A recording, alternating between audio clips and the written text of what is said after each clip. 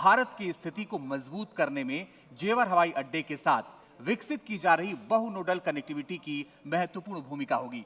यह future summit Yamuna expressway प्राधिकरण पेश कर रहा है। यमुना प्राधिकरण ने मल्टी नोडल कनेक्टिविटी के लिए अपनी दूरदर्शी सोच के साथ भारत के बुनियादी ढांचे के परिदृश्य को फिर से परिभाषित किया है। सड़क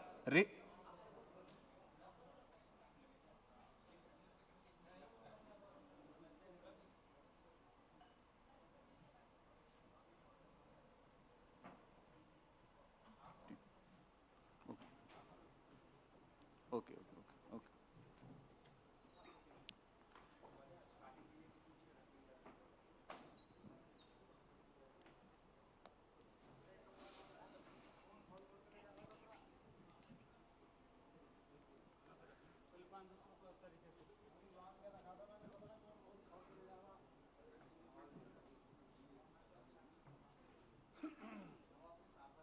बाकी ठीक था वैसे? ठीक था। हाँ, आपसे एक सवाल पूछना है। ये आपका जो इंट्रो है ना, हाँ। उसमें भूटानी और वॉर बुक के बाद ये तमाम पोर्शन है, इसकी कोई ज़रूरत नहीं चाहिए या हटा दें? कौन सा वाला? यमुना, ये आपने एक लाइन में वैसे आपने इंकैप्सुलेट कर लिया है, तो ये वाला पार्ट तो चाहिए नहीं।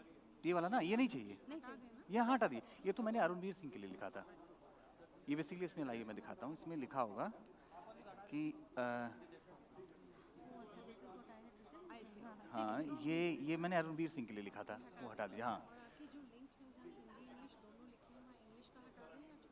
नहीं, शुरुआत में जो इंग्लिश है उसको हटा दीजिए आप।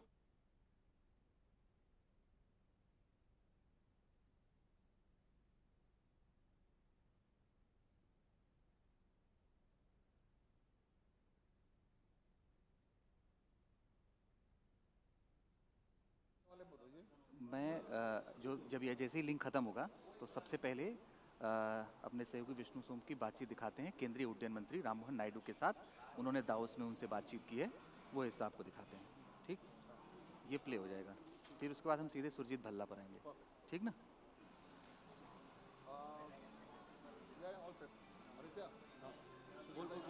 मैं लगा रहा हूँ।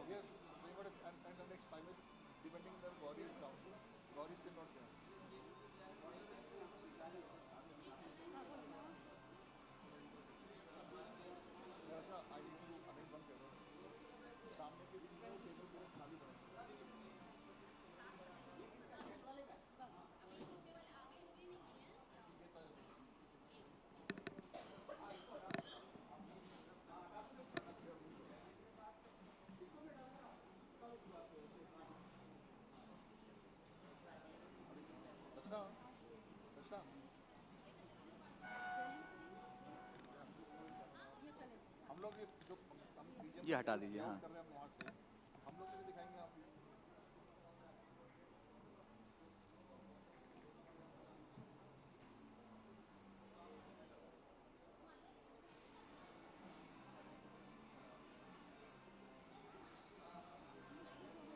नहीं, इसको हटा दीजिए आप, ये इंग्लिश हटा दीजिए। हाँ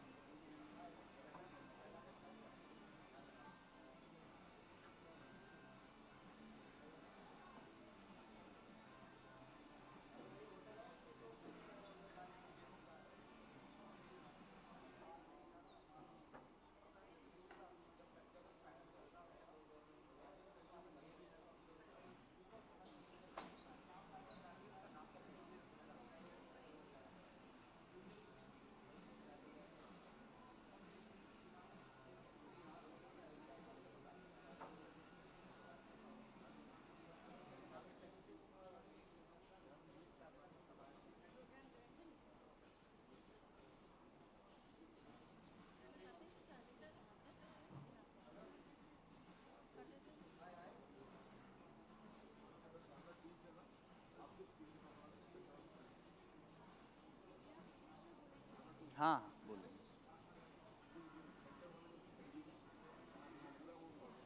हाँ नहीं कोई बात नहीं, कभी कहीं कहीं जहाँ जहाँ ज़रूरत है थोड़ा बहुत वहाँ वहाँ किया गया है।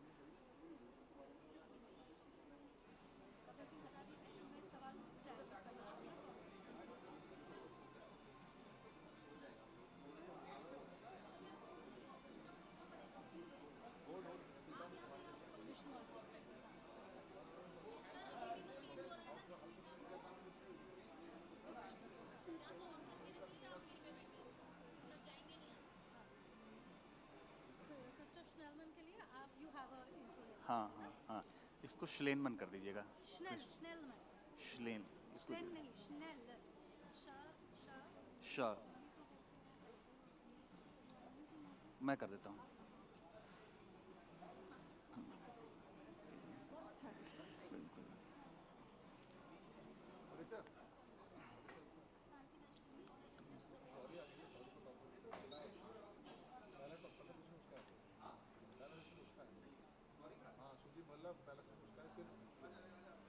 अच्छा, ये हिंदी होगा भी कि नहीं? अच्छा, हिंदी हो भी नहीं रहा ये।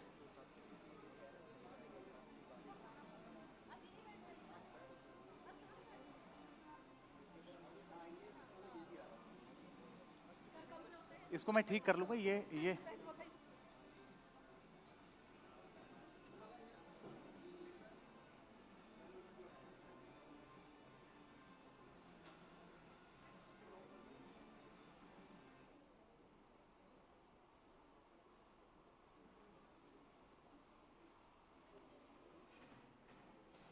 छोटी, ठीक है, मैं अपने ऊपर श्नेलमन।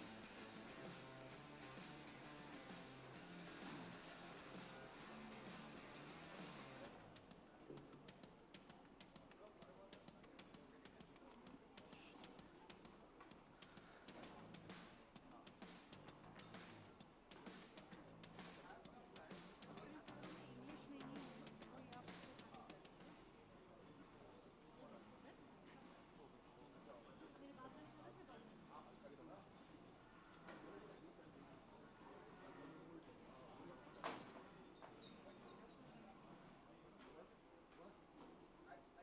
जहाँ मेरा पॉइंट है, मैंने बहुत सारे जगहों पर चेंज किया है, हिंदी उसको किया है, बाकी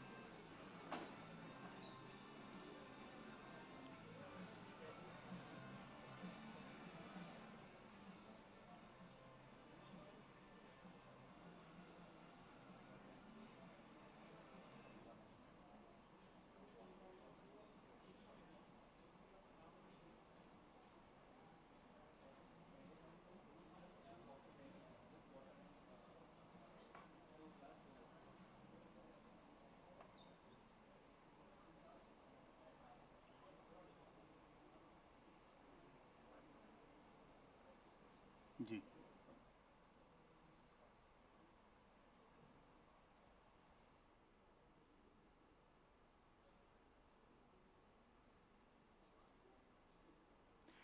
नमस्कार, एनडीटीवी फ्यूचर समिट में आप सभी का बहुत बहुत स्वागत है। एक ऐसा समिट जहां शानदार चर्चाओं के माध्यम से हम मल्टी नोडल कनेक्टिविटी और समावेशी विकास और इसके प्रभाव पर चर्चा करेंगे। और इस वर्ष का विषय एक विकसित राष्ट्र बनने की दिशा में भारत की महत्वाकांक्षी यात्रा को दर्शाता है। आज की हमारी चर्चा के केंद्र में क्षेत्रीय बुनियादी ढांचे को बदलने, आर्थिक विकास को सक्षम करने और खास तौर पर कनेक्टिविटी में वैश्विक नेता के रूप में भारत की स्थिति को मजबूत करने में जेवर हवाई अड्डे के साथ विकसित की जा रही बहुनोडल कनेक्टिविटी की महत्वपूर्ण भूमिका होगी। यह फ्यूचर समिट यमुना एक्सप्रेसवे औद्योगिक विकास प्राधिकरण ईडा पेश कर रहा है। यमुना विकास प्राधिकरण ने मल्टी नोडल कनेक्टिविटी के लिए अपनी दूरदर्शी सोच के साथ भारत के बुनियादी ढांचे के परिदृश्य को फिर से परिभाषित किया है। सड़क, रेल और हवाई परिवहन प्रणालियों को निर्बाध रूप से एकीकृत करके ईडा ने औद्योगिक विकास, आवासीय विस्तार और वाणिज्यिक गतिविधि के लिए नए रास्ते खोले हैं। और सबसे खास बात यह है कि यमुना विकास प्राधिकरण ने यह साबित किया है कि आधुनिक कनेक्टिविटी कैसे जीवन को बदल सकती है। आप सबको ये जानकारी देना जरूरी है कि ये फ्यूचर समिट भूटानी इंफ्रा और गौर ग्रुप के सहयोग से आपके लिए लाया गया है। और सबसे पहले इस सेशन को आगे बढ़ाते हैं और सबसे पहले बात करेंगे नागरिक उड्डयन मंत्री राममोहन नायडू से। राममोहन नायडू मोदी सरकार में सबसे कम उम्र के मंत्री हैं और एयरपोर्ट को लेकर के उनकी क्या सोच है, उनसे बात की है हमारे वरिष्ठ सहयोगी विष्णु सोम ने दावोस में, वो दिखाते हैं आपको।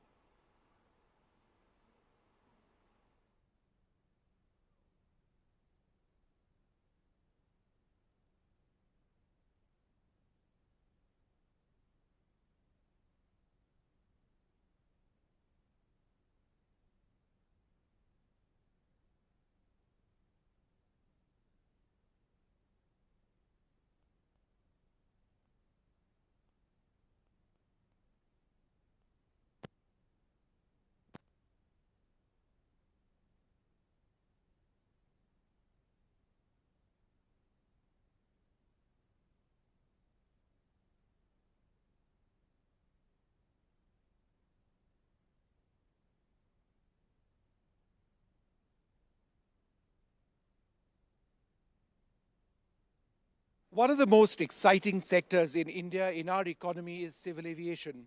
Think about it. Just a couple of years ago, Indian consumers had very little choices, but now with the emergence of several large airlines, with a very proactive government policy, we are among the largest in the world. We've got a very special guest with us, Rammohan Naidu, the Civil Aviation Minister. Thanks very much for being with us. Thank you so much. Let's reflect a little on that first. Do you believe that India can be a major international hub going forward in the way that, let us say, Dubai is? Absolutely. Just to start with, India is the third largest domestic civil aviation market today. And totally we believe that it can be number one in the coming days. The progress that we are seeing with 10% to 15% growth rate in civil aviation. And one of the priority areas for us to create the hub. I feel not just the push is coming from the own government itself and from India, but geographically, strategically, if you look at the positioning of India, there is a natural push there of India emerging as a hub. So everything is playing along, and I totally believe that we are going to emerge as a hub in the coming days. That also depends on the government and the private sector working together. For example, we've got record aircraft orders from Indigo and Air India. Nobody would have imagined, India buying so many aircraft. That has to be matched by infrastructure on the ground, whether it's airports, more runways, and a lot of that. Do you believe that might be your biggest challenge, matching infrastructure with the demand and the orders? In fact, when we talk about infrastructure, we have already started building up the infrastructure.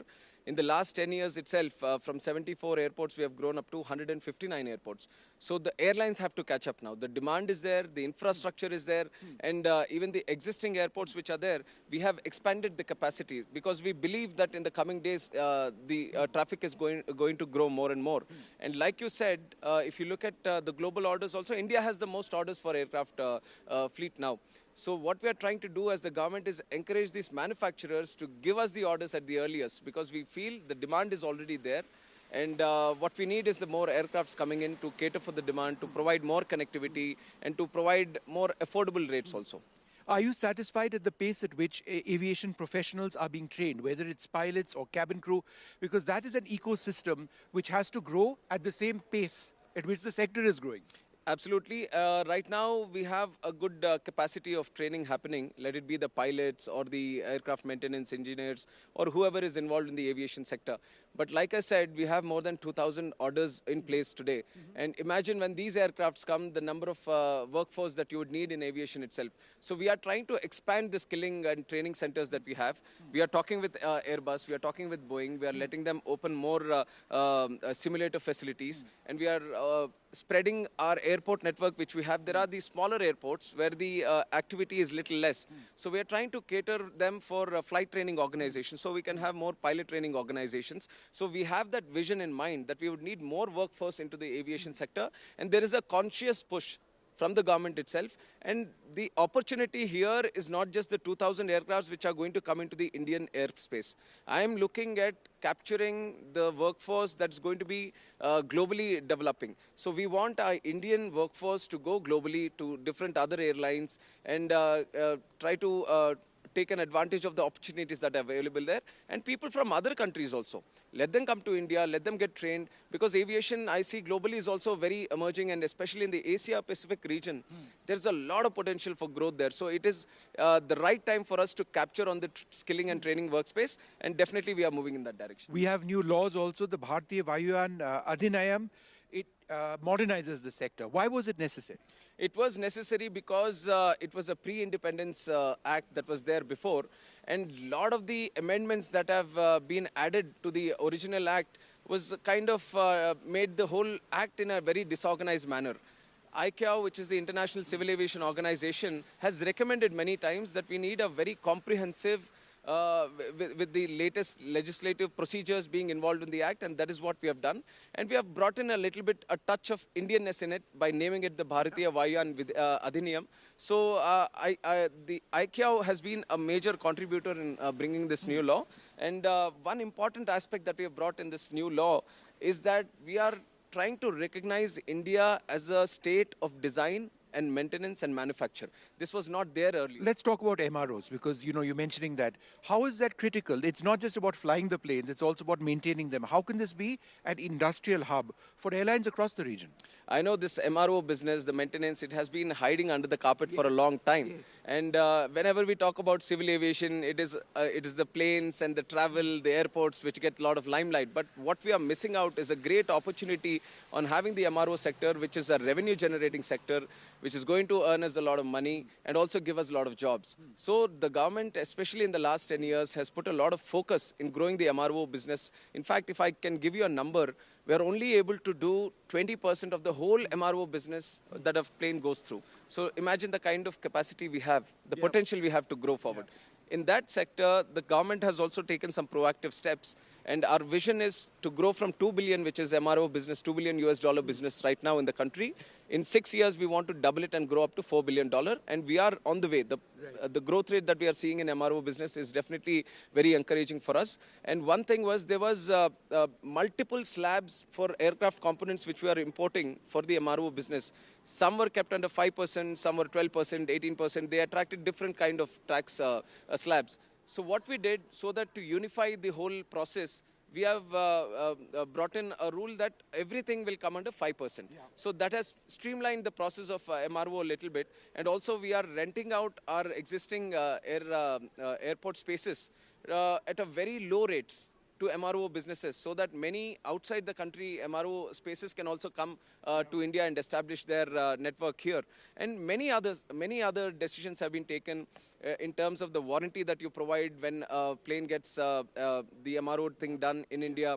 So these are small things, but we feel these baby steps are going to create a lot of buzz and a lot of activity in the MRO business, and definitely from the industry. We are seeing that positiveness, and we see that in the coming days, like I said, the target of reaching $4 billion is on the way. You must have had a very difficult several days when we had these bomb threats. And the numbers were huge. It cost our airlines a great deal of money having to make these calls. Are we any closer in our investigations to knowing who was responsible? It was a very challenging time, but I would like to congratulate the way the whole team at, under civil aviation, under the Home Affairs, especially the investigation agencies, how they've all collaborated in trying to curb the situation at the earliest. And in fact, from our side, just so that it doesn't blow up out of proportion and doesn't become a continuous process, we brought in a change in our rules also. Aircraft security rules, we amended. We brought in a no-fly thing for these perpetrators who are trying to do these kind of activities. All the threats have been hoax calls, fake, all of them, because we had the mechanism. There was no credible threat. But like I said, the investigation is a thorough process that we have to follow. The investigation is still going on. Couple of instances we were able to catch the person behind it, and it was supposed to be more like a prank kind of thing. So it was a child from Chhattisgarh who was caught in Maharashtra, and the other incident from Delhi also, where it was like he had some issue with a friend who was traveling in the plane, so he had to do something of this sort. So to discourage those kind of things, I felt that we needed some kind of legislation which becomes a deterrent.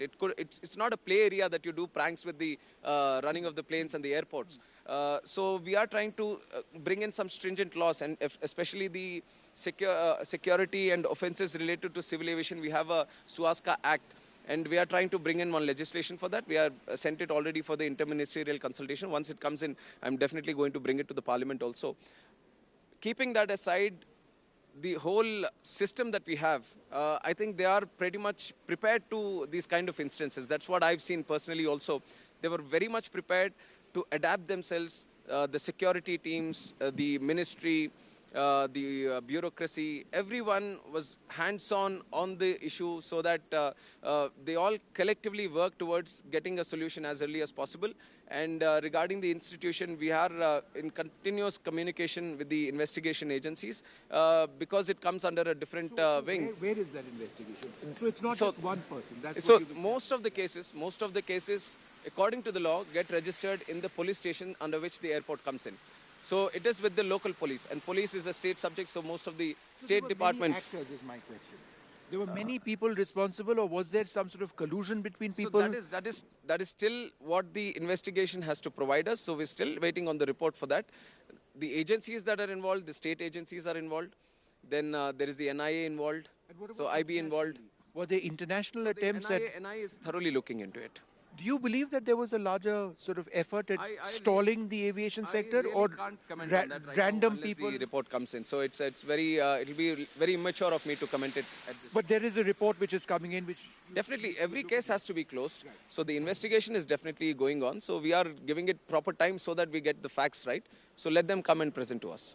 none of the threats were credible. That's the bottom line. That's the bottom line. Let's talk a little bit about helicopters as well. We've underachieved in India with civilian helicopters. There are a couple of factors. A, there is demand. B, there is safety. Operating in the Himalayas, for example, is very difficult. The viability of the companies also has to be looked at. What are you doing to enhance helicopter operations in the civilian sector? We totally believe that there is a huge potential for helicopter operations in the country itself. And another number for comparison on how much we are lagging behind, Brazil as a country has more than 600 and India as a country has around 250. So imagine the kind of potential we are just wanting to encash on. We are trying to see from a regulatory side what can we do so that we can promote more helicopter business in the country. We have seen that we should set up a separate wing in the ministry. So we are starting a directorate for helicopter services, the rotary wing.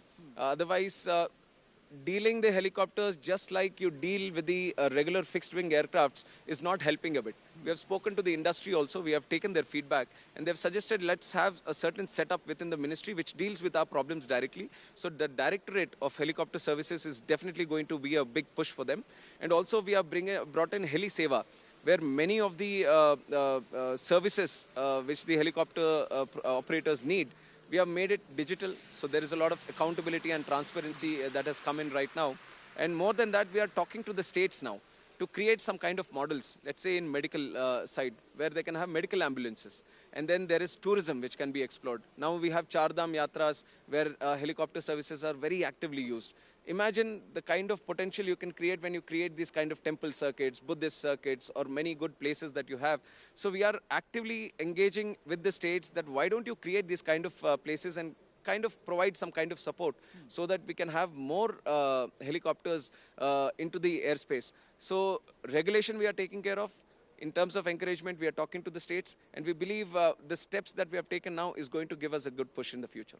Are you satisfied with the steps or the rules which exist to ensure that unruly passengers are effectively dealt with? Airlines face all sorts of problems, different circumstances, and there is a certain way in which people should respect, crews on board aircraft, fellow passengers, that often gets violated. Do you believe that this needs to be more strictly implemented, the laws?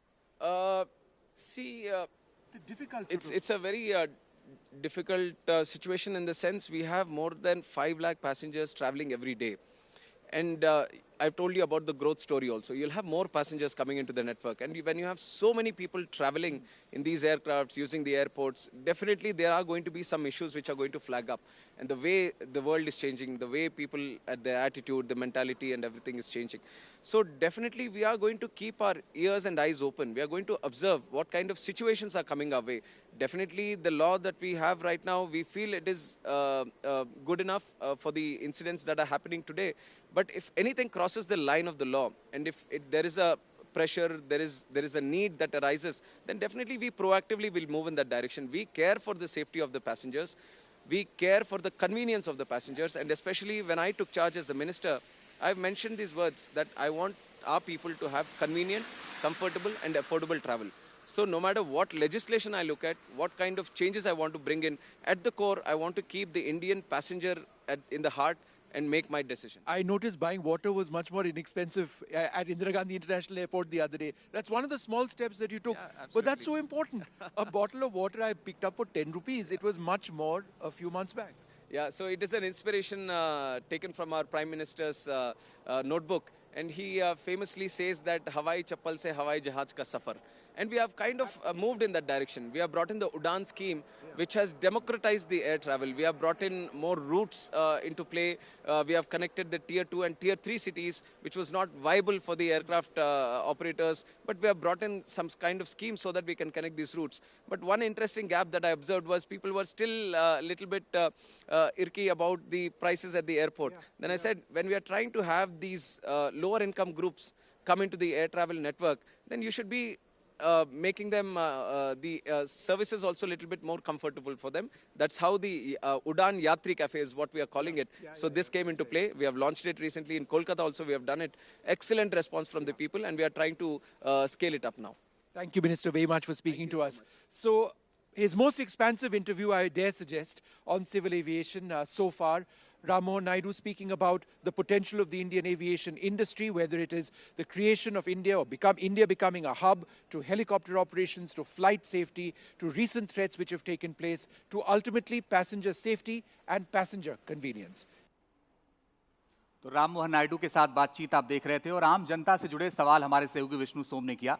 आने वाले वक्त में कैसे आम आदमी के लिए यात्रा सुखद हो, बेहतर हो और कम पैसे में हो, ये सारे सवाल उन्होंने किए। उन्होंने कहा कि प्रधानमंत्री का जो विजन है, हवाई चप्पल से लेकर के हवाई जहाज तक, एक हवाई चप्पल पहनने वाला व्यक्ति भी कैसे हवाई जहाज से सफर कर सकता है, उसको आगे बढ़ाने पर वो काम कर रहे हैं। राम मोहन नायडू मोदी सरकार में सबसे कम उम्र के मंत्री हैं, 36 साल में कैबिनेट मंत्री बने, श्रीकाकुलम से सांसद हैं, तीसरी बार ये सांसद बने और सबसे कम उम्र के मंत्री हैं। और उनका विजन भी खासतौर पर नागरिक उड्डयन मंत्रालय को लेकर के शानदार है। जब विष्णु सोम उनसे बातचीत कर रहे थे तो उन्होंने बहुत सारे विजन सबके सामने रखे और ये कहा कि आने वाले वक्त में हमारी ये कोशिश है कि हम कैसे लोगों को बेहतर सुविधा के साथ कम पैसे में बेहतर यात्रा करा पाएं। और ये आने वाले वक्त में उनका ये वादा था कि आने वाले वक्त में ये दिखेगा भी, इस पर सरकार काम भी कर रही है। खासतौर पर दिल्ली से ठीक सटे जब जेवर एयरपोर्ट बनकर तैयार हो जाएगा, उस वक्त भी बहुत सारी चीज़ें आसान हो जाएंगी। उसकी वजह यह है कि कनेक्टिविटी बहुत तेज़ी के साथ जब बढ़ती है तो बहुत सारी चीज़ें आसान हो जाती हैं, और यही विष्णु सोम से बातचीत के दौरान उन्होंने कही है, और उन्होंने सारे वो सवाल किए जो एक आम जनता से जुड़े हुए थे। लेकिन सबसे जो महत्वपूर्ण बात है वो ये है कि आने वाले वक्त में हेलीकॉप्टर सेवा की ज़रूरत महसूस हो रही है, उस पर भी उन्होंने सवाल किया। उन्होंने कहा कि भाई ज़रूरत तो है और आने वाले वक्त में हमें इस पर काम करना है, डिजिटली हम इस पर काम भी कर रहे हैं और एक टीम इस पर काम कर रही है। आने वाले वक्त में हम इसको और ज़्यादा बेहतर करेंगे, और बेहतर करने के साथ ही हम इसको और लोगों से कैसे जोड़ें, इस पर भी बात उन्होंने की। दावोस में ये बातचीत हुई पूरी अब से कुछ दिन पहले, जहां उन्होंने इस अपने पूरे विजन को रखा, अपनी पूरी बातचीत को रखा। एनडीटीवी से उन्होंने बातचीत की है। आइए फिलहाल आगे बढ़ते हैं, इस सेशन को आगे बढ़ाते हैं और अब मंच पर आमंत्रित करते हैं जाने माने अर्थशास्त्री, लेखक, आईएमएफ के पूर्व ईडी सुरजीत भल्ला जी को। सुरजीत जी आर्थिक सलाहकार परिषद के सदस्य रह चुके हैं। आर्थिक तौर पर कैसे देश को मजबूत किया जाए, इसको लेकर भी बहुत काम किया है उन्होंने। साथ ही कई किताबें लिख चुके हैं, हजारों लेख उन्होंने लिखे हैं। बहुत बहुत स्वागत है सुरजीत भल्ला जी, और साथ ही मैं आमंत्रित कर रहा हूं मेरी सहयोगी गौरी को।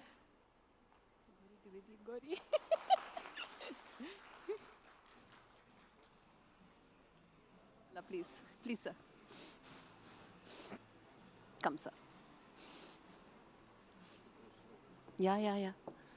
Take it. Should I give you a hand, sir? Yeah. There you go, sir.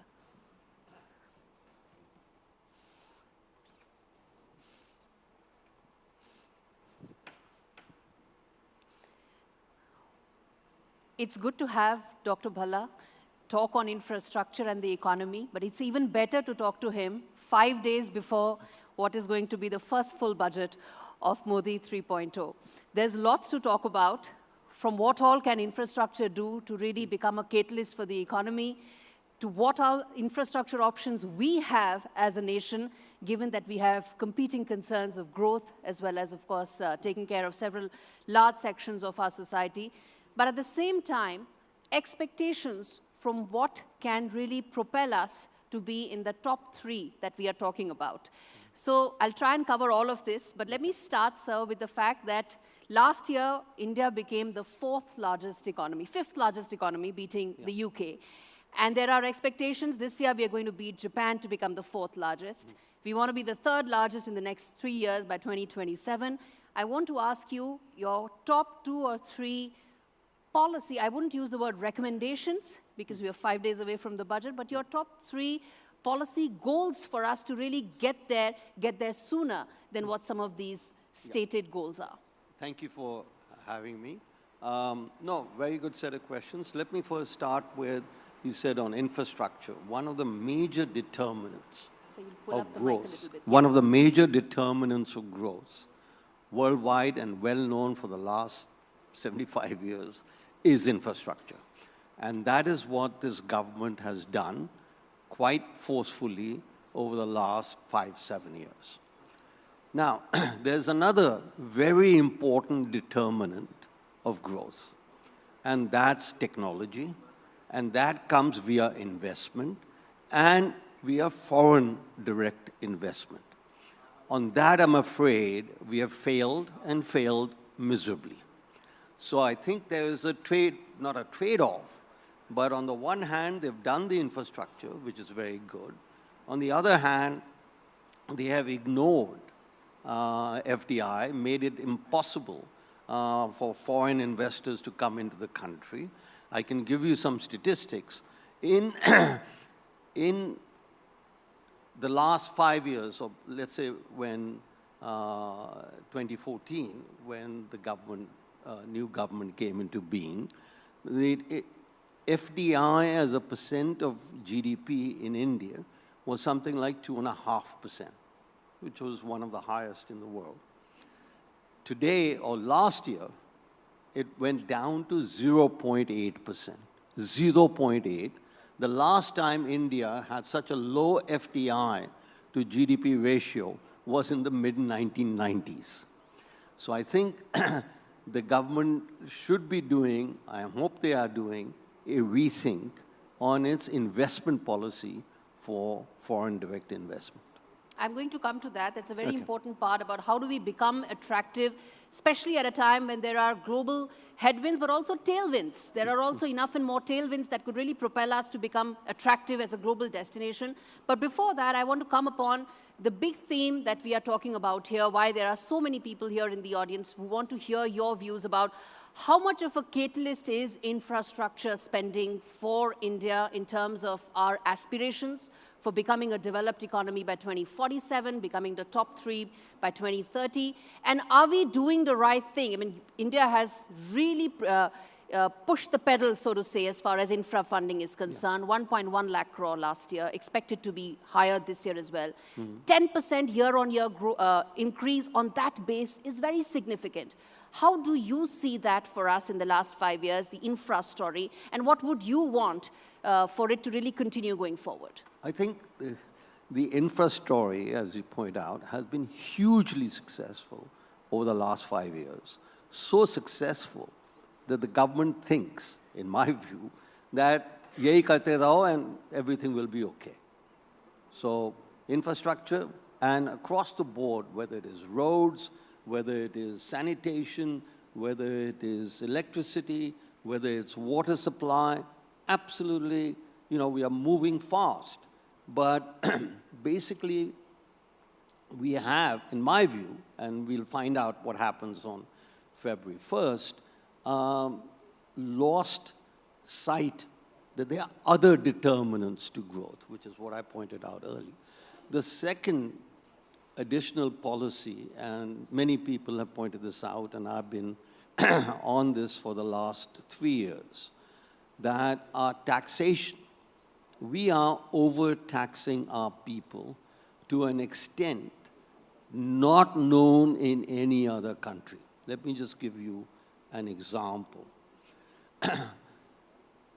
If you take the share of taxes to GDP, and we now have consistent worldwide data put out by the IMF in collaboration with OECD and the World Bank. And that data shows that our tax to GDP ratio today, or last year, was likely upwards of 19% of GDP. This is all taxes, state, local, center, municipal, GST, etc. Now, let's look at our major competitors. You know, you talk to anybody, and they always compare, you know, if you're discussing growth rates, that China is way ahead of us, has been, though I think now we are growing faster than China. The other country that comes up is Vietnam and East Asia in general. And that is well recognized that East Asia has performed enormously well. So my question is, let's just look at what kind of taxation policies they follow and have followed, because we've got the data now. And the tax to GDP ratio in East Asia as a whole is around 14.5%. We are 19%, okay? And why we are that high is something that I think the government needs to do. So I think that's the other area that I will focus on. Incidentally, which are the countries that are at 19% of GDP? Try Korea. Try the United States of America. They are about 10 times richer than us. And we know, as everybody knows, as your income goes up, your tax goes up as a share. Why are we at the level of India and of Korea and the US? I don't know. But that's a question we need to ask. I'm hopeful that some of that may be addressed by the finance minister. And trust me, when we speak about direct taxes, personal income taxes, the hall will be in complete agreement with what you say. So do I. But, you know, there are compulsions. When you talk about public finance, there are compulsions because, you know, the government and no other country, frankly, apart from India, actually faces the twin challenges that we face, because one is the scale at which everything has to be dealt with, and then there are competing concerns. You know, this is, very interesting statement of yours that, and I'd first written about this in 1984. India is unique. At that time, the discussion was on exports.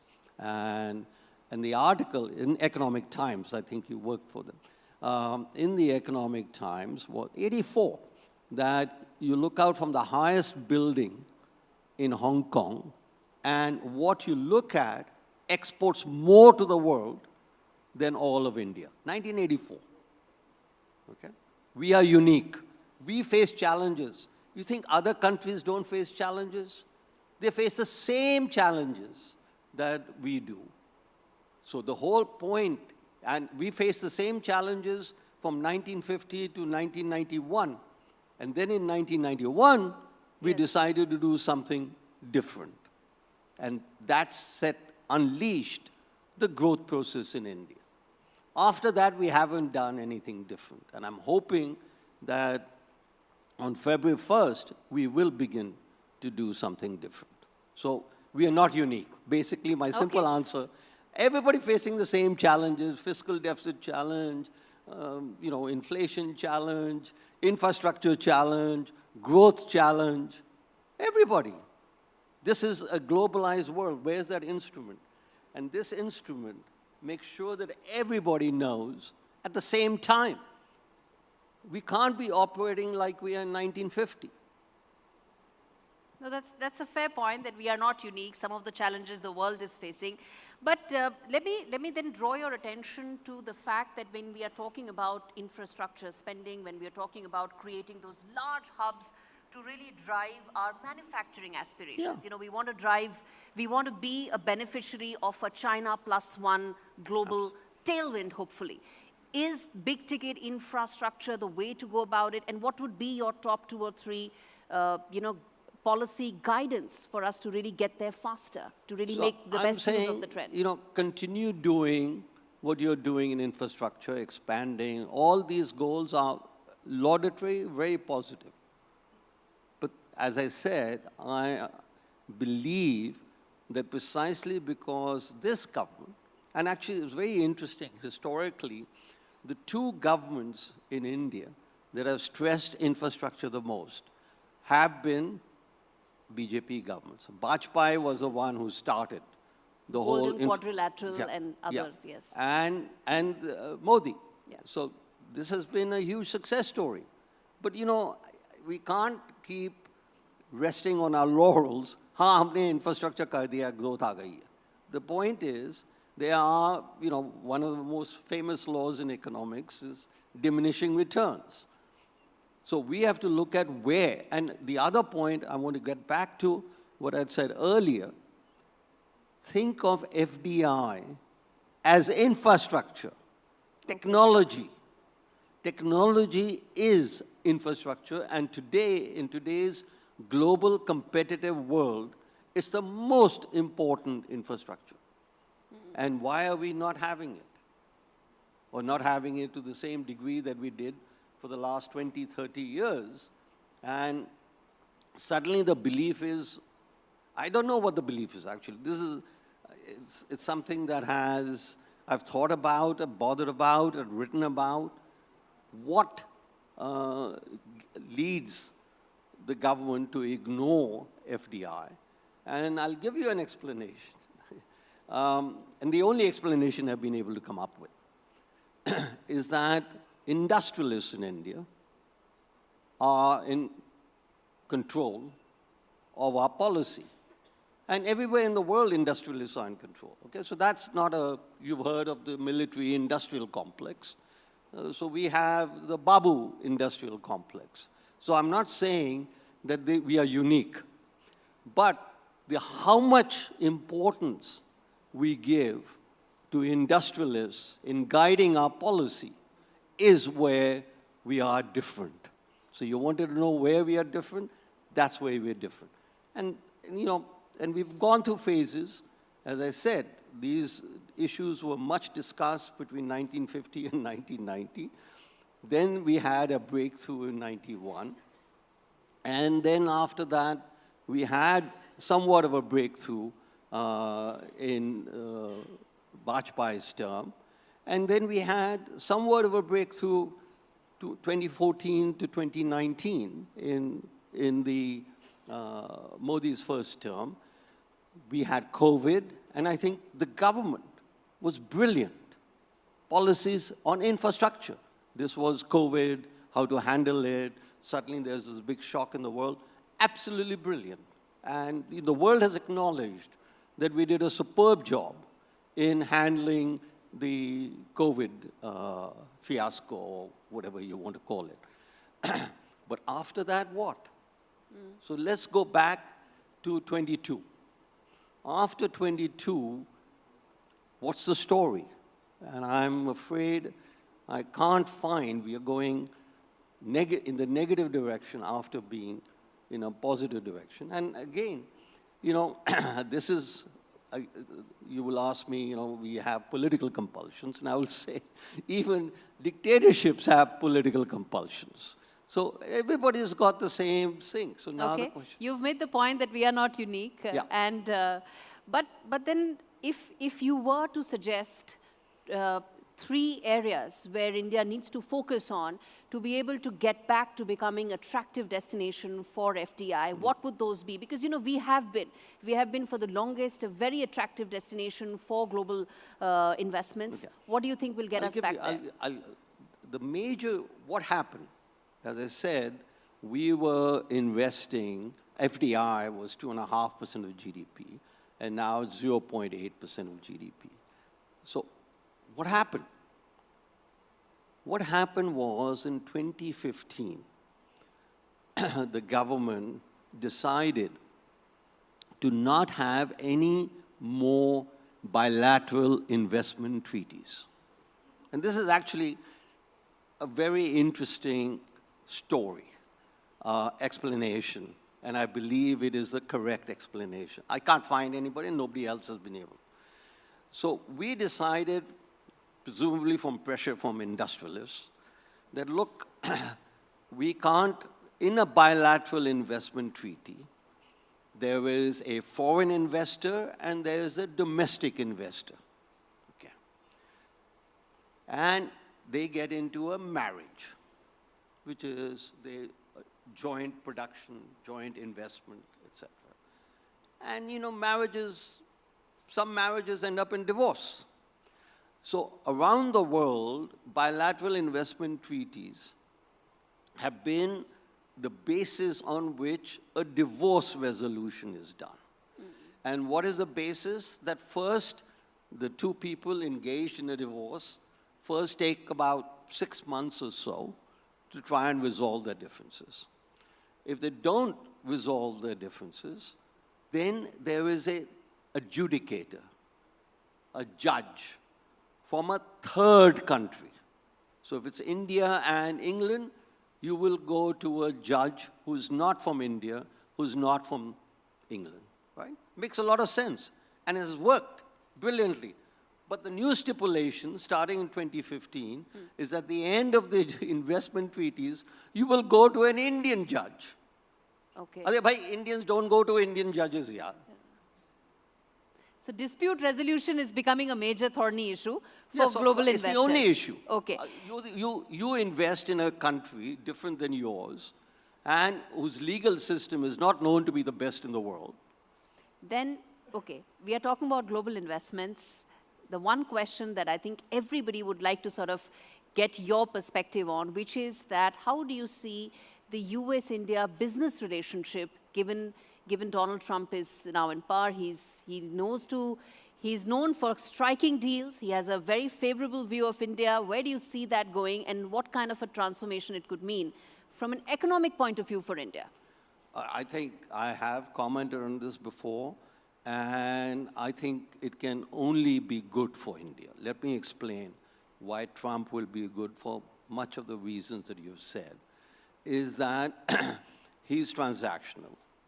We are transactional. India is transactional. Every country is transactional. And this it's not that Trump has ideas to increase India's growth rate, to increase India's investment, to better India's infrastructure. He doesn't. But, you know, there's an old line, the fault, dear Brutus, is not in our stars, but in ourselves.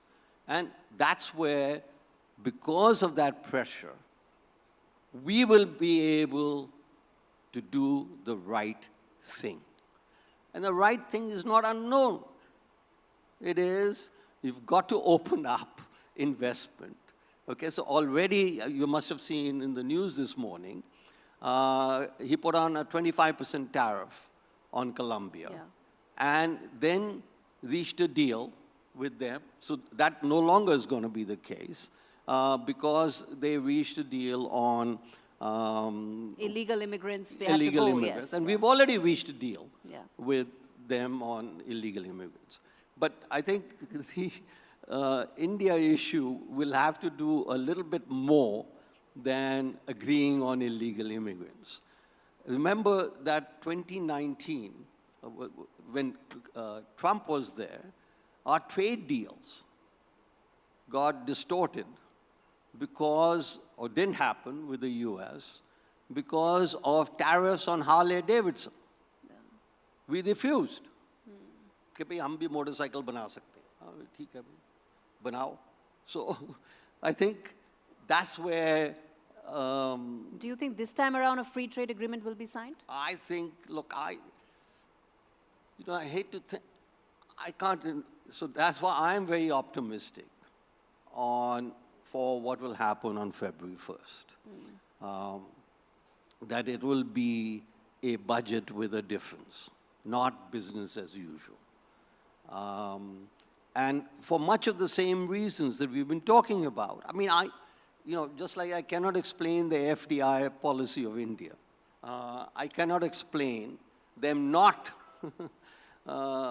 seeing reality for what it is, and because we all agree with and are passionate about the things you've talked about India being the third largest, India being a much, Viksit Bharat, 2047. I have written several articles saying it's very possible. I'm not in the camp that thinks, a developed country, however you define it, by 2047 is not possible. But it will need, so I presented this at a conference, etc. I said, but you need to do these 2 or 3 things, and then you'll get there. So I think Viksit Bharat is very compelling. I think the Prime Minister passionately believes in it. I passionately believe in it. And now we'll see if policies follow. I think, as I said, I'm hopeful, very hopeful. But it is because we have no other alternative. So just like in 1991, we had no other alternative, and we acted. And You look are at the saying, success. you are saying that we are at that cusp of being able to have that kind of a transformative Yes, absolutely. decision-making? Yes, absolutely. What would be your wish list for the budget this time? Because you feel it's really going to be a As I said, transformative first, change our FDI policy. I'm not giving it in any order, but since we just finished talking about that. Second, cut personal income tax rates. Third, there was a story, as we were discussing, in a major international bank has said that India needs to cut corporate taxes. So, now think about it. Who will the cut in corporate taxes benefit? Not you, not me, not anybody in the audience, but corporates. They are the last people who need a tax cut. We, the people, need a tax cut. So I don't know, this is the operation of the Babu Industrial Complex already at work. That they're saying, honestly, I've not heard anybody except this morning talk about a corporate tax cut. We had that in 2019. It was hugely successful. And now we need a cut in personal income taxes. So FDI and a cut in personal income taxes would be my 2 major recommendations. On corporate tax, just a little bit of data that says that corporate taxes made about 58.3% of direct taxes in 2018-2019, the year when, of course, they were cut.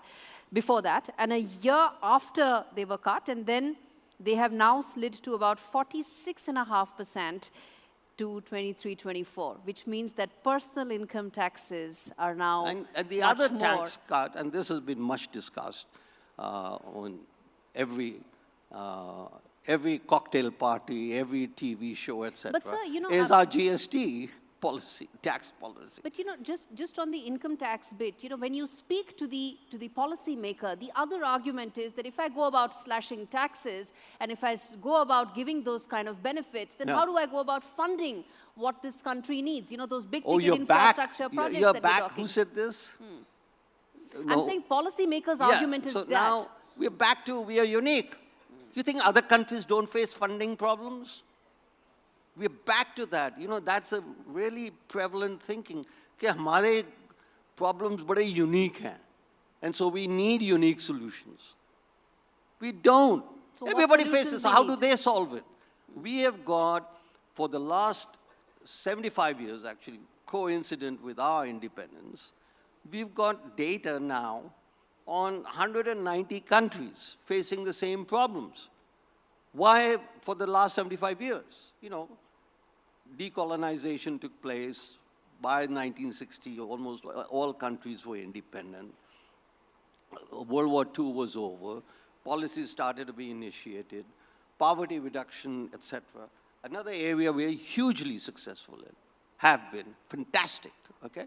But, you know, now we've got to, so the taxes are too high. You know, the misconception amongst some of our policymakers is you need additional revenue, raise taxes. You know, what happened and I worked in the background on the corporate income tax cut in 2018-19. There is something called a Laffer curve, but not to go into detail. The point is, we are not at a stage where everybody is compliant with their taxes. So when you cut tax rates, your revenue actually goes up. So ये जो हमारी policy अपने पैर पे अपनी कुल्हाड़ी. अरे, please cut taxes so you can fund more infrastructure, so you can have more welfare payments, not raise taxes so I can do that. That's the fundamental thinking that has to come to the fore. And if it doesn't come to the fore, and as I said, it hasn't, we need to look for alternative explanations why the simple economics, Econ 101, is not working in India. So, same compulsions, complete agreement with you, everything. So therefore, we want to increase taxes. We want to increase tax revenue. We want to increase infrastructure. We want to provide a better life for large masses of people. Cut personal income taxes in order to do that. If you cut only corporate taxes, none of that is going to be achieved. But if you cut personal income taxes and you allow FDI to come in, win, win, win. Okay, that's a simple formula to what many people would think complex public finance issues. But two questions I want to ask before we wrap this up. One is around the role of states, because when you talk about infrastructure, when you talk about connectivity, not all of it is central government's domain. A lot of it actually falls in the states. How do you see the role of states in shaping the big economic dream, the boom dream that we are talking? And then we're going to talk about that one question that I've spoken about for, ever since I started journalism, which was about semiconductor factories. And I'm going to come to that first. Yeah. But first, the role of states. So, I think there is, again, a very important question. We need much more decentralization than we have. We need more power to the states in order to enact the policies that they fit. Now, one possibility is that you give them more revenue from the national kitty. The other possibility is you allow them more freedom to act. So for us, we've always thought about, we'll increase the share of taxes that go to state governments. That again is, maybe it was okay to begin with, but you need them. Maybe our constitution doesn't allow it, various things. Another thing actually on the constitution, since much is talked about, take the GST taxes, and which gives states a lot of power, etc., to enact not invisible, but popcorn laws. Let's call them popcorn laws. Now, the center can issue, it need not be unanimous that everybody has to agree on, okay? So I want that states should have much more discretion in terms of, and what is happening already with the farm laws, that the states are enacting some very favorable, some states are enacting what the farm laws attempted to do in 2022. So I think, allow states much more freedom of action in different states will proceed at different speeds, and so be it. But that is the first answer to that question. Then the other thing was? I asked you about semiconductor because, this is the first thing you said, sir, when we started this conversation, that infra is also technology. Yes. And I think the one thing that India is really focusing now is to become a major player as far as semiconductor space is concerned. Your thoughts on that as we wrap this? We are, again, there are many aspirations that we can realize if we go about it the right way. So I think the GCC, already a lot of the software development, etc., is happening, which is linked to semiconductors. And the semiconductor is the next big issue. I think there, again, I don't know how we can do semiconductors without FDI. Has to be a major player in there. There's a lot of very good indigenous technology, but it's the collaboration. So, why are you ruling out collaboration? And that is why major objection. They will offer foreign investors, or not foreign investors, foreign firms have something to offer, especially in the area of technology, and we have. Now, the world is fast changing. And, take, for example, I don't know if you've seen the latest news on AI, that China has developed an AI product which is open source. So, it really, I guess, my plea on whatever the issue is, recognize dunya badal gayi hai. And the same rules do not apply. And this is the same for every country. So we need to incorporate ourselves, especially with our Viksit Bharat dream, which is realizable, that we cannot do it with business as usual. We cannot, impossible. Thank you so much, sir. And I think that's the perfect note to end this, which is that it cannot be business as usual if we really are looking to make transformative change. Thank you so much, Dr. Sujit Bhalla.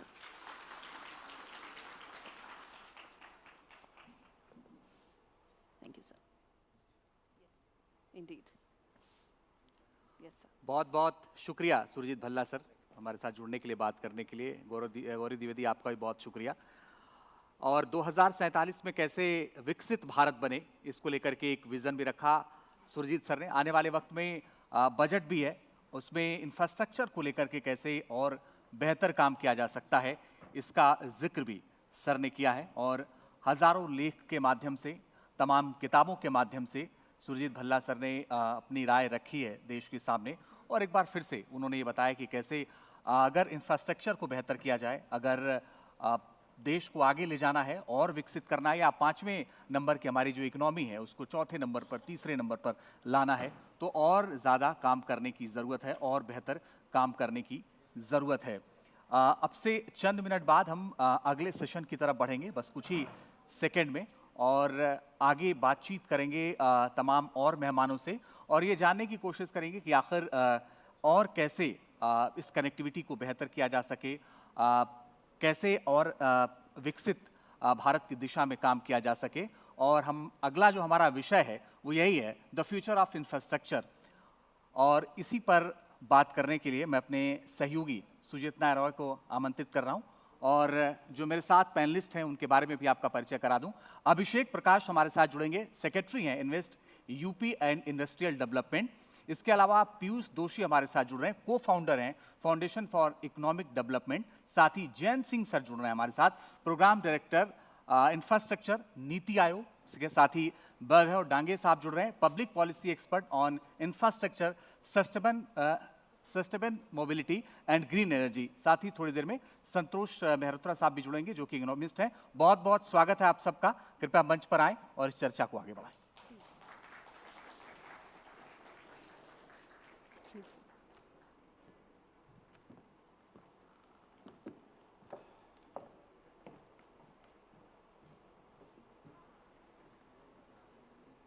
Thank you, Anjeet.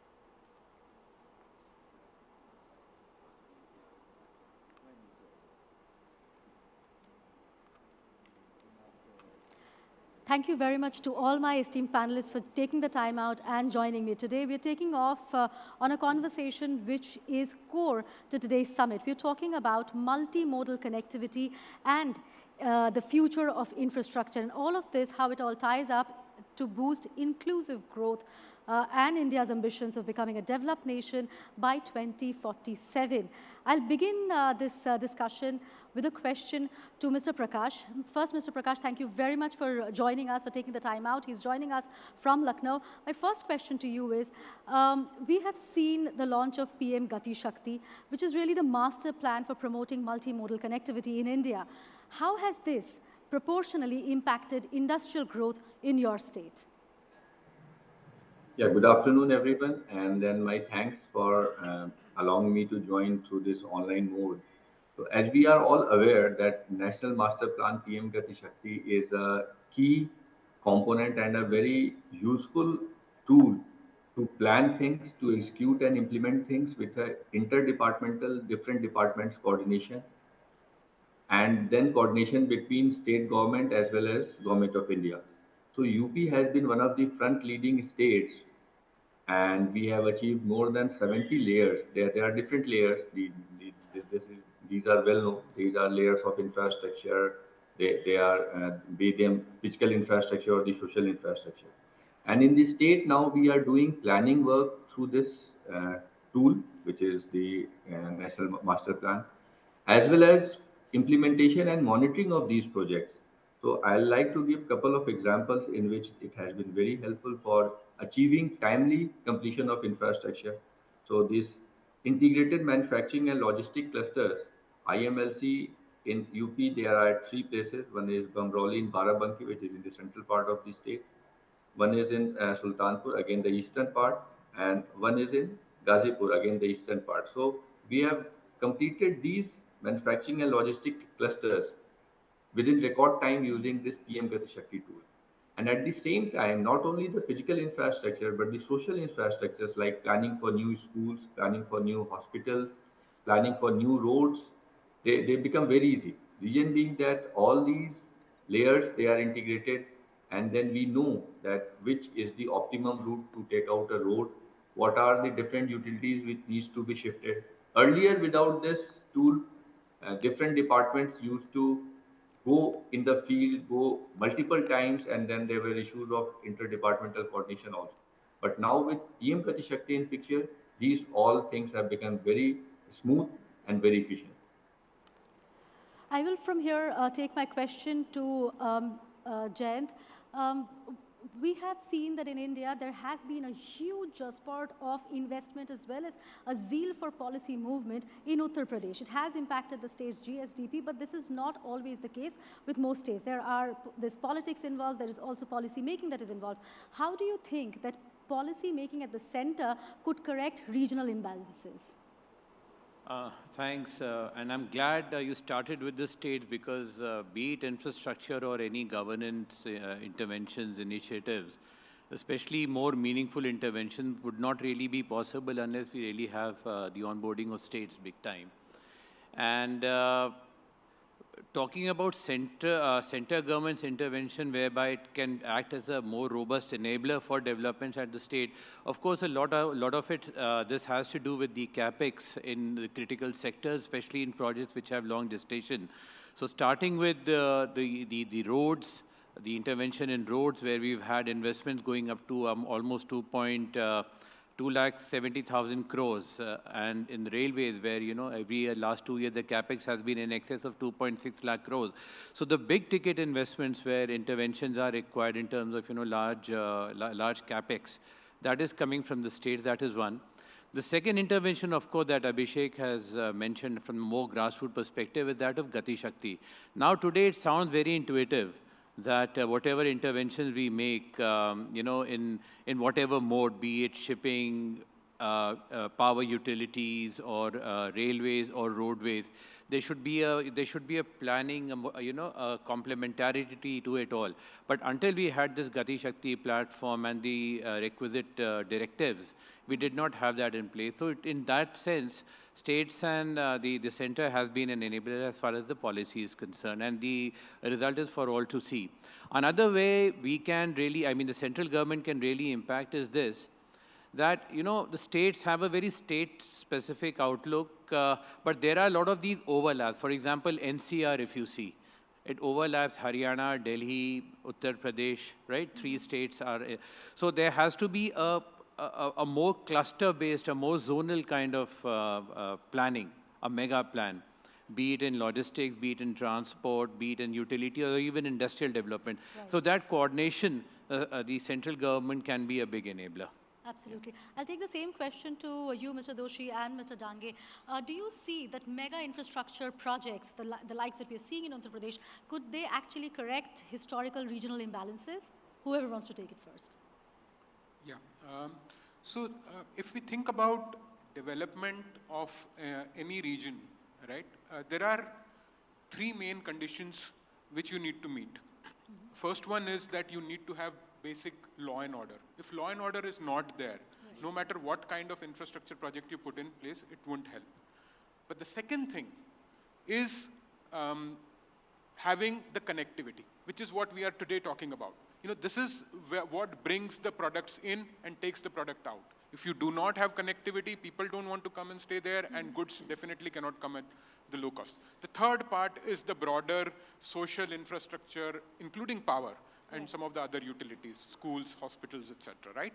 So if I were to think of these 3 as the pillars, assuming that in underdeveloped parts of our country as well, we have now largely got law and order under control, I would say building this large-scale infrastructure, connecting these parts of the country to the rest of the country, to the ports, through large airports to the rest of the world, is actually the most important thing we can do to leapfrog in industrial development in these parts. Absolutely. Would you like to come in here? Absolutely. There is hardly any doubt that the, multimodal integrated planning, as Jayant said and other fellow panelists said, any integrated multimodal planning is always helpful. But as you see, for example, if you compare Gurgaon and Noida, the biggest takeaway Gurgaon always had was the proximity to the airport. Right. And the whole growth which we have seen in Gurgaon in last, say, probably 20, 25 years has been phenomenal. But at the same time, Gurgaon, everybody who goes to Gurgaon, no matter whether he likes to go or prefers to go, he has to go, everybody we talk about the challenges we face in transport, challenges we face in, reaching to Gurgaon, coming out of Gurgaon, and, all other kind of utilities and other infrastructure in Gurgaon. If you compare, for example, Greater Noida, Yamuna Development Authority, this region has been lagging in those kind of advantage. But with an integrated planning, which probably Jaywar has done, and followed by the expressway and, all kind of connectivity, as Piyush has been mentioning about, conventionally, civilizations have always grown around connectivity. So connectivity is, of course, there is absolutely no challenge. That is the, no second thought that it's the driving force for any growth that ultimately will matter. But parallelly, we also need to look at connectivity in a holistic matter. Probably we are still doing the patchwork in our infrastructure. So wherever there are challenges, we will either expand our road, create a parallel road, or create a railway line. But for example, RRTS, which has been recently operational for the Delhi NCR, we are still catching up. We are still trying to, fill in the gaps. But probably Tier 2, Tier 3 cities, where the laying the infrastructure is comparatively easier, since the growth is about to happen there. But this entire infrastructure and transport planning can lead the growth in those cities. So I think that's where the programs like PM Gati Shakti can be very helpful. Right. Before I go to Dr. Mehrotra, I think Mr. Jain Singh wants to come in. Yes. Supplement what Vaibhav, the point Vaibhav made, and sir, you made about the social infrastructure part. There is more to it, and I'm glad we are having this kind of a discourse here. You see, state industrial development corporations are nothing new. We've had them in the past also. So they've been doing that land parceling, providing some basic infrastructure. But over a period of time, for want of a better word, they became something like, rent-seeking institutions. Now, if you really want to leverage the manufacturing or whatever services sector and develop these kind of clusters, we have to look at the other dimensions of governance where states, and more than perhaps the state governments, the urban local bodies and the, the decentralized institutions have a vital role to play. Law and order, solid waste management, education, accommodation. And I'm glad when Abhishek mentioned that they're planning schools, they're planning residential accommodation, because this becomes a major driver. And what about intra-city mobility? This is something we have to think of. And unfortunately, hitherto, whenever we talk about intra-city mobility, we've been talking about mobility of personnel, of people. But what about delivery of goods? I mean, I live in Chanakyapuri, and even a small, the chota hathi, that's a small tempo traveler, half the time in the day it cannot enter that area. Now, if we have these kind of restrictions and we don't have the kind of requisite infrastructure in place, perhaps we are lagging somewhere. So, looking at these industrial zones or clusters more bottoms up than top down is very, very important. So democratic decentralization, especially in terms of financial decentralization, coupled with capacity building at the local level. Abhi kya ho raha hai ki you have officers of 4 or 5 years of seniority in the IA, suddenly they find themselves as municipal commissioners. Now, urban governance, urban management is far more complicated, complex, and requires a tremendous amount of managerial dexterity, administrative acumen, and some technical knowledge to manage. So these are the areas perhaps we need to work a little more, especially at the state level. Thank you. I will come back to you on the question of decentralization, but first I'll go to Dr. Mehrotra. The proof of the pie is in its eating. In a country like India, there are various macroeconomic numbers that we need to look at to understand whether actually this massive constant focus by the government on infrastructure is paying dividends or not. So you've written extensively about ruralization of the economy and job sector.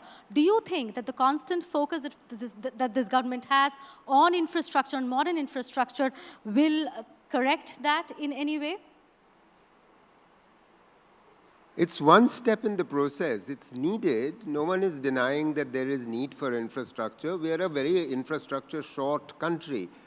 And UP, of all states of India which have very low levels of per capita income and very low levels of infrastructure, obviously needs more infrastructure. There's just no getting away from that. However, I think what has been emphasized, there's been some emphasis so far, but I think more needs to be said. A little bit, one on governance. The term used was law and order. I think the term law and order does really sort of is too much of a euphemism. We have to understand that UP has very specific kinds of problems, and which is what has prevented industry from investing.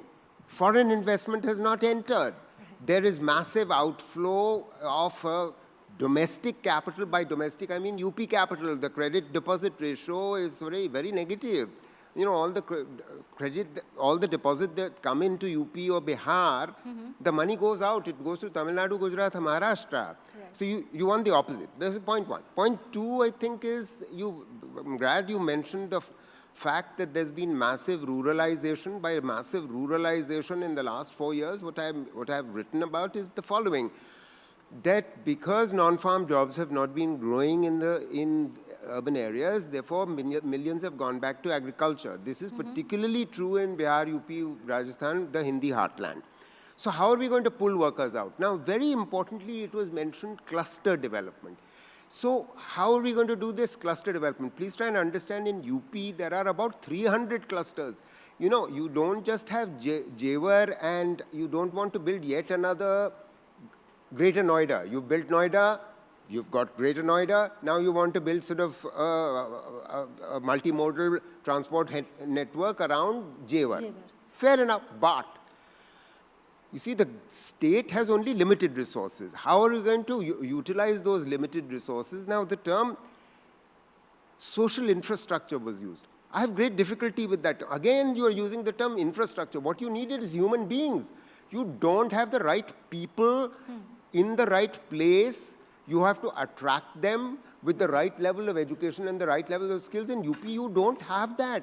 So building a school or the health center merely means that the middle-class professional who moves into that multimodal center or an industry will for their bacha have a school, and for the children have, you know, a hospital. That's not the point.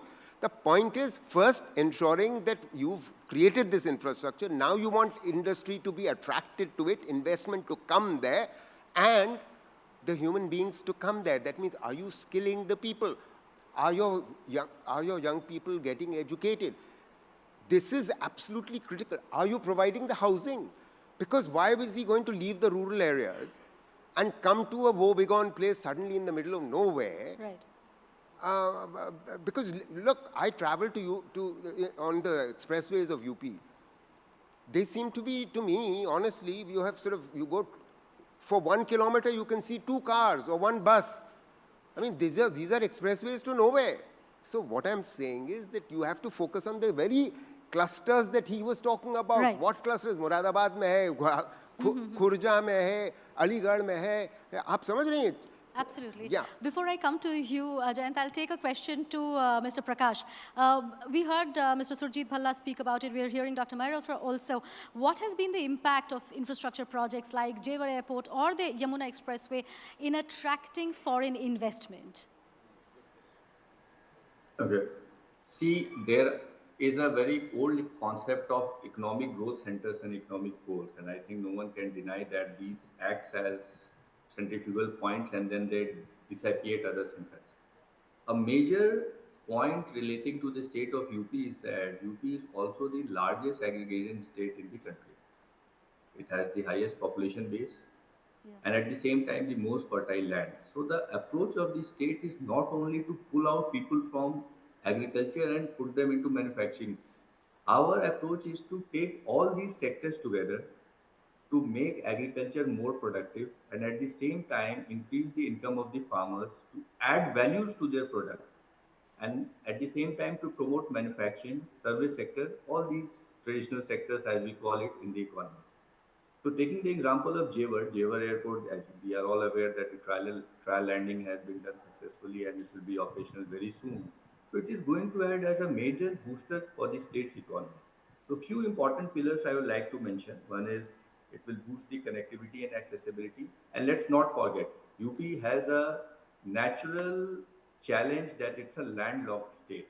It's unlike Tamil Nadu, or a couple of speakers were speaking about the kind of cheap and the easy movement of goods which happens when you are connected to the ports directly.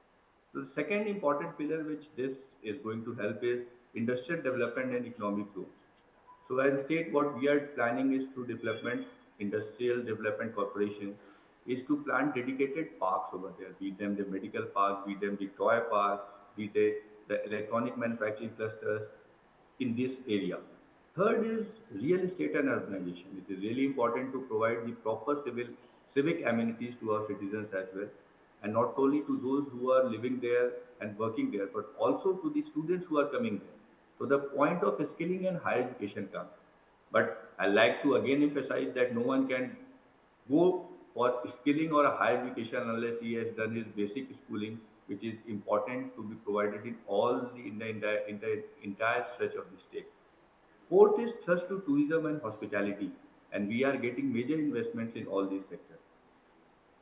Fifth and very important is to reskill our people, to upgrade their skill, and at the same time to join the new workforces, to take them to the newer heights of skill. So in this approach, what we are all these five pillars we are working, and then there are bigger companies, there are MNCs, there are other Indian-based companies and UP-based companies also who have shown their interest, and they have come. And very importantly put up is that UP is one of the states which has got in the last so many years one of the least FDI in the country. And that is the precise reason that as a state we have come up with a dedicated FDI and FCI and Fortune 500 companies promotional policy, and UP is the only state in the country to have a dedicated policy support for these kind of companies. And as on date, more than 40 companies have shown their interest under this policy.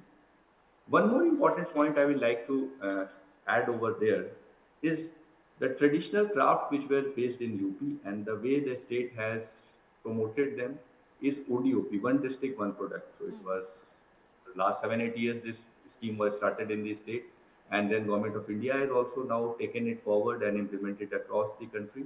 And this is a real booster to the local economies as well.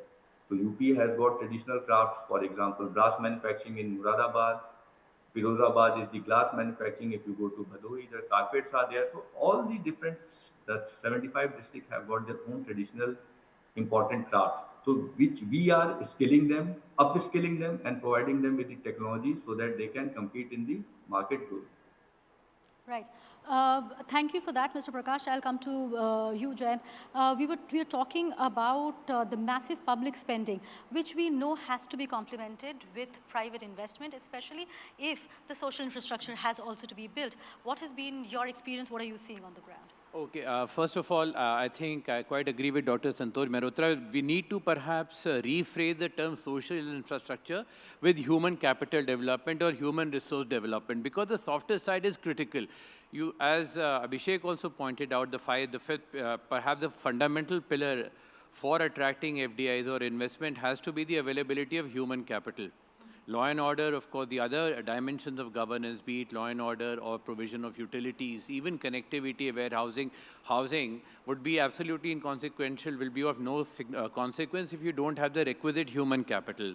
And to that extent, I think, and this is unfortunately, this thing takes time.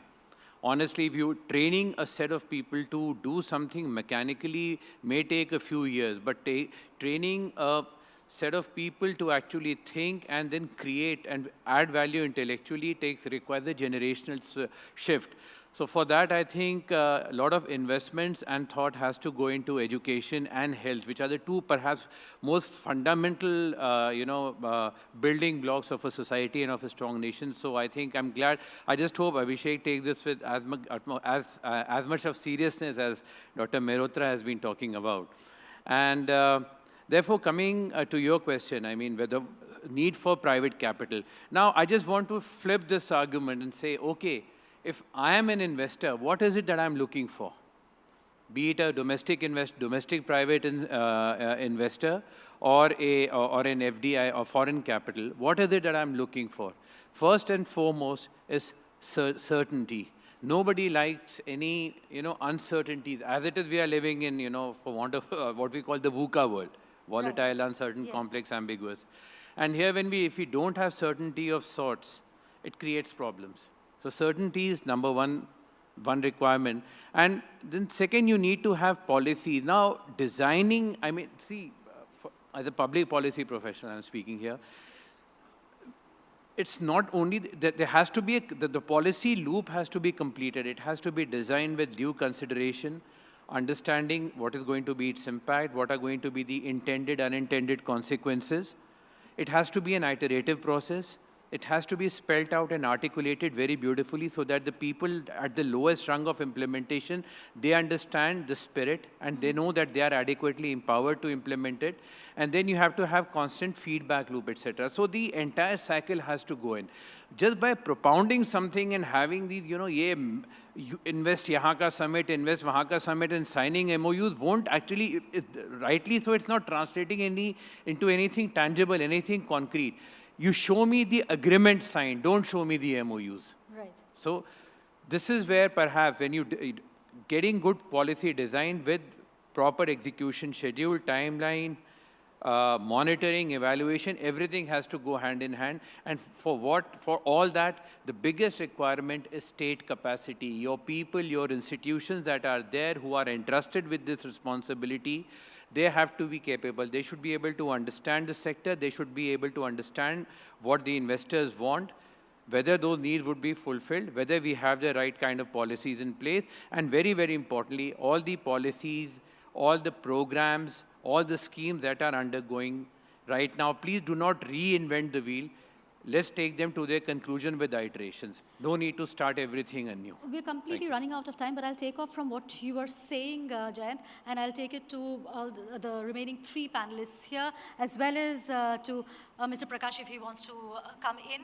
That is, whatever Jayant has been saying requires massive political will. India historically has had problems with implementation. Have policies not been in place? Yes, they've had different names in different regimes, but we've had policies. Do you think that problem correcting itself as India hurtles towards the deadlines that they've set for 2047? No, absolutely. I think the biggest takeaway in last few years in the infrastructure sector has been the pace of implementation. So whether it is, today we are discussing about Yamuna Development Authority and how do we, or rather I believe that with the infrastructure growth that has happened in last 5 years in the Yamuna, Greater Noida sector, it has a potential to become a kind of a growth engine for entire North India. So the biggest takeaway in last 10 years in the infrastructure has been the pace of implementation. And as you rightly said that there have been policies, there have been good intentions and objective to build the good infrastructure, but biggest challenge has been to the pace of implementation. We have seen, roads completing in 7 years, 10 years, bridges building for 17 years, 15 years. From there, today we have reached to a level where expressways are being built in 500 days, our RRTS kind of infrastructure is being built in less than 5 years. Our metros are implemented almost 800 kilometers a year expansion. Or the airport, for example, Jewar Airport first landing of the flight has been in a phenomenal time. Right. So I think nobody will deny the fact that the biggest takeaway has been the implementation of infrastructure, but that also comes from the basic focus on the infrastructure, because ultimately today we are talking about bringing investment in this region because there is a better infrastructure. You are able to offer good infrastructure for people and goods to move, create that corridor for movement. I think then the whole process, of course there are no second thoughts on what Mr. Mehrotra has said or all other panelists have said. You need a human capital, you need all other other support systems, but unless there is a connectivity, nothing else will start. The ball starts rolling after connectivity. Correct. The essence of what you're saying is also that we've seen massive initiative being taken at the center. How does it percolate to parts of India which belong to a different political ideology altogether? Because that is where will lie India becoming a developed nation. I'll take that question to you, sir. I think, I see the current approach is the right one, that you have to build critical mass in a few places, which is what we are doing. So I think, if let's say there is a choice, right, that should we double down on Noida, right, and say that make Noida the Shenzhen of India. I think absolutely. We need to get to a scale rather than create 20 places which are subscale and are not globally competitive. We should just focus on creating 2 places which are globally competitive.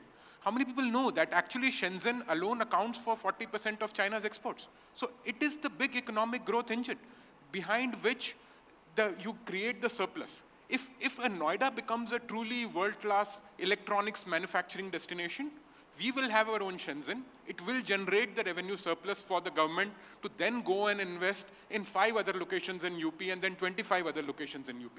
If we start on day one by saying, let's try and put a little bit because thoda sa hi paisa hai, let's try and distribute between 25 places, we will be subscale everywhere.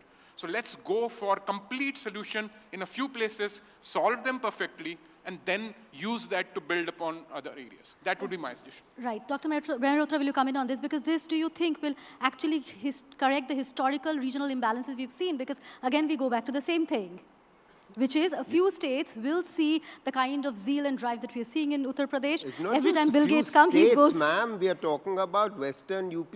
What we are wanting to do is to convert Western UP into a Punjab or a Maharashtra. It doesn't happen like that. There has to be a certain holistic way of going about this. The state has very significant resources, and the amount of money that's needed for cluster development that, you know, the Niti Aayog advisor and I have been talking about actually are very minimal. Point 1, point 2, there is a significant amount of money that the Ministry of MSME is putting into cluster development. Cluster development was the way forward that China adopted for generating the jobs in rural and nearby areas. You have to pull these workers out of agriculture. You've now thrust them back into agriculture. You've got to pull them out.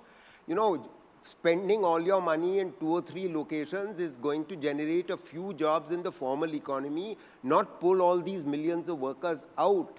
So the point is, if you skill them in these 200, 300 clusters that exist in UP, and which doesn't cost too much money, you involve the industry there, they will put up the money, government comes in with a little bit, and voila, you have it.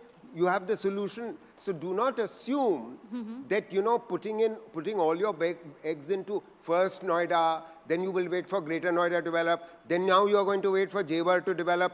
There are 500, 300 other locations where you can put in small amounts of money which will spark into many more jobs and much more economic activity. Mr. Prakash, before we end, I would like you to just come in to what Dr. Mehrotra is saying.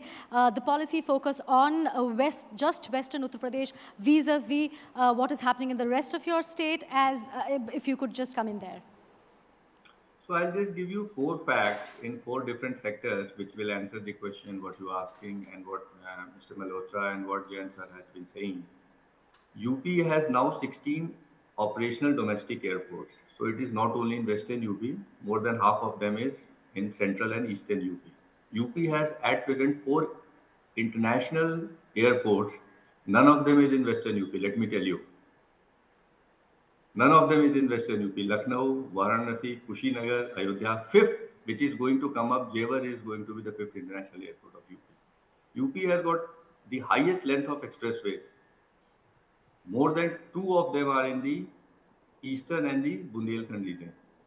One connects Lucknow to Bihar border, 341 kilometers, that is the Purvanchal Expressway, and the other connects Lucknow, not exactly Lucknow, but the central part of UP, the Bundelkhand Expressway, to the Bundelkhand region. Only 2 expressways are in the Western UP, and the 4th, which is coming up, which is going to be operational soon, one of the largest, almost 600 kilometers, is the Ganga Expressway, which is going to connect eastern part of UP with the western part of UP. So the state has got a very balanced approach to develop infrastructure in all the corners, as well as to promote skilling and manufacturing in all the districts. But centers of excellence are very important, and Noida is indeed a center of excellence which is globally competitive, and the thrust is there to make it the best in the country as well as to make it one of the best in the entire world. Right. Thank you very much, Mr. Prakash, for your time. Thank you to all my panelists. Well, I'm itching to go to Jayant and ask him about his views on cluster development in the rest of the country, apart from Uttar Pradesh, from his vantage point at Niti Aayog, but I think we'll have to do it outside this panel because we've completely run out of time. But thank you very much to all my panelists for taking the time out. It was a pleasure talking to you. Over to Anjeet.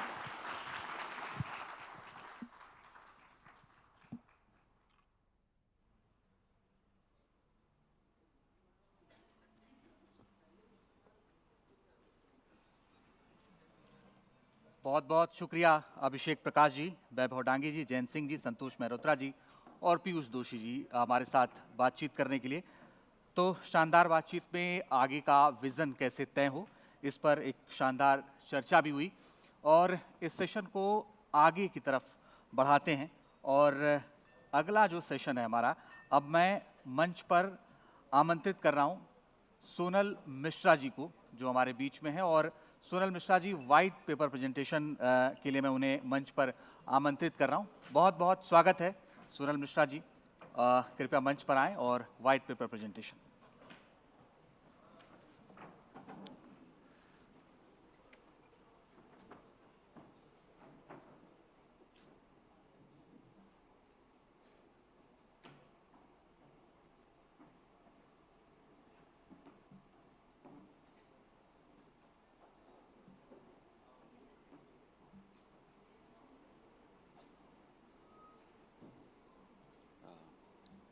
Good afternoon, ladies and gentlemen. Thank you for having me present some of the views on taking off of Noida International Airport and making it as a future transit and integrated multimodal hub.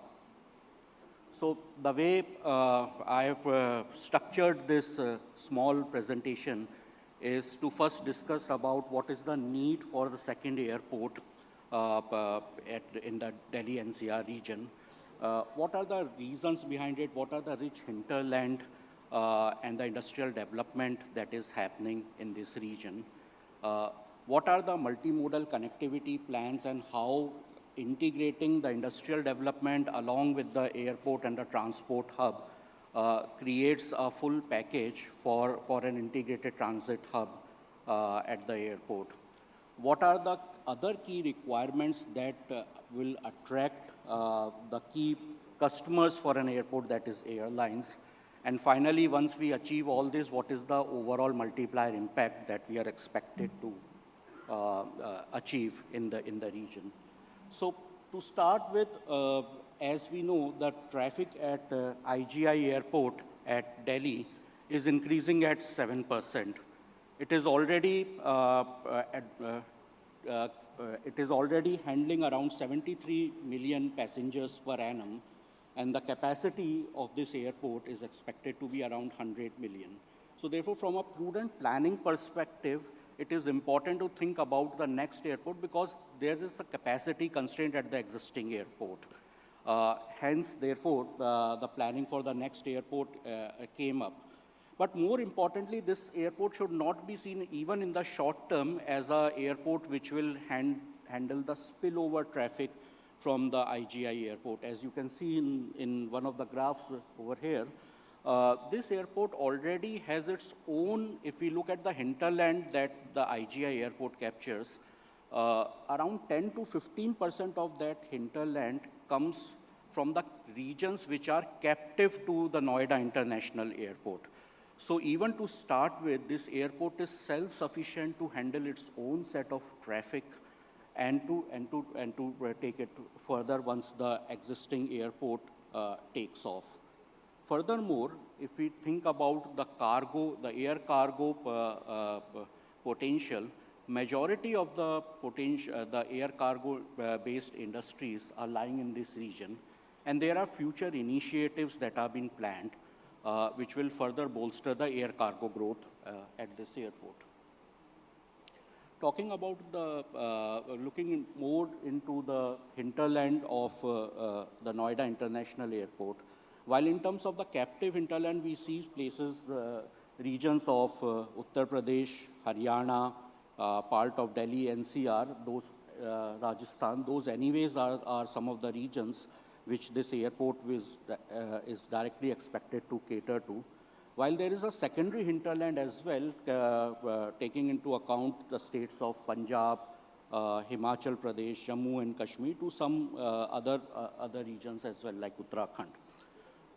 In terms of the existing industries that this region is catering, electronics, automobiles, these are one of the major clusters which are already existing, and there are future plans for augmentation of these clusters. There are also plans for next set of industries, especially MRO, and I'll speak more on this in a couple of slides later on, and other industries like textile, leather, ready-made garments, etc. And especially with the government's policy of one district, one product, development of such industries in the region is expected to further bolster the air cargo movement for this airport. While some of the panelists also expressed their views about the cluster-led development versus an integrated development, I am also of the opinion that yes, there has to be a balance between the cluster-led development as well as an integrated development approach. And I think Jewar is a good example of this. While there are a lot of industries that are being planned in different clusters, equally important emphasis has also been laid out for an integrated development in terms of industrial parks, and that's with that vision the Yamuna Expressway Industrial Development Authority was set up, which has a coverage of around 2,700 square kilometers across 6 districts. There have been plans for major industrial projects and industrial parks with specializations like the medical devices park, the data center park, electronic manufacturing clusters, etc. And the good part is that all of them, or majority of these clusters, or the ecosystem that will come up here, has a high dependence for airborne cargo. So we talked about the industrial parks development that has been planned and the cluster-led development. All of these are further facilitated by an integrated multimodal logistics hub. So now much has been talked about the importance of multimodal connectivity with a lot of emphasis on connecting the regions. Why it is more important is, at least from the industrial development perspective, is that a multimodal connectivity not only creates the linkages in terms of the industrial value chain, because of course everything cannot come at a region in one go. It will take time, but till that time it is the multimodal connectivity which leads or helps to connect the backward and the forward linkages of an industrial value chain. And not only the industrial value chain, the transportation value chain, the backward and the forward linkage for that is also being supported by such type of connection. So there are already some of the existing projects which we all know about, like Yamuna Expressway, Eastern and Western Peripheral Expressway, etc. There are other projects which are in the various stages of planning or implementation or development, including the airport, the Noida airport connectivity to the Delhi-Mumbai Expressway, Haryana orbital rail corridor, the DFC connectivity to the Noida International Airport, Faridabad, Greater Noida connection, and moreover the RRTS road, Ghaziabad, Jewar RRTS corridor, to name few of them. So as I said initially before I started the presentation, for an airport, the most important customers for an airport are the airlines. So while we are talking about the basic ingredients in terms of the passenger potential, in terms of the industrial growth, in terms of the multimodal connectivity which will allow the cargo movement to happen at the airport, but most importantly it is the airlines. If the airlines are not there at the airport, none of this makes sense. So therefore we have to think, when we are talking about attractiveness of an airport, we need to think from the customer's perspective. So while, yes, till now what I talked about was the basic ingredients for those customers, There are further more considerations for airlines. Fuel cost, one of the most important cost element, which covers around 35 to 50% of the overall operating cost, depending upon case to case. The presence of a competitive fuel cost becomes very important. And in that case, especially by the VAT reduction on ATF being reduced to only 1% as compared to 25% at the competing airport by UP government, that's the first right step in this direction. The second is about the sustainability. So there is something called as a CORSIA regulations, carbon offsetting reduction scheme for international aviation.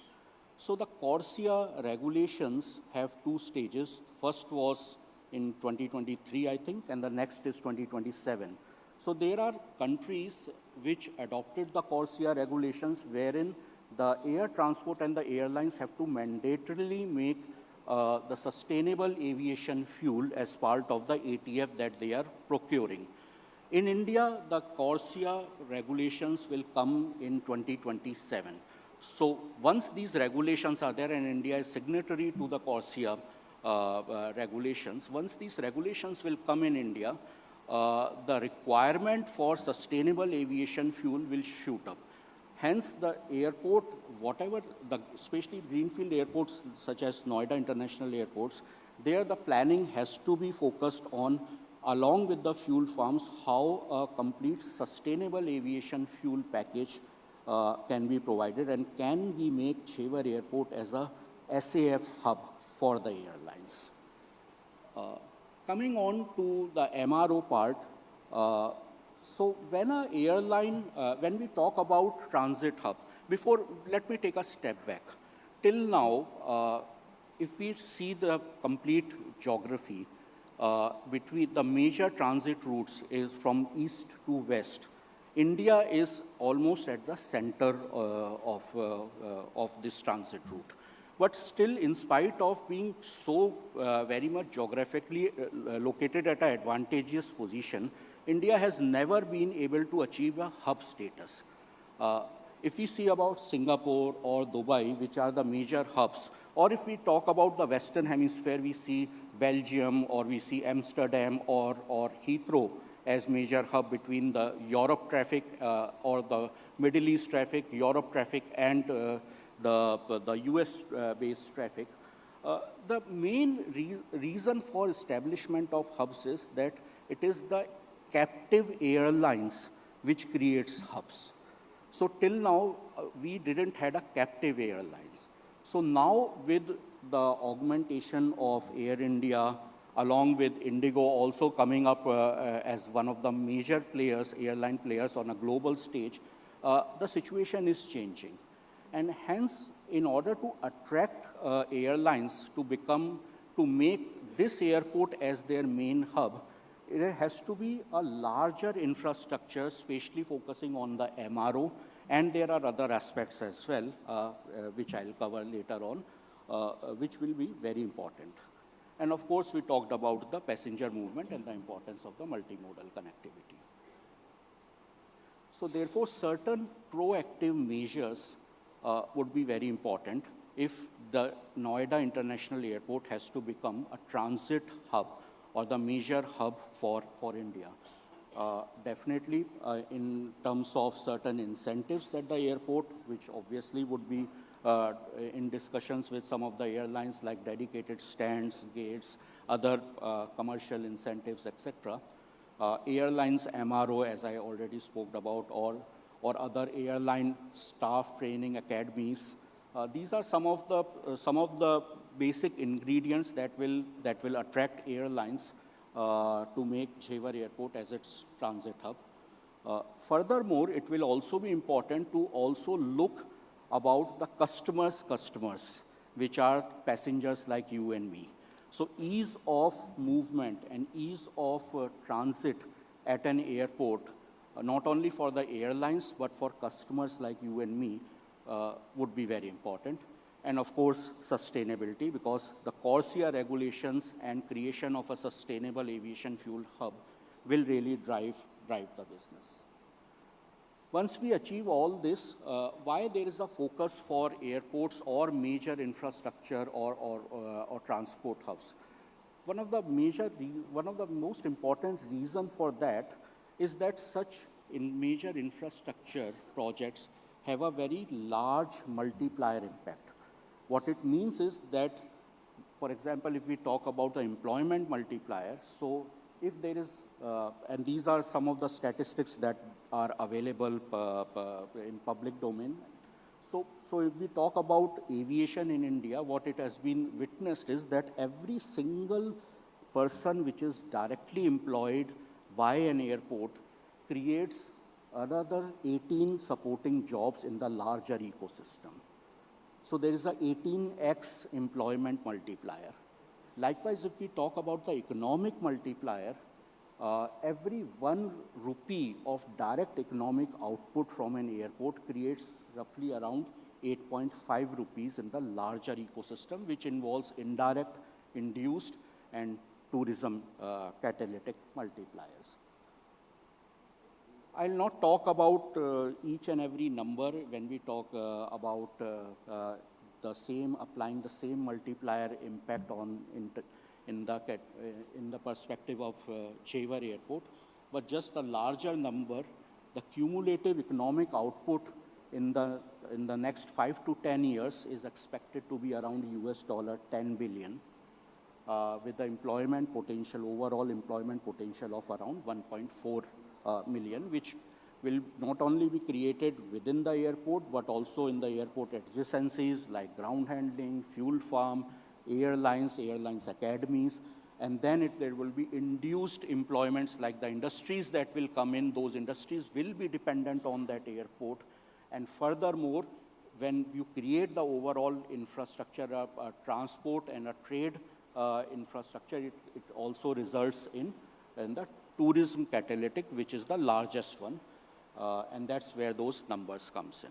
So I'll thank you for your time, for patiently listening to me. Thank you very much.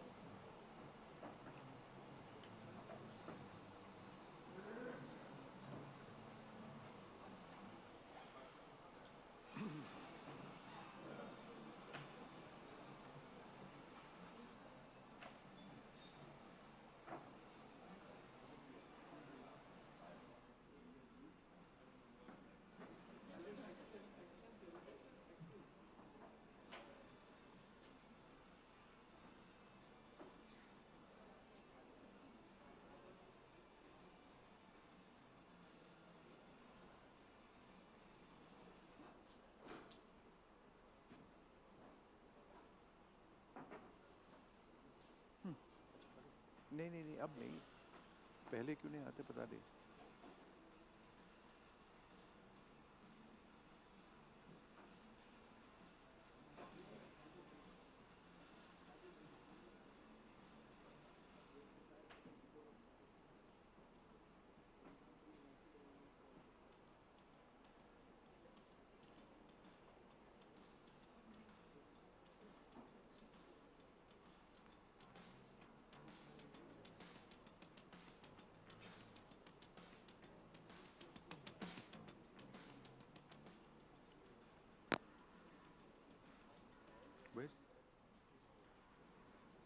तो Sonal Mishra sir, एक बार फिर से आपको मंच पर आमंत्रित कर रहा हूं। सोनल मिश्रा सर, एक बार फिर से आप मंच पर आइए, पार्टनर पीडब्ल्यूसी और एनडीटीवी से विष्णु सोम जी।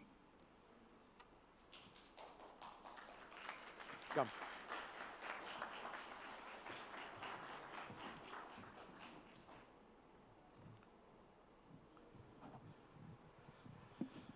Wonderful presentation. Thank you very much for sort of explaining to us how this is all part of a larger system. When we talk about nodes, when we talk about hubs, it is all-encompassing. But just a couple of basic questions going into your presentation for a larger audience.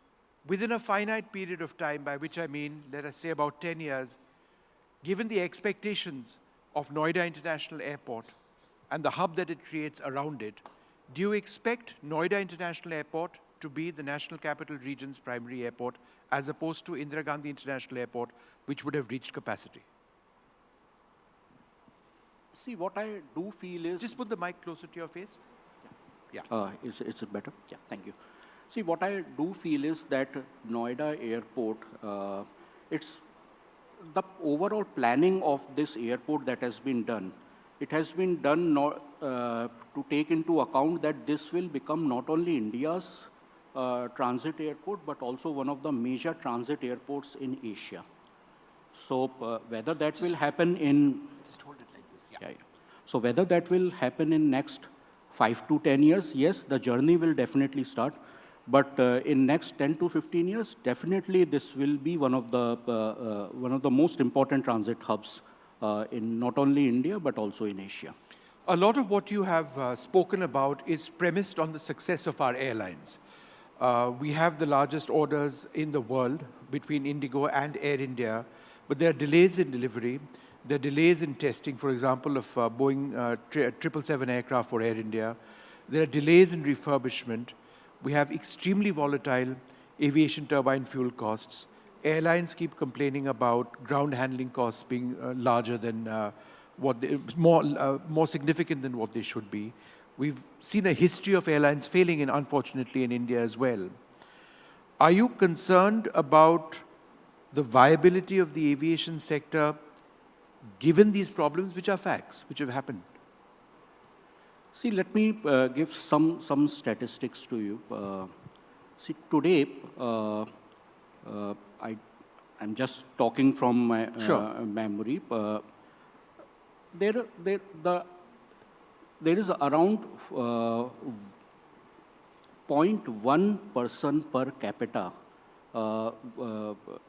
which still patronizes the aviation industry. If we talk comparatively with the Indian Railways, it is carrying around 15 crore people per day. Right. Even if we take 10% of that, that traffic, which is the AC, 2AC, first AC traffic, it works out to be around 1.5 crores. Right. Per day. And what's our traffic? Around 350 million pax.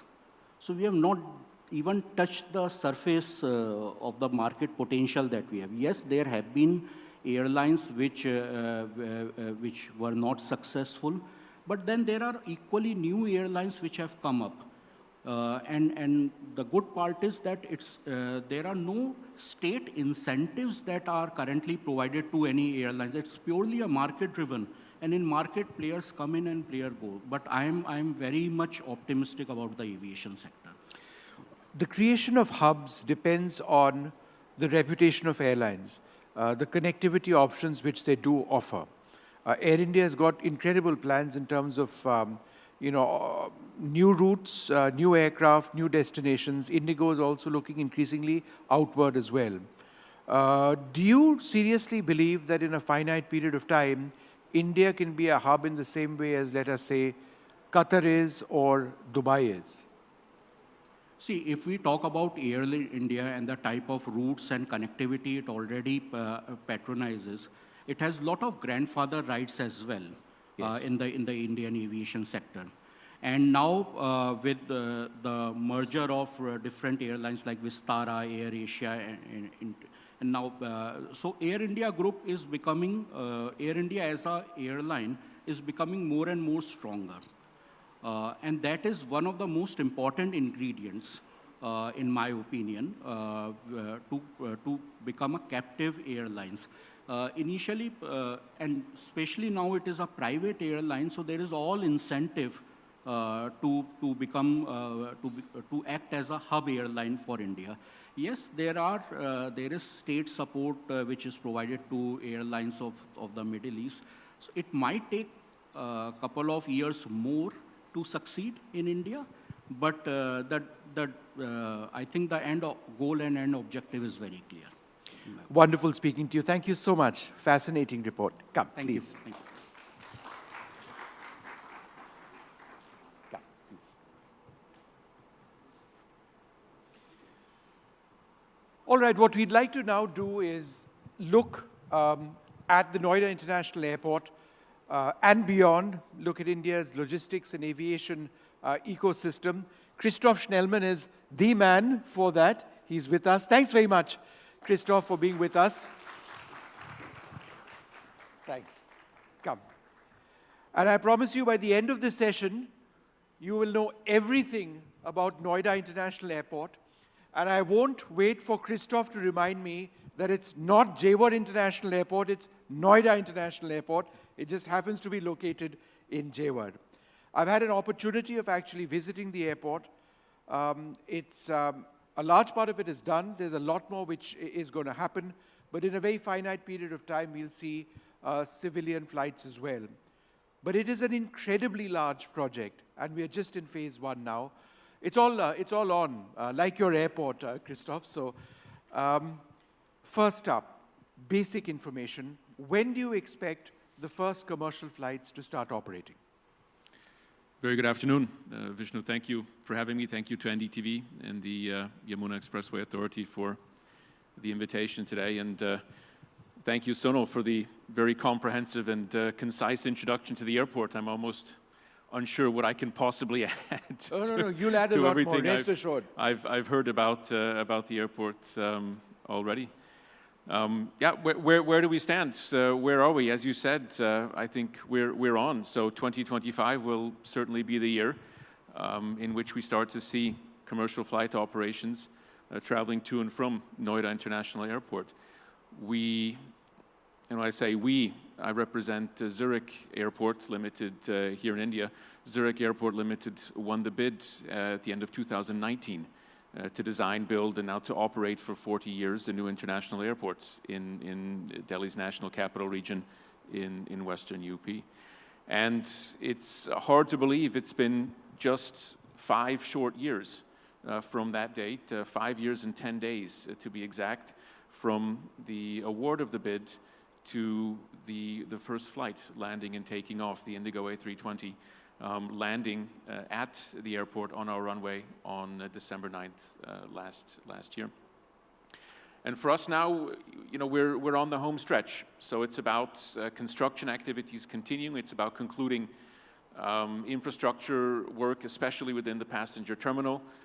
We're on track with the various authorities to conclude the licensing process, so materials submitted for the aerodrome licensing, at work with the security regulator to secure the licenses that we need to operate. The airport's authority are at work completing the configuration of their equipment, the installation of their equipment in the tower and elsewhere across the airport. So, I mean, I could go on, but the next few months are really the time when all these many mosaic parts and bits and pieces that we've been working on with many partners over the past few years now come together.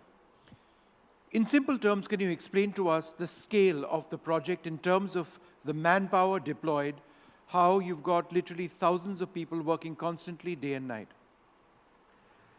It's an incredibly, I think, impressive project in terms of scale, and I think we try to do justice to the potential that we're convinced the airport will bring to the region, and we've heard many of the eminent panelists earlier today speak on this. We have had in these 5 years well over 1 lakh people involved in this project, working on this project, of course, from government agencies, state government agencies at the forefront, the Yamuna Expressway Authority, the central government agencies, and of course, over the past 2.5 years, through our EPC contractor, through Tata Projects, at any given point in time, 7,000 or 8,000 workers busy on site. When I came across the other day to the airport, the point that you repeatedly mentioned, and your officers with you, is that everything is premised on safety first. And I think as we talk about airports and we talk about the economic benefits, I think it's important to talk and reflect on the process of construction itself. safety and the culture of safety in a project which is as important as this is absolutely critical. I couldn't have said it better, and thank you. Thank you for raising that point. Safety is absolutely fundamental to aviation, and in anything we do, we don't want to compromise on safety. And I'm very pleased that in Tata Projects we found a partner, an EPC contractor that shares these values, and working together over the past 2.5, 3 years, we've been able to deliver this project and deliver the infrastructure with today over 54 million safe man hours at site, and that's I'm very pleased that we were able to set this culture and set this tone early on in the airport, and that's something that we're committed to carrying forward through the operational phase. So you're starting with one terminal, right, Christoph? And then you're ultimately, assuming the project grows in the way that we've outlined, how many terminals could we potentially have, let us say, a decade down? And how many runways?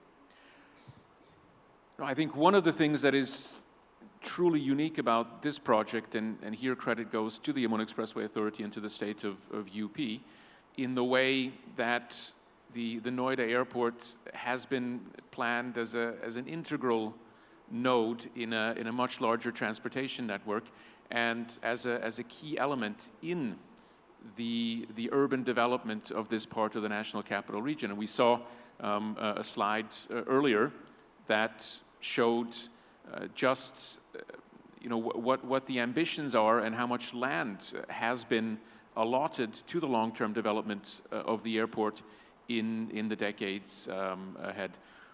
We've received 1,300 hectares of land back in 2021 that we're at work now developing. The state is in the process of acquiring a further 1,300 to the north, and is planning to acquire even more land to the south. And with that, over, not today or tomorrow, not in the next 5 or 10 years, but in the decades ahead, there's a plan in place, and there's the opportunity here to really develop Noida International Airport into one of the largest airports in the world. We are, and coming back to your original question, absolutely. Rome wasn't built today. It wasn't built in a day, and our airport, equally of this scale, will not be built in one day. We've built a single runway, a 4,000-meter runway. We're at work on one passenger terminal, and of course all the ancillary facilities that require. When we open later this year, we'll have a capacity for at least 12 million passengers. One runway now, obviously both ends, but ultimately could we see this airport have up to 4 runways? I'm talking about assuming it achieves its potential. So in our master plan, in the 1,300 hectares that we have, we've provided for 2 parallel runways with a degree of separation that allows for independent flight operations. Yes, the land that for the long-term development has been allotted will certainly allow for more, but equally important as the runway are the remaining facilities, or the transportation facilities, is the road network, is the rail network that will allow passengers to commute to and from the airport, the terminal infrastructure, and other facilities. So without a doubt, one of the largest airports in the world, potentially even the largest, depending on the number of people who end up going, right? In the future, that's the potential we're looking at. No, I think you're being cautious. What I can commit to is that, I think, as I said earlier, one of the really unique things about this airport and distinguishing features is that we have the possibility, and the state has committed to making the land available to develop the airports to a scope and to a size that you just outlined. Absolutely. What would the airport look like, the first terminal that's coming up? The airport will look like, the airport has been designed to offer what we hope will be a superior passenger experience. And the design that we've adopted and the architecture that we've adopted, I'm sure will create a very warm and welcoming experience for our passengers. We've been very deliberate in trying to adopt some of this rich architectural heritage that we see in North India, in Western Uttar Pradesh in particular. We've seen that in the use of materials that we've selected. We've seen that in some of the architectural elements Maybe two examples I can call out are is the large forecourt that we've planned directly in front of the passenger terminal. So we'll see steps that are somehow inspired by the Ghats of a number of the towns in the region, as well as elsewhere in Uttar Pradesh. The security hold area, the large space that will be available for passengers to circulate and to wait, will offer a large open courtyard, which again inspired by the architecture we encounter in many of the Havelis in the region. The food and beverage offering, the retail offering, again, it's going to be a world-class airport, but very much at home in North India, at home in UP, and the offering for passengers that's available will be a testament to that. You know, we were talking about this earlier on, and it remains a concern for me personally as somebody who lives in South Delhi. How do I get to the airport? Because I have an office now, which is between Noida and Greater Noida. I live in Saket. It takes me 1 hour plus, just about 1 hour, a little bit more than that, to get to office. And at about 1 p.m. in the afternoon, or 2 p.m. in the afternoon, it's about 1 hour away from where my office is, which is between Noida and Greater Noida. So I guess a lot of people who live in South Delhi would be saying, good heavens, it's so far away, how am I going to manage? What's your answer to that? My answer to that is some of the information that we saw earlier and some of the information that was displayed on the screen. And to the credit of the Yamuna Authority, to the credit of the state, I think the overall traffic planning and connectivity planning for the airport has been impeccable. The airport is located just 600 meters from the Yamuna Expressway, so that will be, of course, for many passengers, or for all passengers on day one, will be the main conduit to the airport.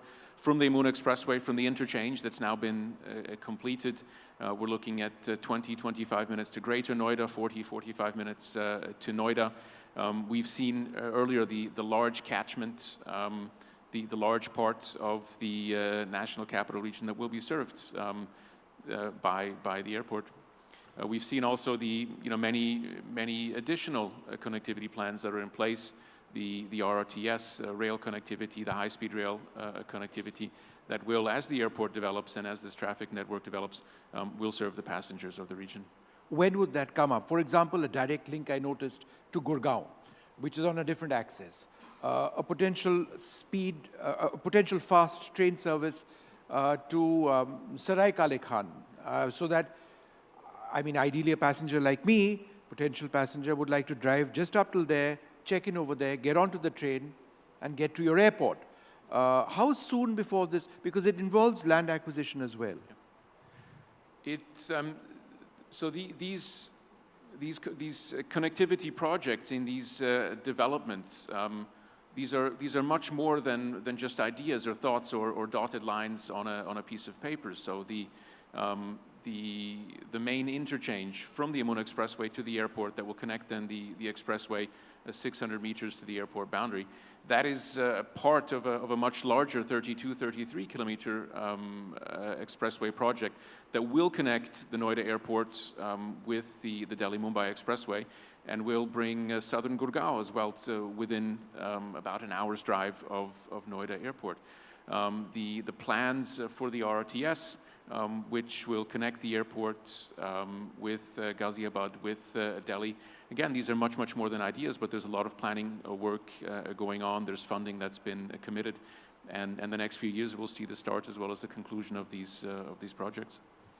What is the potential of the region, Western Uttar Pradesh itself? We've spoken about the NCR, but I suspect that there is a large captive group available, potential passengers in places like Meerut, in places like Mathura, who have been underserved typically. Do you believe that they would be substantive in terms of numbers of passengers adding to your airport? I think some of the eminent speakers and panelists who were up on stage before me today are probably much better qualified and spoke much more eloquently about the potential for the region. But we certainly are convinced that potential is there, both in the NCR catchment as well as some of the towns further south that you've mentioned. Just to call out a few points, which is maybe first of all the touristic potential of the region. The Noida airport will be the largest major airport close to towns such as Mathura. It'll be from the airports, the Taj Mahal is a 2-hour drive. So with Noida airports operationally, the Taj Mahal becomes potentially a day trip from anywhere within India. So the airport will certainly help trigger and stimulate the touristic potential further of a region that's already very, very rich in potential and touristic resources. Then we've seen and heard earlier today about the great deal of development, the clusters, the incentives in place to further development what's already a very strong and burgeoning manufacturing cluster in and around Noida and a greater Noida. We've been speaking now quite a bit about passenger growth and passenger development, but I think one of the other things that we're very excited about is the potential for cargo. And we've again identified a world-class partner with AI SATS, developing a multimodal cargo facility over 80 acres or more, which will serve the manufacturing cluster of the region, will help serve the agricultural potential of the region, help bring down the cost of transport, bring down travel times to and from the greater Noida area. And a final question to you. It's obviously not just Zurich Airports that's involved in this project. There are the Tatas, there's the state government, there are different entities. How difficult or how easy has it been for you to coordinate with different agencies who obviously want a certain goal, but might have their own ideas of how to get there? This project, the Noida International Airport, has been a public-private partnership, I think, in the true sense of the word, in letter as well as in spirit. Yes, of course, it's a complex project. The success of any airport anywhere in the world requires the successful interplay, the successful cooperation of many individual parties, public agencies, public party, as well as private ones. And I think that's our main role as the airport concessionaire and the partner is to coordinate, first of all, to select a number of the key private partners with which we'll be operating the airport, and then to coordinate these activities. Certainly, we have discussions, we have disagreements on various fronts, but I think bottom line here is really that we all want the same thing. The state's partners, the private partners, we all want to see, we're all eager to see this airport take shape and start up operations as quickly as possible. And Christoph, is it true that you're migrating to India once the airport is done? I mean, India has been home for me for over the past 4 years for myself and my family, so I'm very much at home here. And of course, see myself not just as working to deliver this project, but we look forward to operating the airport for many years ahead. Congratulations. It's an awesome project, and the responsibilities that you personally have, along with the team that you lead, really does help in the India development story. Thank you so much for speaking to us. Thank you so much.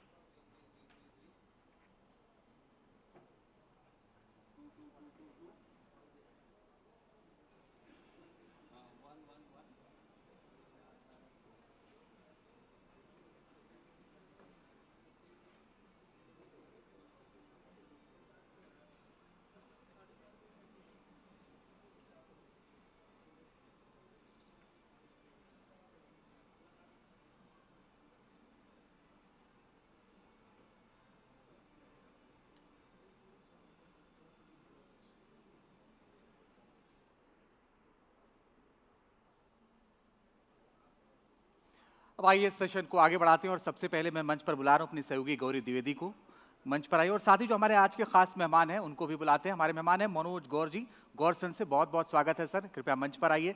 Shailendra Singh ji हैं, OSD हैं यमुना विकास प्राधिकरण के, आप भी sir मंच पर आइए। दीक्षु कुकरेजा जी हैं, urban planner and managing principal. CP Kukreja ji architect हैं, आप भी सर मंच पर आइए। साथ ही Anshuman Magazine chairman and CEO CBRE India and CEA, आप सभी का बहुत बहुत स्वागत है।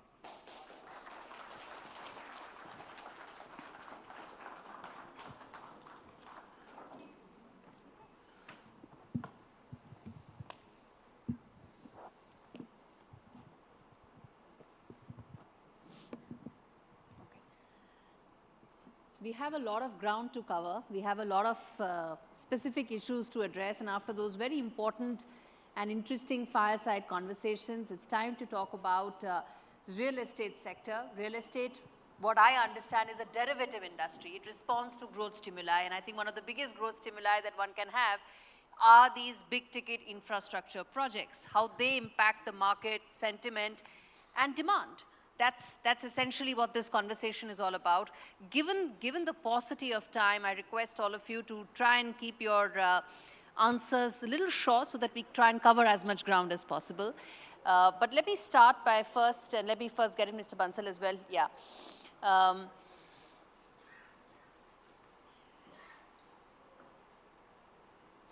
We try and first talk about and identify why is it, or how much of a boost does big ticket projects like expressways, like airports really have on creating that real estate demand? Because as I said, real estate as a sector responds to external stimuli, and these big ticket investments, big ticket projects provide that. And I'll take that question across the panel.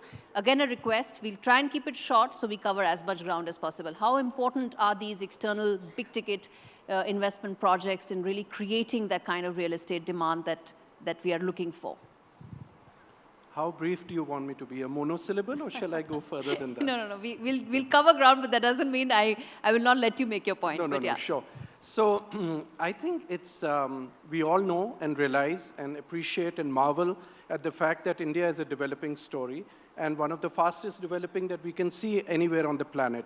And how it's fast developing is because there is this hunger for growth, there's a huge potential, and infrastructure is a key to that development. And needless to say, projects like ports, airports, expressways, they are the backbone of any infrastructure growth for a developing nation. And when that happens, like we've just heard the CEO of Noida International Airport speak about, it has to spur real estate. Because unless you have these kind of infrastructural projects happening, you cannot see the growth in terms of manufacturing. In fact, what he just mentioned about AI SATs, that entire manufacturing base that's coming up. Incidentally, I, as an architect, am developing that project for AI SATs, and I can see the way the management there is looking at creating it as truly a world-class project. So I think real estate is bent to expand, spur, develop because of these kind of big-ticket projects that are coming up, and these big-ticket projects are absolutely imperative for our country to march forward. Mr. Gaur? Thank you. I think this is not only the story of India, it's anywhere in the world. We have seen where these type of infrastructure projects like airport, expressway, metro rail, then the urbanization, industrialization is the story of that area. We have seen the China, we have seen the US, Europe, everywhere. Now it's a need of our also there. India is going to developing to develop. As our Prime Minister has set the goal to India become a developed nation. These type of projects definitely help in boosting the urbanization of the area. Secondly, urbanization is a need of the hour. Currently, we are sitting around 20-25% of total urbanization policy, and it's going to be 50 to 60%. So these type projects definitely help the region, or especially if we talk about the this airport of Yamuna Express, Noida International Airport.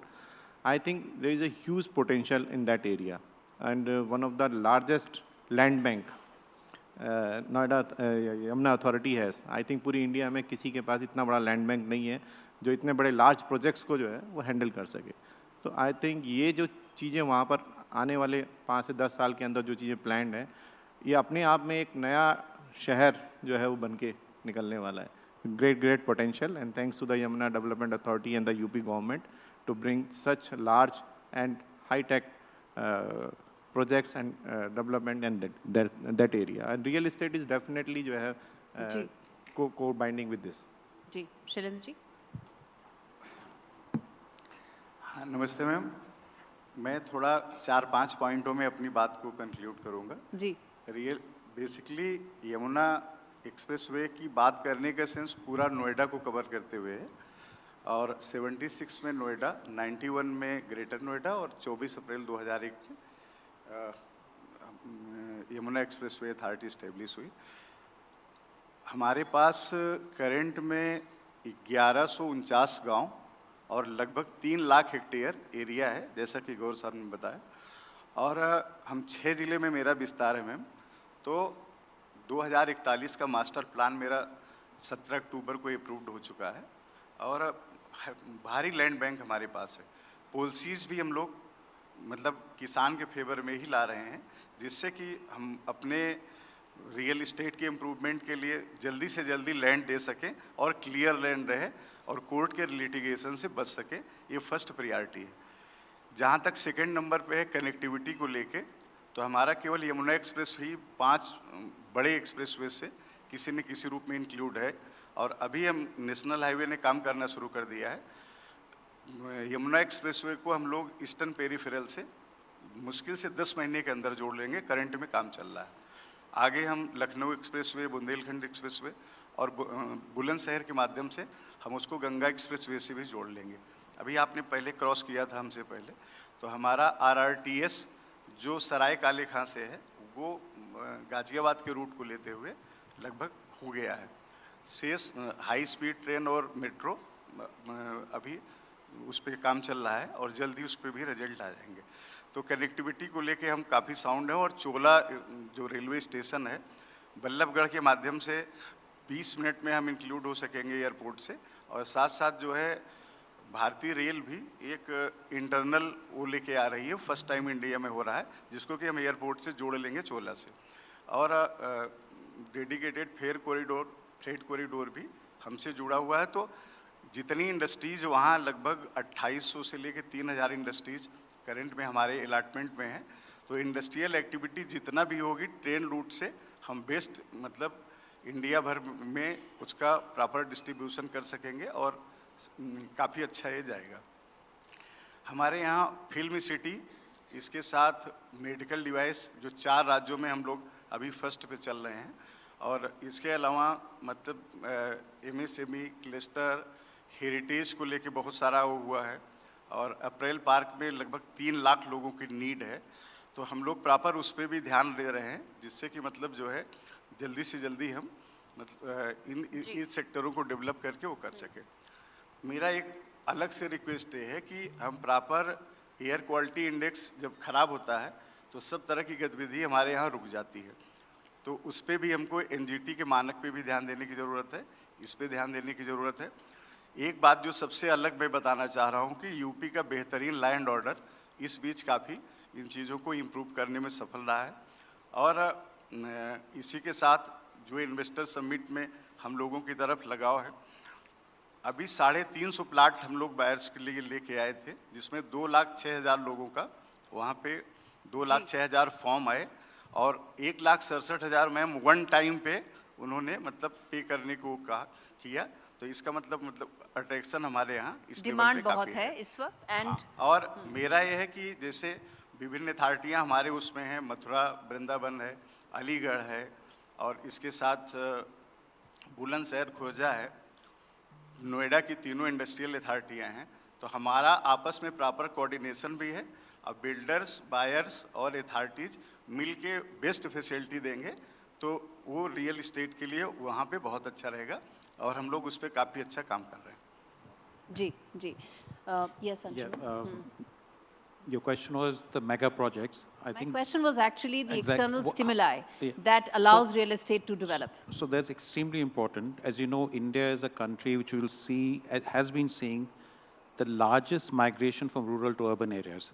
And this will continue for many years. If we do not have such external stimuli or these large projects, they are catalysts for all the infrastructure development. For example, you look at the airport, is it special economic zones, industrial parks. The moment they come in, there's a metro, your transportation improves, water, electricity, sewage, everything comes up.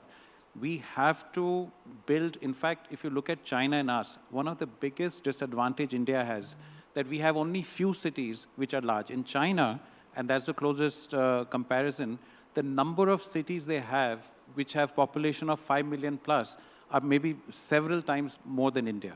So we have to do this. We are still far behind. And like I mentioned, they are anchors for all the development, for our population to be accommodated. Otherwise, can you imagine if we didn't have, if you look at NCR, if we didn't, or even if you look at Bangalore, Mumbai, all the other small towns and cities which have come up has been able to accommodate the population and the migration from rural to urban areas. And can you imagine if that was not the case, what would happen to our cities? Our cities are already choked. So I hope we can accelerate all these mega projects so that we can accommodate, we can really have cities which are modern, have ease of living, and can accommodate the huge millions of people which are continuously migrating from rural to major cities, but hopefully now they'll be migrating from rural to even the tier 2, tier 3 towns. Yes, Pansaji? Real estate of course infrastructure का इस पर बहुत बड़ा प्रभाव पड़ता है. अगर आप देखें, पहले हमारे कंट्री में प्रोजेक्ट्स आते थे, बाद में इंफ्रास्ट्रक्चर आता था. And this is the best way कि अब इंफ्रास्ट्रक्चर प्रोजेक्ट्स पहले आएंगे, उसके बाद रियल एस्टेट प्रोजेक्ट्स आएंगे. आप इसको दिल्ली के एग्जांपल से देखें तो दिल्ली में 3 एरियाज ऐसे थे जो डीडीए ने पहले डेवलप किए, लाइक नरेला, रोहिणी एंड द्वारका. तीनों ऑलमोस्ट सिमिलर टाइप में लॉन्च किए गए. बट क्योंकि द्वारका के साथ एयरपोर्ट है, द्वारका के साथ मेट्रो कनेक्टिविटी थी, तो नरेला और रोहिणी और द्वारका की डेवलपमेंट में काफ़ी फ़र्क आया. Not only the development but also the profile of the customer. If you see the customer of resident of Narela and Rohini, Dwarka is much better. So infrastructure plays a big role, and ये अच्छा है कि infrastructure पहले आए. I will say infrastructure is a soul, projects are body. अगर आपने projects बना दिए, soul नहीं है, तो there is no logic. तो यमुना एक्सप्रेसवे में एयरपोर्ट आ रहा है और इंफ्रास्ट्रक्चर आ रहा है, ये सर्टेनली बूस्ट करेगा. और इसमें कोई नो ब्रेनर है ये कि अगर आप कोई भी प्रोजेक्ट फ्यूचर में लाएंगे तो जहाँ पर इंफ्रास्ट्रक्चर होगा वहीं डेवलपमेंट बेटर होगी, प्रोफाइल बेटर होगी, और आपका एक डिफरेंट टाइप का कैन से प्रोजेक्ट्स लगेंगे. Whether you take the Jewar airport or that entire area, or you take the Delhi-Bombay, Delhi-Mumbai industrial corridors, these are becoming enclaves or clusters for a lot of industrial development and growth, or some would say growth engines for the economy. Is that the future of commercial real estate or industrial real estate? Or, you know, is that the future for India as well?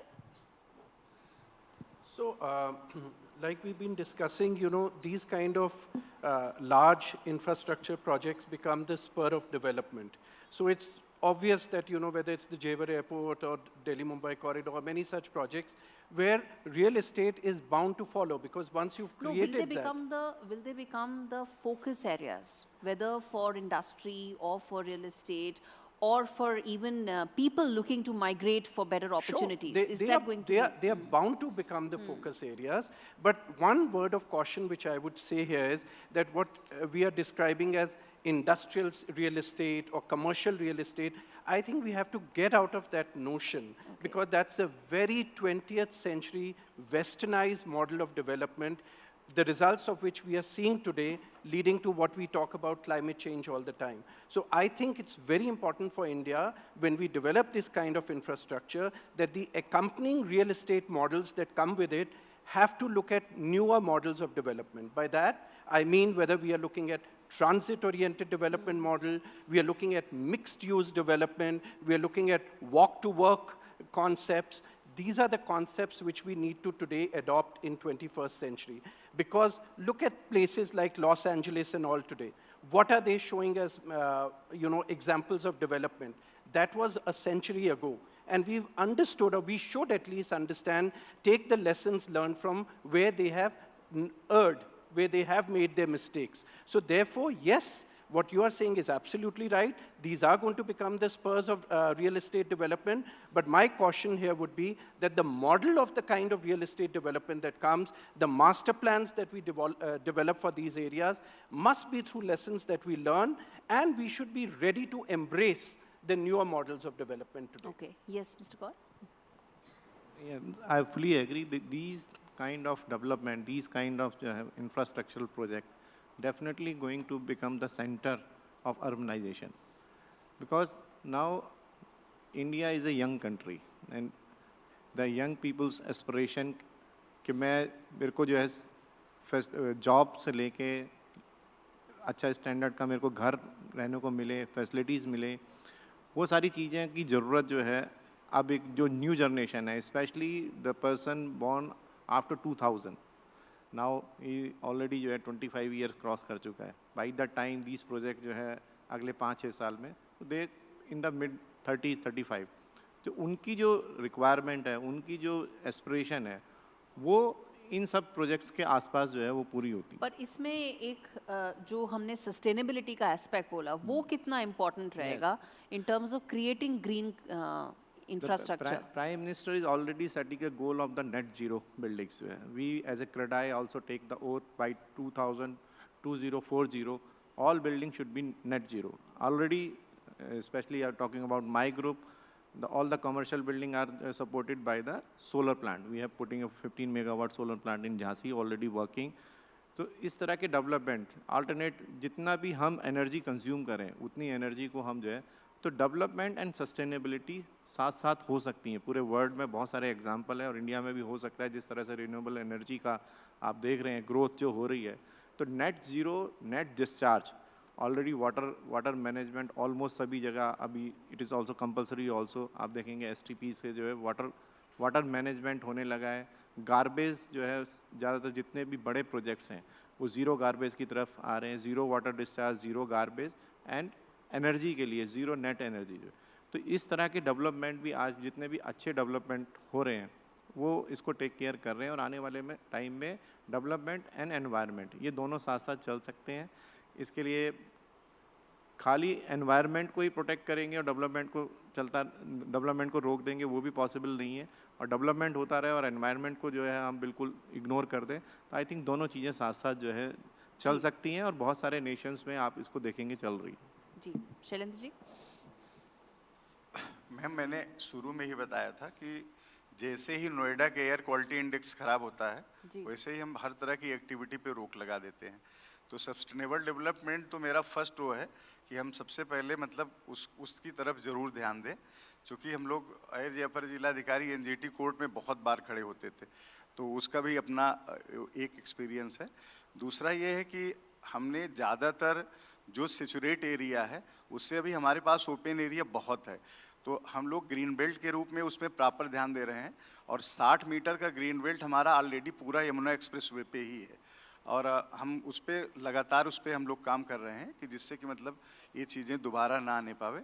और चूँकि हमारे यहाँ fintech city और Korean city, Japan city और US city, पिछली बार Arun Veer sir बोल के भी गए थे, बता के भी गए थे कि पूरा प्रोसेस उनका क्या है, कैसे हम उनका अलॉटमेंट दे रहे हैं. तो जब हम इतनी हाईटेक सिटी लेके आ रहे हैं, इवन 2036 के ओलंपिक के लिए भी हम लोग ओलंपिक विलेज की तरफ, अरुण वीर सर जो मेरे CEO सर हैं, उनका ये मेन प्रोजेक्ट उसमें शामिल है. तो हम लोग उस टाइप से आ रहे हैं. दूसरा ये है कि मेन पर्पज़ है कि जो मेरे यहाँ आ रहे हैं उनको एक तो विदाउट किसी कोर्ट लिटिगेशन के उनको हम लैंड उपलब्ध करा सके और प्रॉपर उनको फंक्शनल करा सके। तो ज़्यादातर इस बीच हम लोग ध्यान फंक्शनल पे दे रहे हैं। लगभग 100 से ऊपर इंडस्ट्रियाँ जल्द से जल्द हमारे यहाँ फंक्शनल हो जाएंगी और उससे जैसे ही एक्टिविटी बढ़ेगी उधर फुटफॉल भी बढ़ेगा और मतलब वो रियल इस्टेट के लिए अच्छा रहेगा। जितने लोग आएंगे फिर उनको हाउसिंग की ज़रूरत पड़ेगी, रहने की ज़रूरत पड़ेगी, तो उन बढ़ेगा। अगले 10 साल में जो फ्यूचर इज हियर मेरा मेन वो है मोटो, उस पर हम लोग काफ़ी अच्छे बढ़ेंगे। जी मैम। जी, yes, Anshuman. You mentioned Delhi-Mumbai corridor. The fact is this corridor goes through 7 states. And because of the highway connectivity, train connectivity, each state will have special economic zones, industrial parks, manufacturing areas, residential, commercial, everything. Now imagine if this project had not come in, the impact, we couldn't have done all of this. India as a country has done really well in services exports. We are one of the largest services exporters in the world. But as a country of 1.5 billion people, we cannot we can't lift people from poverty, we can't create employment if we don't also expand in manufacturing. So one of the good things is that is slowly happening. And as you know, Government of India has got a big plan of encouraging more manufacturing to happen in India. And that cannot happen if we don't have these mega projects, the infrastructure going on. So these, even Delhi-Mumbai infrastructure corridors, there are others in all West, South India, where these projects are coming, where it will encourage manufacturing, where the manufacturers can get land, because land is always a big issue. And then, of course, every state is trying to improve their policies. But policies alone won't help. You need land, easy access to land, with in right locations to do manufacturing. I was coming to just that, which is about issues that need to be addressed on a policy framework basis. Because right now we've spoken about the opportunities that lie ahead. What about challenges? Land being one of the biggest one. You know, governments have tried to address it at their level, but it seems it's a political, social, many aspects to this decision, which is why it's not so easy. Mr. Bansal, let me start by asking you कि क्या वो पहली दूसरी ऐसी चुनौतियां हैं जिसको सरकार को एड्रेस करना है या करना चाहिए ताकि जो पोटेंशियल है रियल एस्टेट सेक्टर की वो और जल्दी और ज़्यादा फुलफिल हो सके? I will reply in 2 parts. One part is the sustainable environment, just as we are discussing, and we have to develop our country and we have to be sustainable also.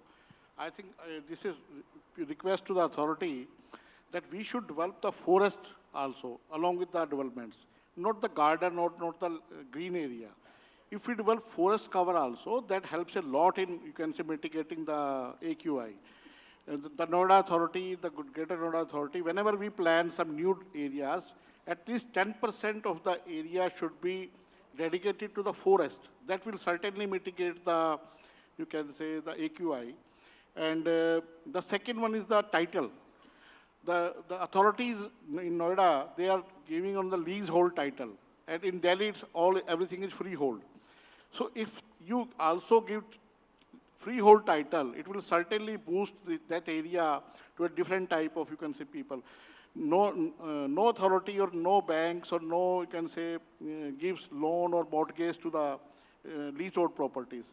So this is my request that you also think on this aspect also, that if you allot the land on freehold basis and you develop around 10% of the entire belt as a forest, not as a green belt. Forest means that the local species, that also will, you can say, help a lot in mitigating the environment challenges. Yes. Yeah, please, बोलिए जी. Ma'am, जैसे मेरा जो land bank है, लगभग हम लोग 5,200 करोड़ के आसपास इस बार का लक्ष्य है कि हम जल्दी से जल्दी, यद्यप 10,000 करोड़ का है, जो बजट हमको ऑलरेडी दिया गया है, गवर्नमेंट का सपोर्ट है इस पे काफ़ी, यूपी गवर्नमेंट का, जिससे कि हम उससे कर रहे हैं। ग्रीन के विषय में और अब बताना चाहेंगे कि हमारे यहाँ सबको जानकारी भी आपके चैनल के माध्यम से हो जाएगी कि 0.5 FAR हम लोग ग्रीन बिल्डिंग्स पे अलग से दे रहे हैं, तो ये भी उसके लिए काफ़ी अच्छा रहेगा, जिससे कि हम कर ले जाएँ। दूसरा, जहाँ तक फैसिलिटेट करने के संबंध है, तो हम लोग स्पेशली ये देख रहे हैं ना कि कोर्ट के लिटिगेशन में कितनी चीज़ें अभी तक फंसी हुई हैं, तो भविष्य में वो दोबारा न जाएं, अमिताभ कांत अच्छे से एग्जीक्यूट हो जाए, कोविड का लाभ मिल जाए, NGT का लाभ मिल जाए, उन सब चीज़ों पे ध्यान दे के हम लोग आगे काम कर रहे हैं। और एक अच्छा ग्राउंड उपलब्ध कराएंगे रियल इस्टेट के लिए। ये सभी जो अथॉरिटी इस पे काफ़ी काम कर रही हैं। माननीय मुख्यमंत्री जी के निर्देशन में हमेशा वीसी हो रही है, इस चीज़ पे जोर दिया जा रहा है यूपी इन्वेस्ट के through. Ji, yes. Quick challenges very quickly, then I want to get it Manoj as well. You know, I'll talk specifically about the challenges. When we look at development, land, for instance, is one resource in India which we do have abundance on.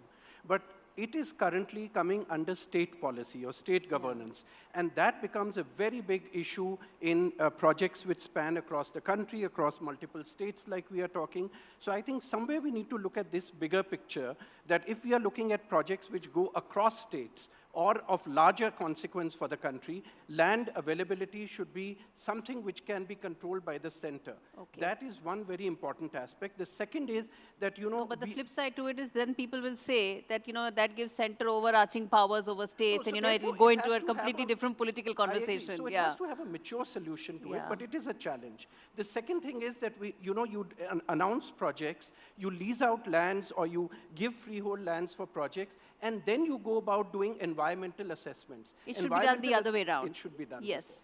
Yes, sir. For any real estate project, the land is the raw material. And एक चीज़ तो Yamuna authority की बहुत बड़ी बात है कि इतनी बड़ी land like airport 1300 hectares land जो है without any big agitation they are able to acquire, and still जो है they are able to acquire lot of large land parcel. और जितना बड़ा मैंने पहले ही बोला, लैंड का जितना नोटिफाइड एरिया यमुना अथॉरिटी के पास है, तो वो एक बहुत बड़ी बात है। Land first thing is land, but still challenges are there, lot of litigation and specially the development. जो अभी डेवलपमेंट में क्या है कि केवल रोड बनाने के बाद कई बार हमने देखा है प्रोजेक्ट बन के तैयार है नोएडा, ग्रेटर नोएडा में, लेकिन सर्विसेज वहाँ तक नहीं है। थर्ड है जो जैसे अभी बताया, Noida, greater Noida, Yamuna authority, 3 authorities हैं, लेकिन तीनों अथॉरिटीज़ के बाई लॉज डिफरेंट हैं। किसी एक सब्जेक्ट को लेके तीनों अथॉरिटीज़ की अप्रोच जो है वो डिफरेंट होती है, इंटरप्रिटेशन अलग होगी, रीडिंग अलग है। यस। सेकेंडली वी वांट कि डेवलपमेंट के लिए please leave us for the new ideas, new technology. Kukreja जैसे एंड अंशुमन जैसे लोगों को जो है, प्रोफेशनल लोगों को जो है मास्टर प्लानिंग और बिल्डिंग के प्लानिंग में आना चाहिए। रादर एक जेई और एई बैठ के पूरे शहर के नक्शे और पूरे शहर के प्लान्स को अप्रूव करे। तो ये हमारी, you just give us a broad guidelines, आप क्या चाहते हो, आप कितना ग्राउंड कवरेज चाहते हो, कितना एफएआर चाहते हो, बाकी सब कुछ आप हमारे को छोड़ दो। हम पे विश्वास करना आपको जो है गवर्नमेंट को infrastructure and buildings of tomorrow, trust जो है करना पड़ेगा, जिससे कि ज़्यादा से ज़्यादा प्रोफेशनल लोग आएँ। और जो हम बाहर जाके देखते हैं जिस तरह की बिल्डिंग इनोवेटिव, वहाँ देख के हमें बहुत अच्छा लगता है, लेकिन जब यहाँ पे बाई लॉज की किताब खोलते हैं तो आप बाथरूम इससे बड़ा नहीं बना सकते, आप इसकी पार्किंग की हाइट इससे ऊपर नहीं है। तो हमारा एज ए क्रेडाई ऑल्सो, और एक अच्छी बात है government is ready to listen, ये बहुत बड़ी बात है। और बहुत सारे चेंजेस हो रहे हैं, और बहुत सारे चेंजेस ऑलरेडी जो है हमारी एसोसिएशन क्रेडाई की तरफ से भी प्रपोज्ड है। होपफुली अगर वो दोनों चीज़ें कॉम्बिनेशन में काम करेंगी तो एक नया शहर हम जो है देखने को आने वाले टाइम के अंदर मिलेगा। I just want to say very quickly, sir. Yes. That land is definitely the biggest, what you call, challenge, and there are 3 ways where it can become easier to develop land, because you need land not only for real estate development, you need for manufacturing, you need for making a hospital, school, whatever, right? Number 1 is urban, this infrastructure investment, which is already happening, because once you build a road and, you know, that land, so supply of land increases by infrastructure development. You can get more land for development. Number 2 is the policy we talked about. And number 3, extremely important, is digitization and the law. So if you can enforce, if you can get land with a clear title, because it's all digitized, it'll reduce litigation. Now, when we say government knows all this, it's nothing new. I'm saying it's not that they don't know this, but it has to be implemented, you know. Implementation is where probably some of those challenges really lie. If you actually manage to get a land title without any ifs and buts, I think you've hit a gold mine anyway. So that, I think, just explains the challenges that lie ahead. But there's also, as this summit says, the future summit. I think the future belongs to these big ticket infrastructure where real estate will come around it and create those growth engines that we are all hoping for. Thank you so much, all of you, for joining me in this conversation. And thank you all, audience, for being a patient listening.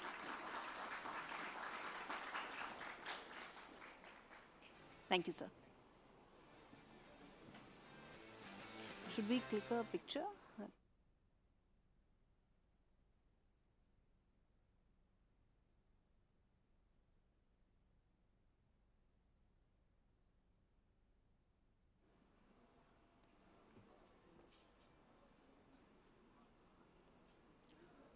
बहुत बहुत शुक्रिया हर्षवर्धन वंशल जी, मनोज गौर जी, शैलिन सिंह जी, दीक्षु कुकरेजा जी, Anshuman magazine जी, आप सबका बहुत बहुत शुक्रिया अपने vision को रखने के लिए। हम लंच के बहुत करीब पहुंच गए, लंच टाइम के बहुत करीब पहुंच गए हैं, लेकिन उससे पहले एक सेशन और उसके बाद फिर हम लंच पर चलेंगे। और जो हमारा अगला सेशन है वो आर्थिक तौर पर आपके समझने के लिए बहुत ज़रूरी है, क्योंकि आने वाले वक्त में बजट भी है और इंफ्रास्ट्रक्चर के लिए भी बहुत महत्वपूर्ण है, तो वो आपके लिए जानना बहुत ज़रूरी है। और इसीलिए मैं एनडीटीवी से अपने सहयोगी सुचेतना रॉय को आमंत्रित कर रहा हूं मंच पर। साथ ही मैं सुभाष गर्ग सर को मंच पर आमंत्रित कर रहा हूं। पूर्व वित्त सचिव हैं और साथ ही 1983 बैच के आईएएस रहे हैं, विश्व बैंक में कार्यकारी निदेशक के रूप में काम किया है, कानून और वाणिज्य की पढ़ाई कर चुके हैं। इनका सफर एक शानदार प्रशासनिक अधिकारी के तौर पर रहा है। बहुत बहुत स्वागत है Subhash Garg sir.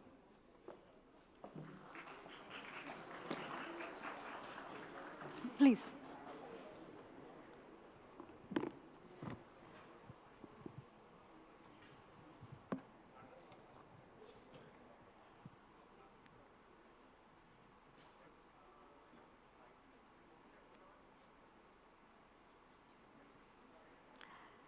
Hello, all of you. Once again, I have with me Mr. Subhash Garg, a multi-hyphenated career, as my colleague Anjeet just told all of you about. We know him as is the former Finance Secretary of India.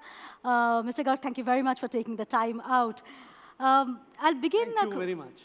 I'll begin by asking you about your latest book. And I see that you're extremely critical of targets and timelines.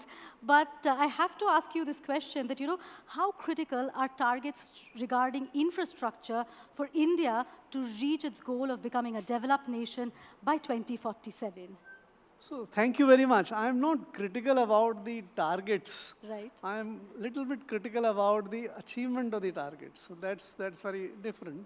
So this book you referred is actually an analysis of and the review and assessment of the economic reforms and the economic achievement during the 5 years of Modi 2.0. So Right. it is 2019 to 2024. It so happened that in certain respects, a lot of targets were achieved, but in many they were missed also. And that is what, there may be reasons for those missing also. The most important, let me cite for the benefit of our viewers here and the listeners in the audience. The government had spoken about $10 trillion dream. Right. The government had also spoken about 5 trillion by 24-25. And 23-24 is very close to 24-25, only one year before. But that target was very widely missed. We started in 2018-19 when the GDP of India was $2.7 trillion. And we were to reach by 5 trillion 24-25. Unfortunately, by 23-24, 5 years later, we could reach only $3.56 trillion. Right. That's a very large miss compared to 5. Even this year, since there's been a lot of depreciation of rupee vis-a-vis dollar, the chances are that we will end up 24-25 at about 3.8 trillion. So we'll miss that target by a very wide margin. But there are a large number of areas, for example, payment systems, if you look at it. If you look at it, substantial achievement with respect to Jal Jeevan Mission, there were impressive achievements as well. Right. But in broader economic, whether you relate it to the GDP or even infrastructure development on which government spend a lot of money, there was quite a good deal of underperformance. So what does it mean for the government's ambitious focus on creating future infrastructure projects which are large hubs, when they're missing targets like this, what does it mean for the infrastructure sector?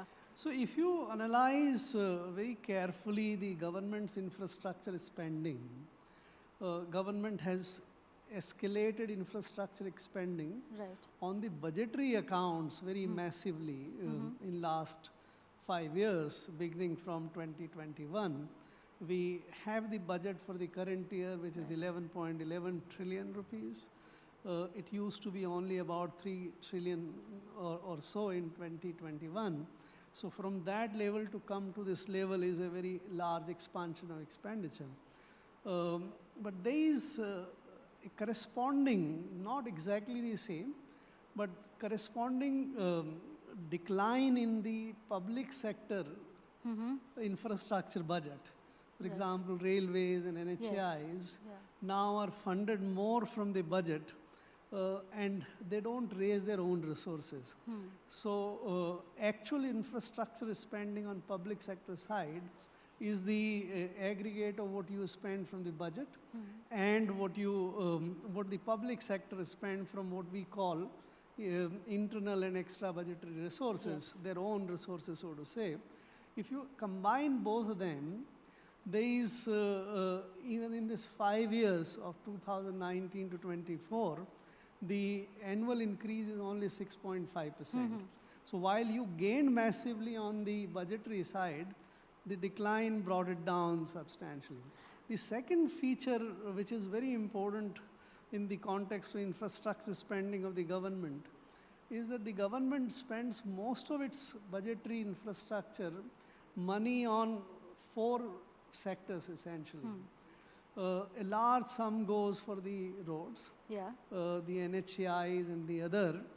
Then again very large funding, 2.5 trillion and more, goes for the railways. Then you have defense spending, which is also very large, something in the range of 1.6, 1.7 trillion. And then the metros. For last year, 23, 24 and 24, 25, the government has also allocated enormous amount of expenditure budget for the loss-making entity BSNL, which actually does not really. So if you look at this, the areas where the government spending is going, you would find that their contribution to the economic growth, except roads.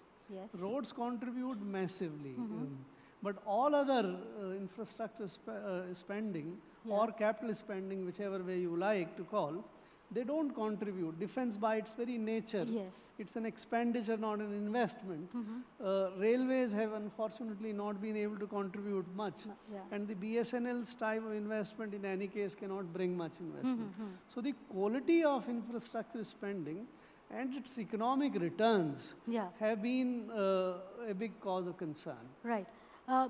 While you're calling into question the quality of infrastructure spending, there's another thing that you mentioned, which is spending by public sector is going down. Is that because of the transfers they're making to the government in the form of dividend? Is that the reason?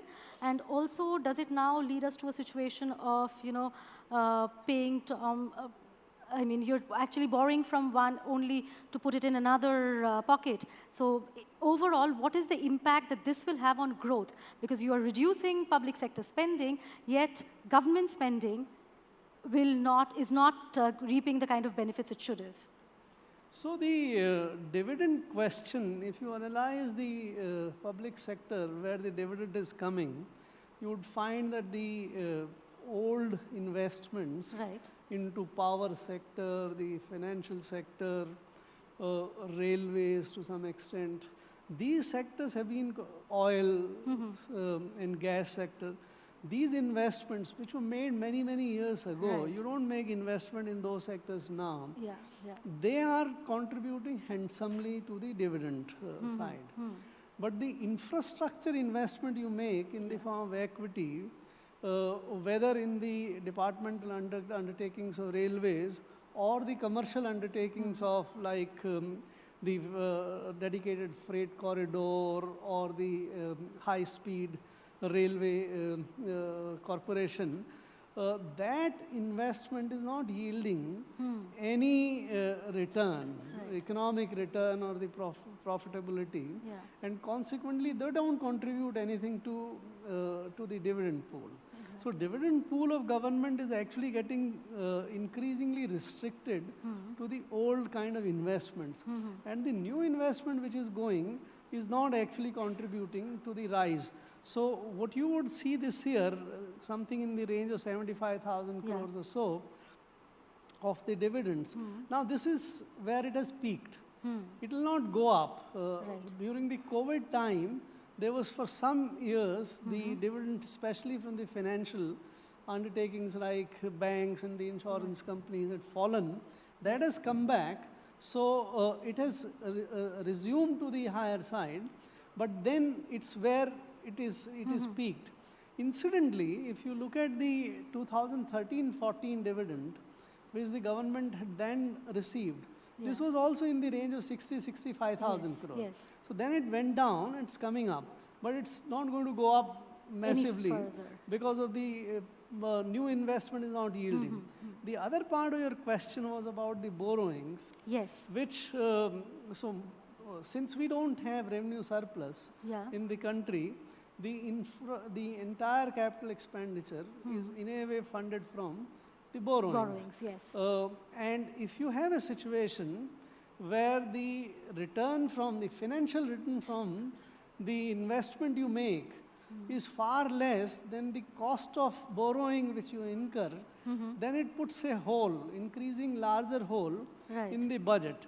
That is why you see the item which has been increasing massively is the interest payments. So this year we had about 11.8 trillion rupees of the interest payment. 5 years back it was about 6 trillion or so. This year budget may take it to 13 trillion. So the interest payments are increasing, which are squeezing your other revenue expenditure as well on whatever you call social welfare or the public goods and all.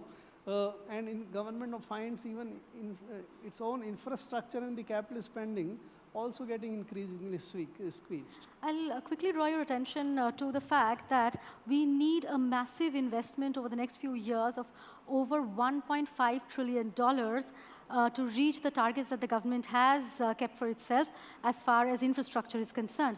Where do you think we'll be able to mobilize this kind of money? Because infrastructure spending has largely been a government spending. So I don't know where this number of $1.5 trillion government requires comes from. I think there's some study which has been done. Government itself doesn't, I think, has calculated. It's very difficult to calculate how much infrastructure spending you would need. But let us take one thing from this number is that the requirement of infrastructure spending is very large. For example, railways, where we spend about 2.6, 2.7 trillion rupees every year. This is, if you look at the shelf of the railways project, of only the ongoing projects, the annual allocation still is not even 3 to 4% of what is required. So railways' own requirement is very massive.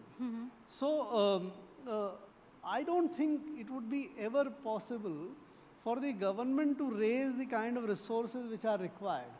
I think it requires two kind of big changes. One, we should increasingly make infrastructure attractive for the private investment.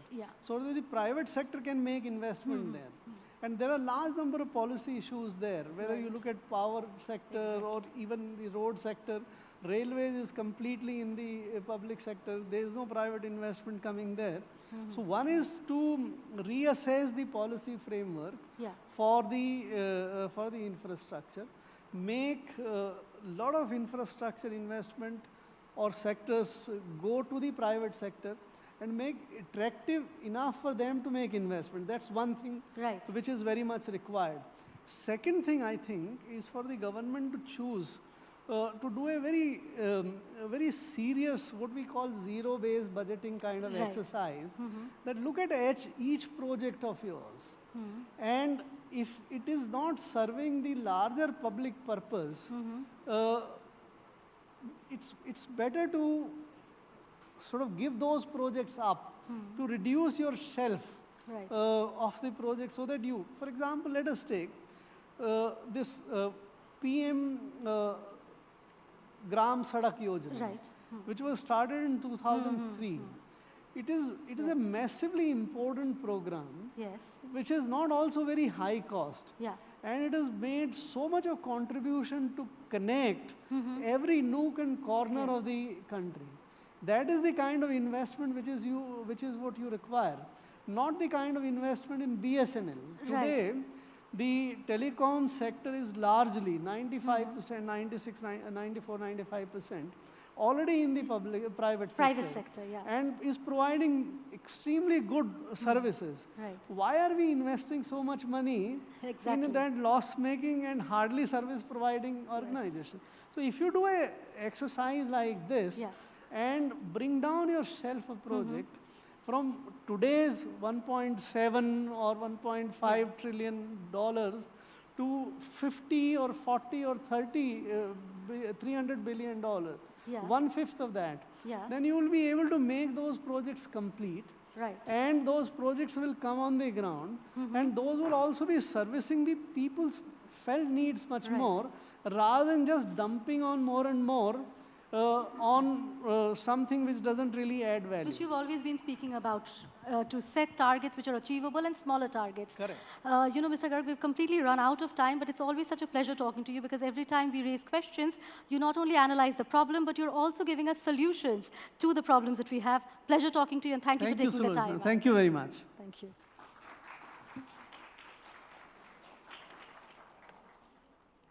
Pleasure talking to you. बहुत बहुत शुक्रिया Subhash Garg sir हमारे साथ जुड़ने के लिए और बात करने के लिए। तो आप सभी मेहमानों को अब मैं लंच के लिए आमंत्रित करता हूं। उसके बाद फिर हम इस सेशन को, इस चर्चा को आगे बढ़ाएंगे। बहुत बहुत शुक्रिया।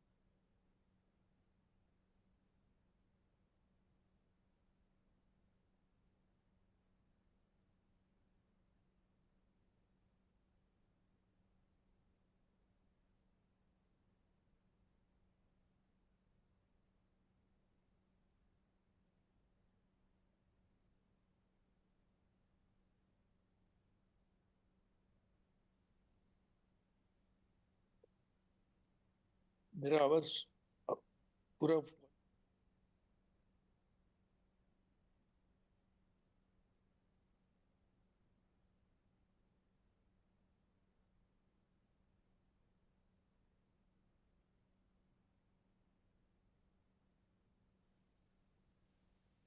तो अभी क्या करूं मैं?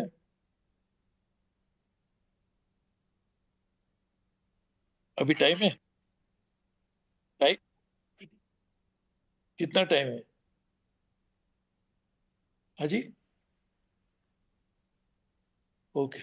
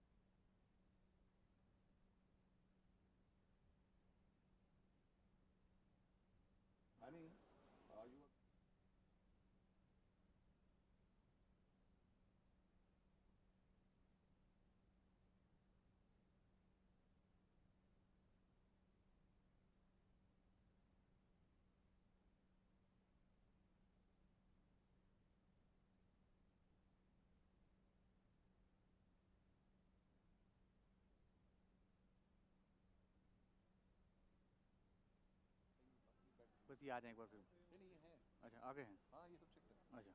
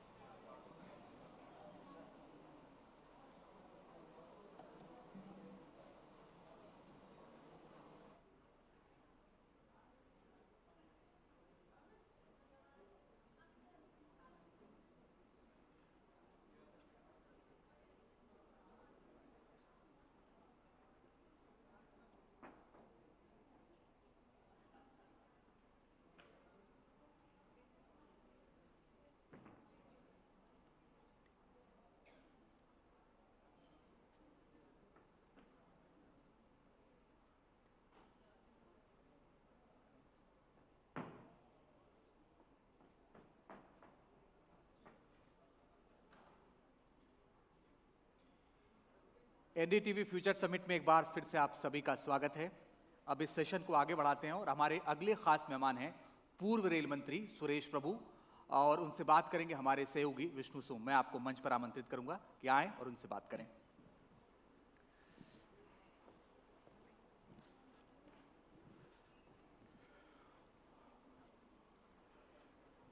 Good afternoon, everyone. Thank you very much.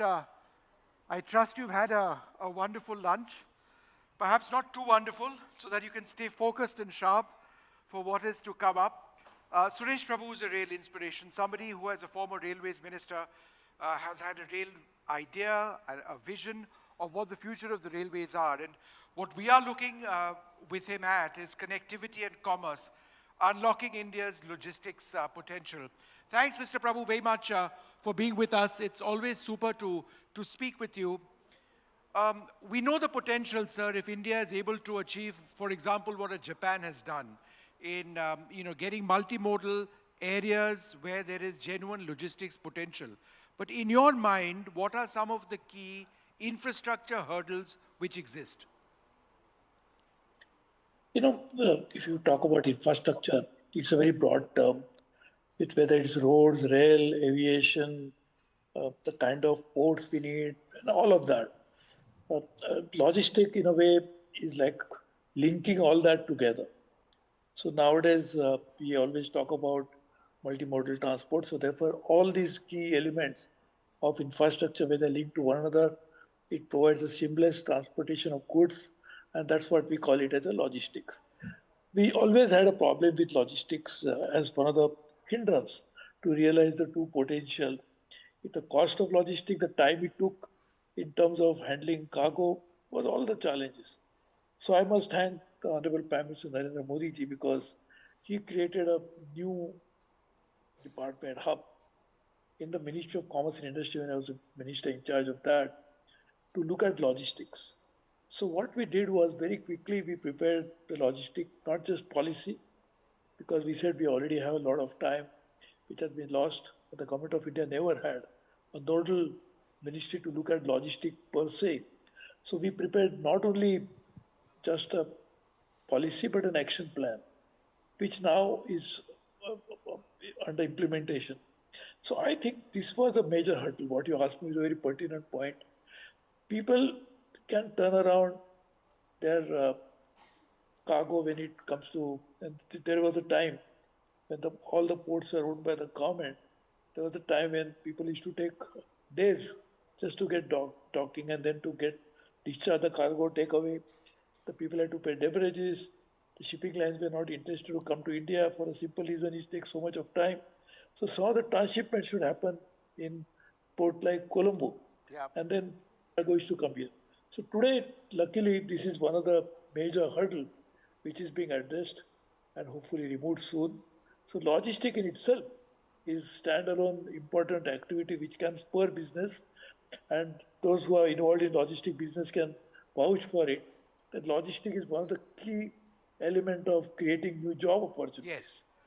No, watching this. Mr. Prabhu, let me ask you this. Now, part of logistics development is road development and construction. I believe this government and Nitin Gadkari personally, the interest they've shown, the transformation of the highway network in the countries is fantastic. As rail minister, you would know better than anybody else that one of the primary routes we have is between Bombay and Mumbai. It's an overnight train. But in a short period of time, we'll be able to travel between Delhi and Mumbai in approximately 15 hours or so. So, when road connectivity is improved to this level, where it supplements train connectivity from a time standpoint, what is the potential of Delhi and Mumbai as an economic corridor? There's already Delhi Economic Industrial Corridor, which is already under implementation. Then there was already, we created new corridors for freight corridors. Because as you know today, on the same track, the goods train also go as well as passenger train travel. And when you say passenger trains, there are different kinds of products in passenger trains. There are some premium trains like Shatabdi, Rajdhani, now Vande Bharat, when we had initiated that time. All of that is one part. But all types of trains would travel on the same track. So this was a good project. which we have started, I was reviewing it constantly when I was railway minister, was to quickly commission the freight corridor, which has already happened. So that will move up the goods train. And that will also help railways in many multiple ways, because then we'll be able to attract more cargo into the railways, which has been lost to road for a long period of time. Secondly, then the passenger trains will move faster because they will not now be constrained by the fact that at the same time some goods train is running ahead of us. So this is something which will help. So this in itself will help. In addition to that, we have already started working on semi-high-speed corridors, which are under implementation. In fact, there was one project which, when I was railway minister, had initiated. I had invited expression of interest from any company in the world which has a technology to commute or to actually use railway network at 400 kilometers plus. As you know, now the threshold of some of the Shinkansen train, the faster or TGVs in France, is something below 400. So we said, if anybody has a technology not fully developed, we would like to co-develop with you so that we'll also have the intellectual property over that technology. So we just don't have to keep paying royalty for the technology because it will be co-developed and can be used in India. So we actually had started that idea. I wish we can continue with that. And therefore, the semi-speed corridors, high-speed corridors, now with the freight corridor, which already been completed, we should be able to run trains at a much faster rate, and that will also help both for logistic because of cargo as well as for passengers' convenience. I wanted to ask you about regional rail corridors or rail linkages, which are, in terms of size, smaller than conventional Indian railways, but still very important. For example, we've got a high-speed rail network coming up in the national capital region. We've got fast connectivity to places like Meerut. We were talking today, at this event about connectivity ultimately to the new Noida airport in Jewar. How important are these regional rail services to actually expanding our logistics, potential and our economic hub development? So I'm very happy that now the Jewar, which is coming up just next to Delhi, when I was aviation minister, we had actually given clearances for that airport, and even land acquisition, everything was happening at that particular time. And now it will be soon, and I'm sure the planes will start flying in or landing there. So that itself is a great activity. As you correctly asked me, whenever you have an air corridor, it should be connected because people get down at the airport, they have to go somewhere, right? They're not going to stay at the airport.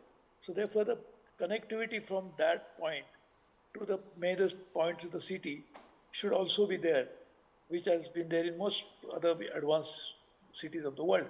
So we started doing that. In Delhi airport, if you can see, there's already a metro which is going in there. There's a bus terminal which is not very far from there. So we need multimodal transport system, both for freight as well as for passenger movements.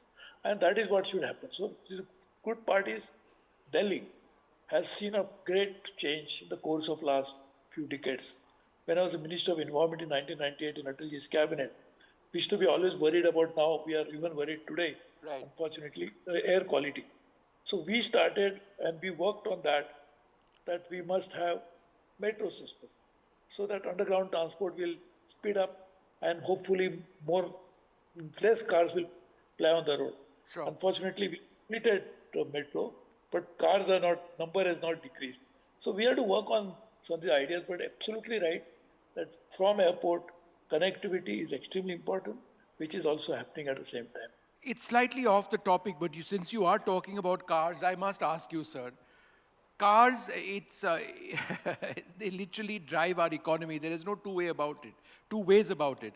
The fact that we add the thousands of cars on the roads of a place like Delhi where there is no scope for any expansion of roads internally, there are only so many flyovers that we can build, it is a problem. Now, when we talk about rail services, air services, metro services, that's all very good, and to a certain extent, that's all clean. But how do we move over our fixation with cars to use public transportation in a proper, productive manner? You're absolutely right. There is an urgent need to address this through public policy initiative. There are cities like Singapore where there is a high cost you have to pay to buy a car. There are some cities in the world where when you buy a car and you're going to use it in a city like, which is very highly populated and highly polluted cities, you pay very high. Can we get the line back with Mr. Prabhu?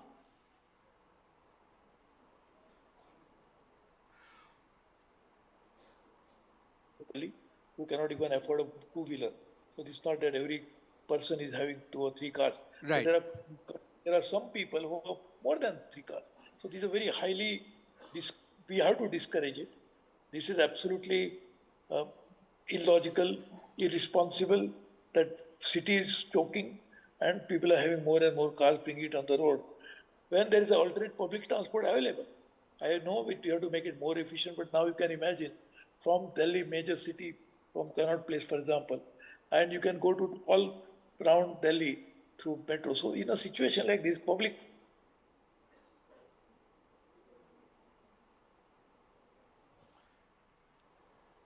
Apologies, there's a line issue from his end, not our end. We'll see if the technology works. Hopefully our multimodal... Oh, you're back, sir. You're back, sir. Please go ahead, Mr. Prabhu. We lost you for a second. Go ahead, sir. Yeah. No, I was just saying that we really need to put in place a proper public policy, both sides. Demand side, that means more and more people will be discouraged from creating more and more demand for cars. From supply side, in terms that probably public transport should be made so affordable, so efficient, and should be cleaner. The other part of these cars is the fuel that goes into the car.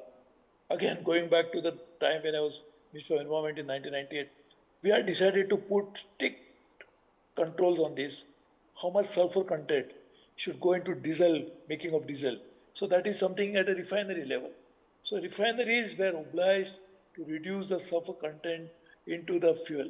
Now we have to go a long way, we have come a long way from there, but still we need to put in place the kind of fuel that can be used in a place like Delhi. No, but Mr. Prabhu, my question is this.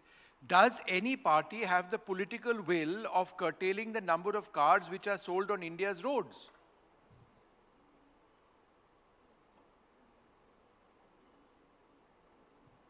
We'll try and see if we can reach out to him once again.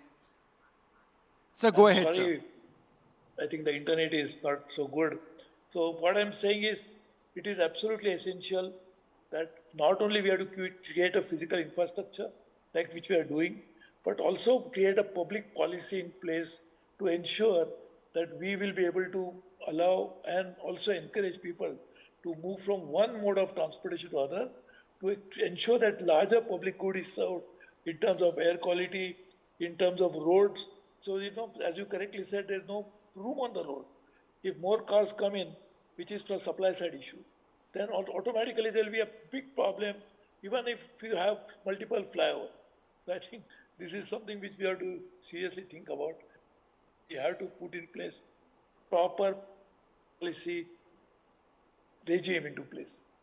All right, Mr. Prabhu, wonderful speaking to you. We'll wrap it up. The internet is failing us today, but thank you so much for your ideas on the future of mobility and transportation and the creation of hubs as well. So a lot of interesting ideas over there, certainly linked to the potential of the Indian Railways in creating these hubs and a lot of the policies which Mr. Prabhu himself was a part of. Thank you all very much. We'll move on now to our next session.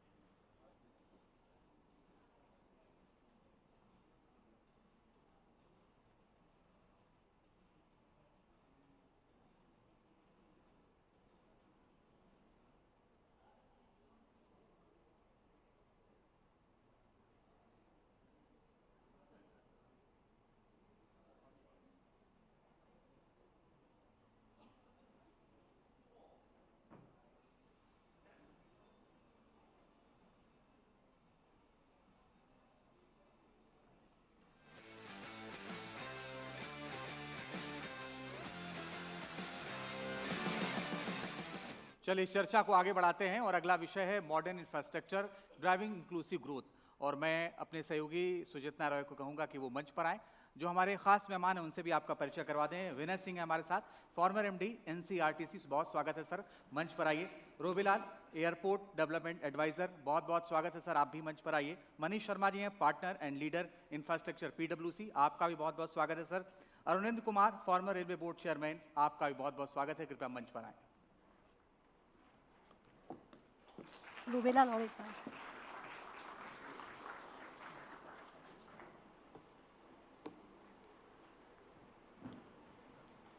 Yes. Panelists, please join me.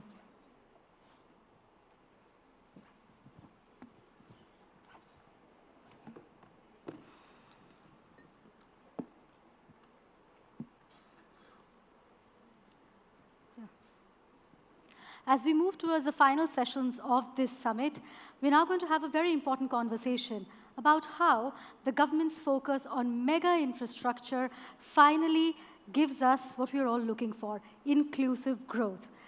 And I have with me, ladies and gentlemen, 4 eminent panelists with whom I'll be talking about modern infrastructure and inclusive growth. My first question is to Mr. Vinay Singh. He is a former MD, NCRTC. You know, the key to remove regional imbalances in growth is regional connectivity. How do you see NCRTC, which is looking at revolutionizing NCR transportation, doing exactly that? Is it on? Yeah. Okay. Thank you for giving this opportunity to interact with the audience. See, there are various perspectives to the question which you have asked. NCRTC is revolutionizing the regional transport in so many ways. Let us see one by one how we can see that. So number one is this concept of regional mobility or connectivity itself is new. Till now, if you see, the transport modes were quite fragmented in the NCR. First time central government and 4 state governments came together for providing an integrated solution to transport, which was very much needed. The key elements of this connectivity are interoperability. That means the 3 corridors which are part of the first phase of the project, these are interoperable. Right. So trains can move from one corridor to another. Passengers, they need not to change the trains at the terminal station. So practically there is no terminal station and there is a seamless movement. Number 2, very important component of this whole planning is multimodal integration. The previous session also, we were talking about multimodal integration. The true multimodal integration has been the core of RRTS, which is being done by NCRTC. And if you see, the RRTS trains will be connecting airport, both the airports. It will be connecting the railway stations. It will be connecting the bus stations. It will be connecting almost all the Delhi metro lines at one or the other station. So there will be seamless integrated connectivity within the NCR.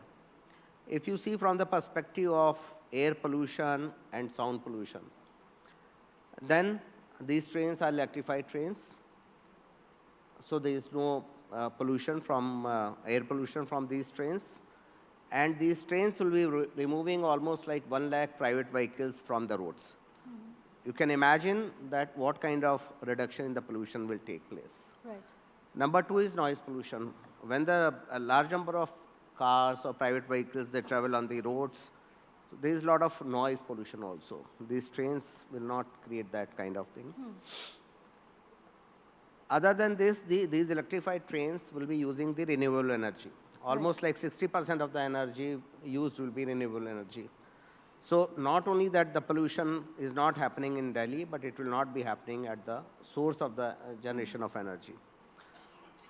Financially also, the way project has been planned, it is sustainable. Yeah. How it is being done? Because the urban planning is a very, very integral component of this. The project itself is basically for decongesting Delhi. so that people can move from Delhi to nearby locations, 30, 40, 50, 100 kilometers, and they can travel within 1 hour to center of economic activity, which is Delhi and nearby. Right. So in the process, the economic activity itself will get decentralized and leading to kind of reverse migration, Right. which is otherwise it was happening towards Delhi. Everything was gravitating to Delhi, congesting Delhi.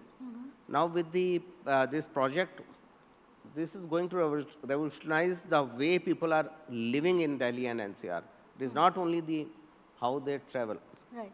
So the whole thing is going to change as it was planned 10, 15 years back. Yeah. Okay. Thank you. I'll come to Mr. Arunendra Kumar on this. You know, at the very core of railway system in any country has been to ensure seamless regional connectivity. But we were discussing the same issue with Mr. Subhash Garg a few sessions before. And budget after budget, we've seen how investment into mega railway projects, which we'd seen previously, dedicated freight corridor or even the rapid rail projects, they've been deprioritized as far as allocation of budget is concerned. What do you think should be done to pull railway back into the center of what we call multimodal connectivity? Railway is the, thank you first very much for inviting me. Railway is at the heart core of India's transportation network. And to promote, because of the Indian Railway Act, the state involvement, this RRTS concept has come up. The dedicated freight corridor is already running as much as 800 trains per day on the western corridor from the ports, which has decongested the sector from Delhi to Mumbai. Similarly, there is decongestion in Laba division, where you find that trains are now much more punctual. So with these rise of freight corridors, the rise of RRTS-like things, or the metro, the passenger generation is happening at different locations. And they want to transfer from one place to another, whether it's cargo or it's a passenger.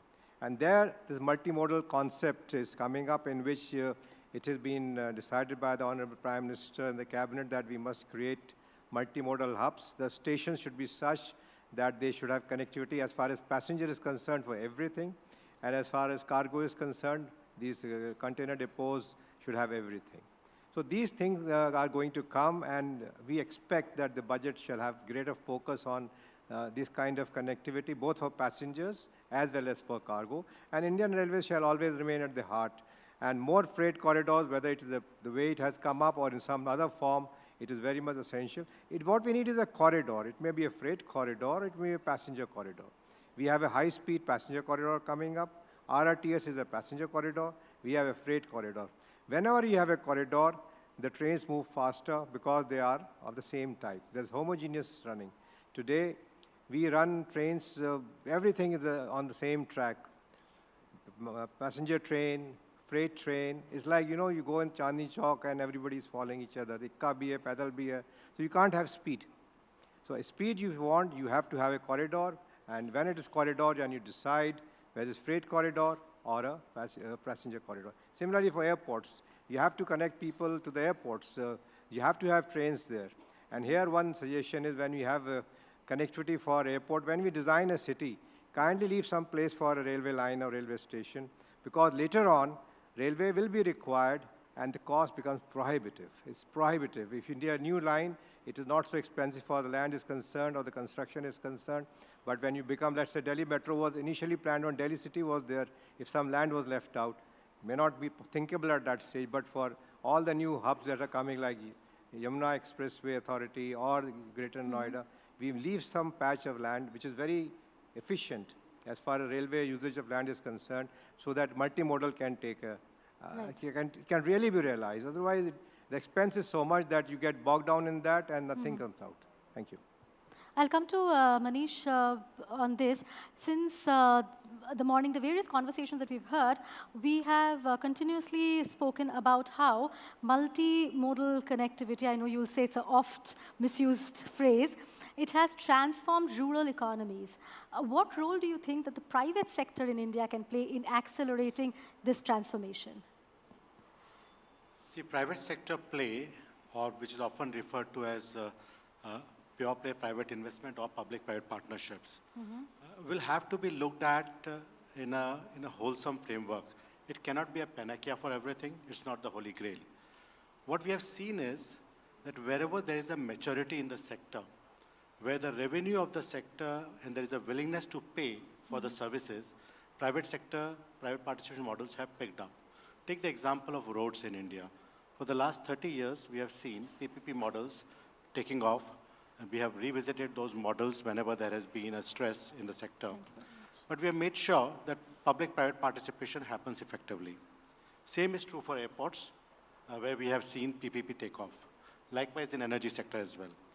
But when it comes to probably something which is touching the lives of people much more closely, whether it is distribution of energy in a city, whether it is water-related distribution activities, we have seen PPP being at the margins. Right. And the reason for that is purely because of the kind of risks which private sector is unwilling to take in today's environment. There is a willingness to pay risk, there is a billing risk, there is a collection risk. Okay, infrastructure within the city is not mapped adequately, so there are challenges around saying, where do I rehabilitate? How much cost do I incur in rehabilitating? These are the kind of risks that somebody will need to spend time on. And that's where the word keeps coming to the table, project preparation. Yeah. If you prepare your projects well, greenfield projects, relatively easy to prepare well. Brownfield, where you're trying to rehabilitate, expand infrastructure, difficult, requires a lot of groundwork. Right. Okay, so whether it is rural areas, whether it is urban areas, the story remains the same. Right. I'll come to Mr. Lal. You know, we began today's summit with a conversation with the Civil Aviation Minister, Mr. Ram Mohan Naidu. He mentioned how the vision for multimodal connectivity has been, as far as air travel is concerned as well, as far as civil aviation is concerned, is from Hawai Chappal to Hawai Jahaj. In that, my question to you is, how have policies such as UDAN panned out in democratizing air travel among the various regions of India, especially the backward ones? The UDAN that I know of, I've never really used it extensively, has been very effective. Right. So, but not to all the airports. Therefore, when currently the ministry talks about another 200 to 250 airports in the next, till 2047, then there's a requirement for regional studies that have to be done. And when I say regional studies of airports, as we discussed in the morning and we heard so much, and even right now, it's not just the airport. You know, nobody goes to go take a look at an airport unless you're a guy who works there. But the thing to do is all the other infrastructure that comes in. The roads, the rails, the water supply, power, and if people are coming in, schools, hospitals, the whole thing.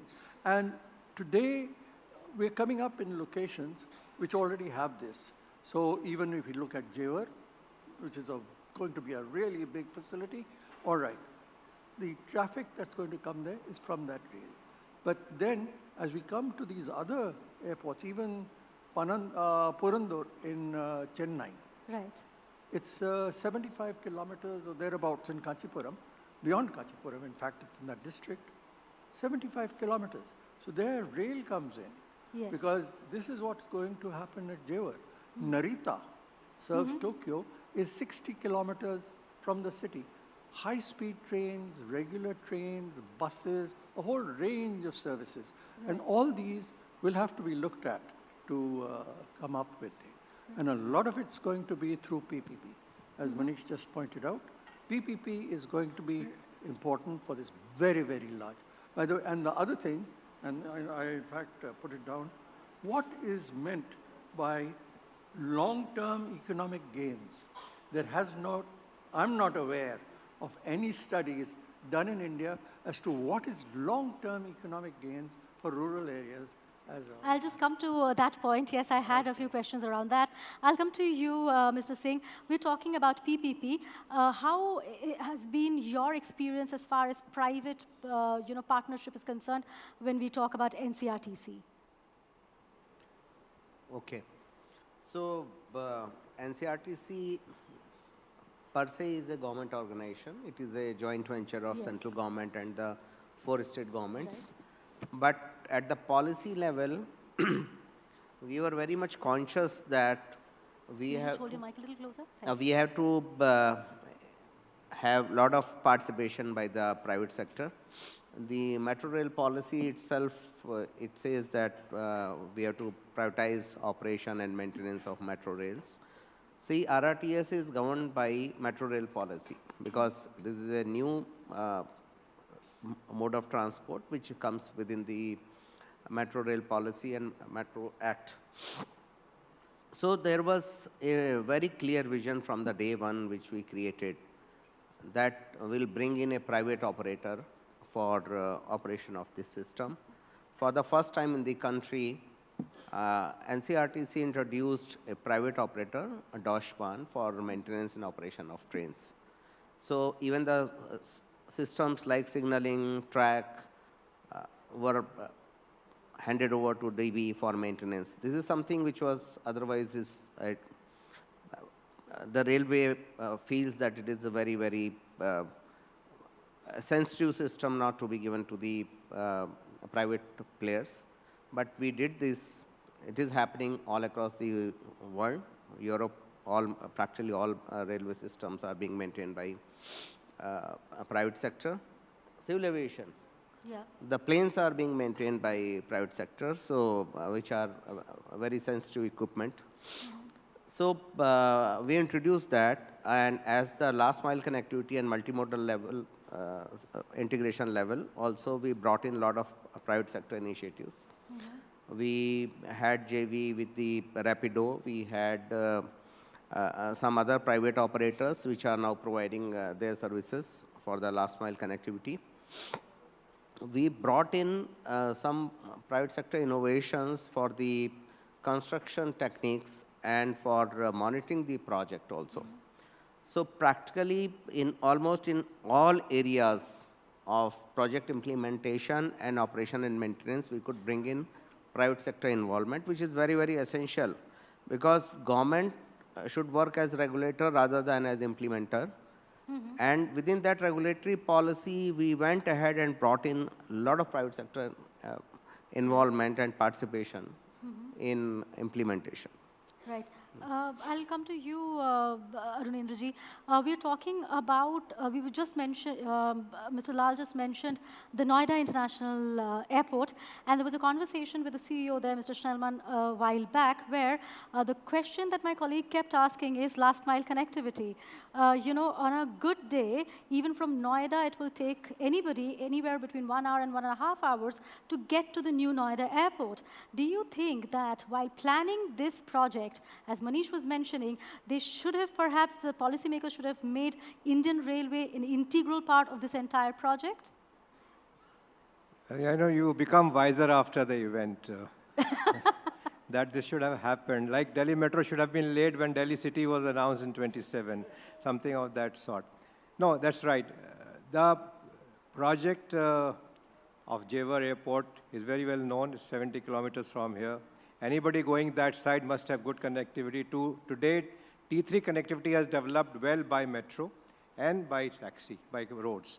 But it will take some time as the reports are at least 10 years for RRTS to come up to connect Jewar, so you have to rely on the road. Roads are essential for growth. There's no two opinion about it. But for long time, continuous, you need rail. So I've been mentioning and insisting always that whenever you design any big connectivity project, leave some space for railways. Railways will need a land much less than a runway if you have to really go through. Yeah. And 2 tracks, one going up and one going down. You see, Bombay, the metro, the suburban Bombay was designed in 1854. It is continuing. The Bombay is running because it was, when Bombay was set up, metro was set up at the same time. So we must leave, and it's then very cheap. Yes. That to lay a line is 20 crores a kilometer. When you come to RRTS type of thing, it becomes 150 crore a kilometer. The situation demands you have to have tunnels, you have to have, everything is on the pillars, so it's expensive. And then you have to work out a reverse model. Look here, I want money, so I must develop city, suburban charge and other charges. The railway cannot earn from railway. You have to earn from the land. So this kind of things have been, everything becomes together. The whole thing is then that railways at the receiving end, there is no connectivity, very poor, no last mile. It was not there. You can't develop last mile on the last day. Right. So you have to have a plan very much in the beginning. Whichever airport needs it today, tomorrow, and day after, high-speed connectivity as Narita Airport or any airport for that matter has, it has to have, because you can't be having taxis and parking lots all over.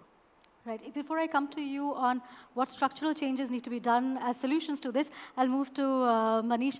We're talking inclusive growth, so therefore job creation is crucial to that. Now, the biggest critique of mega infrastructure projects for a very long time has been it is not able to create long-term employment. Do you see that not being the case when it comes to the current government's focused push towards mega infrastructure projects? I think it is something slightly different. When you look at mega infrastructure projects, during the construction stage, obviously there's a lot of job creation, both skilled and highly skilled, semi-skilled as well. But what is the impact of the project on job creation is something that follows thereafter.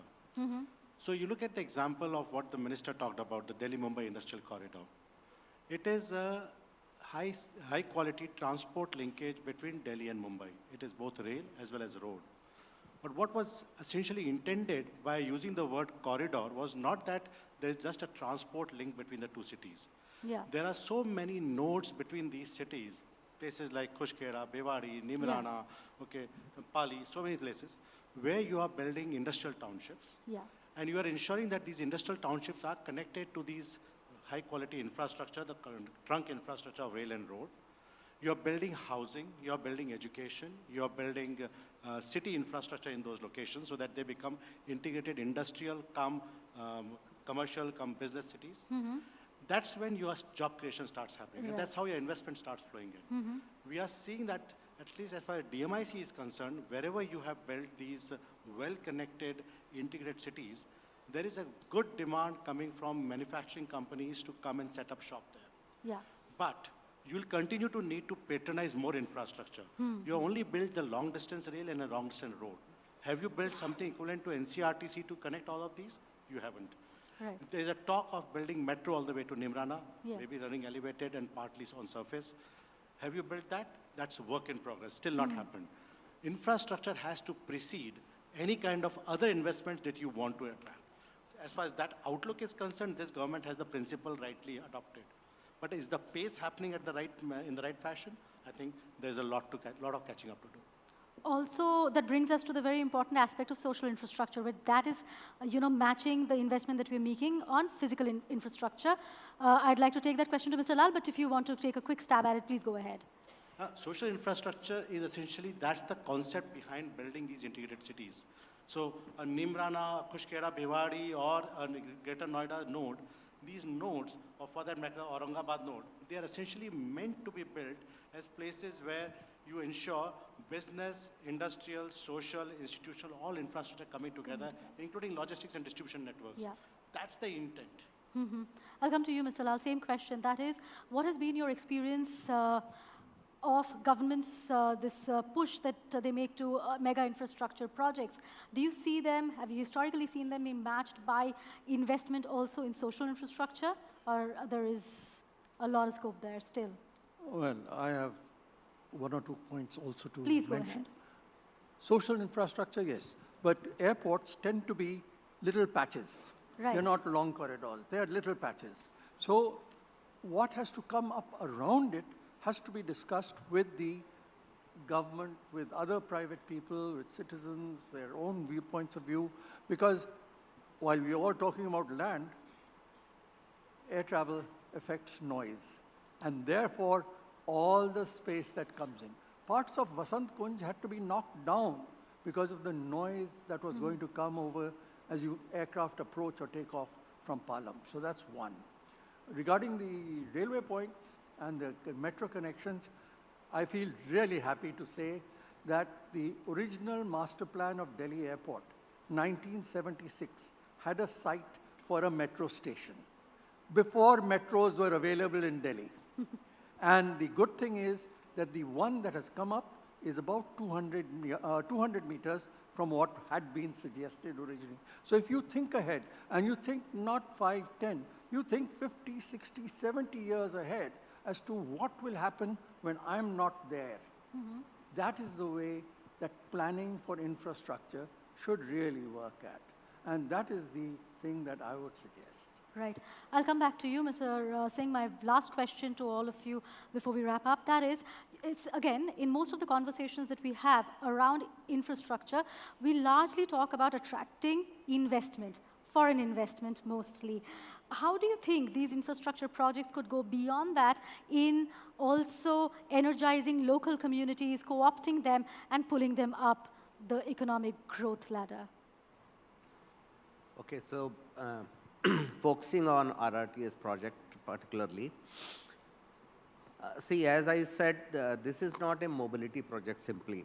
This is a urban development or urban planning project where we have to see the government is making an investment as huge as 30,000 crores for a 82-kilometer connectivity.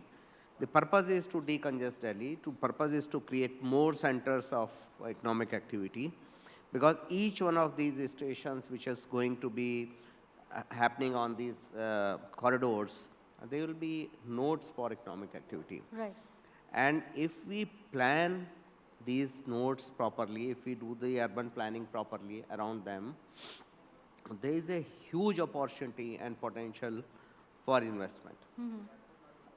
What happens many times if we are not ready with our schemes, which are not to be done by the implementing agency, but by the concerned state governments. And the state governments, the good thing is that the state governments are part of RRTS. Right.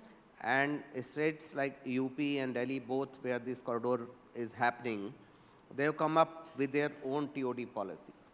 So there is a lot of focus on how to do the transit-oriented development around these nodes. Right. And if everything goes well as being planned and being implemented, there will be huge, huge opportunity for bringing in investment in developing the smart cities around them. Right. And a lot of other economic activity which can be attracted from the through foreign investment or maybe through the domestic local investment also. And all of that could go into energizing the local communities, you mean? Absolutely. A lot of activity which will generate employment. Yeah. And means well-being of the people who are staying around. Right. But essentially we're talking about, again, migration to places through which the modern infrastructure runs. Perhaps? Yeah. So actually I am talking about that only.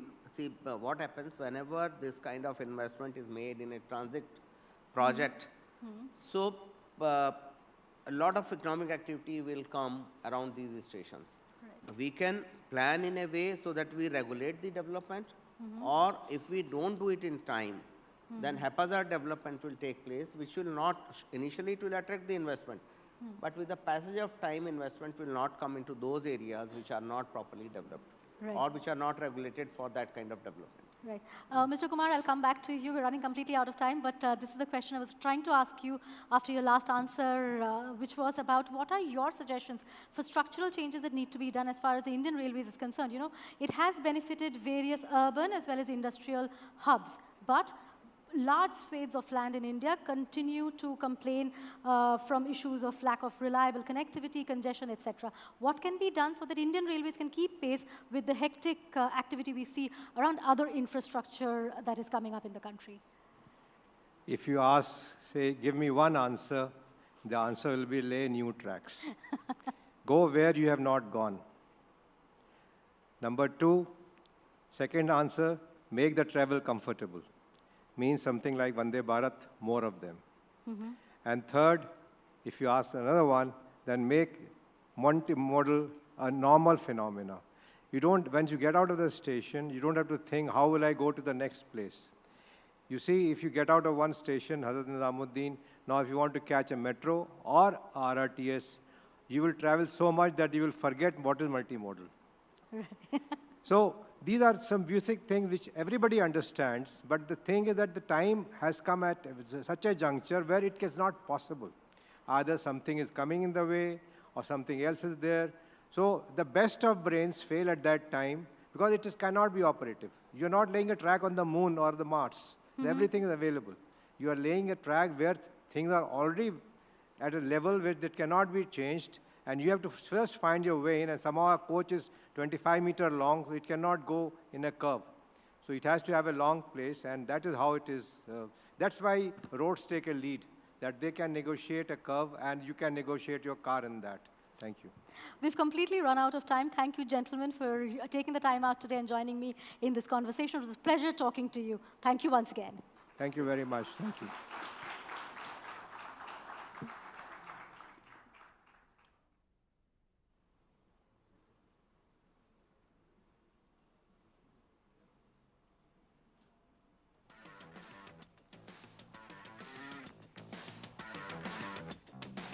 बहुत बहुत शुक्रिया विनय सिंह जी, रोबीलाल जी, मनीष शर्मा जी, अरविंद कुमार जी। अब इस session को आगे बढ़ाते हैं और आगे चर्चा में हमारे साथ जुड़ रहे हैं उत्तर प्रदेश कैडर के आईएएस रहे संजय भूसरेड्डी जी, इस वक्त उत्तर प्रदेश रेरा के चेयरमैन हैं। हमारे दूसरे मेहमान हैं प्रणय कुमार, ईडी हैं आरईपीएल। साथ ही अभिजीत सिन्हा साहब जुड़ रहे हैं, programme director national highway for electric vehicles. Jagan Shah, CEO Infravision, और Sudhir Krishna, former secretary urban development. आप सभी का बहुत बहुत स्वागत है। कृपया आप सब मंच पर आएं और साथ ही मैं एनडीटीवी से अपनी सहयोगी गौरी द्विवेदी को आमंत्रित कर रहा हूं।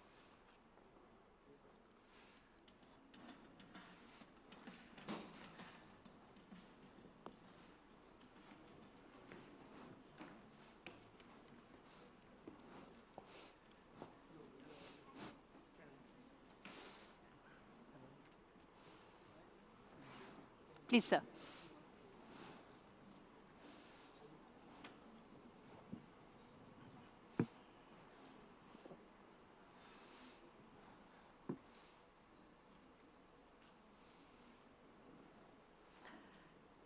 I think one of the most important aspects of future cities is about how smart are they.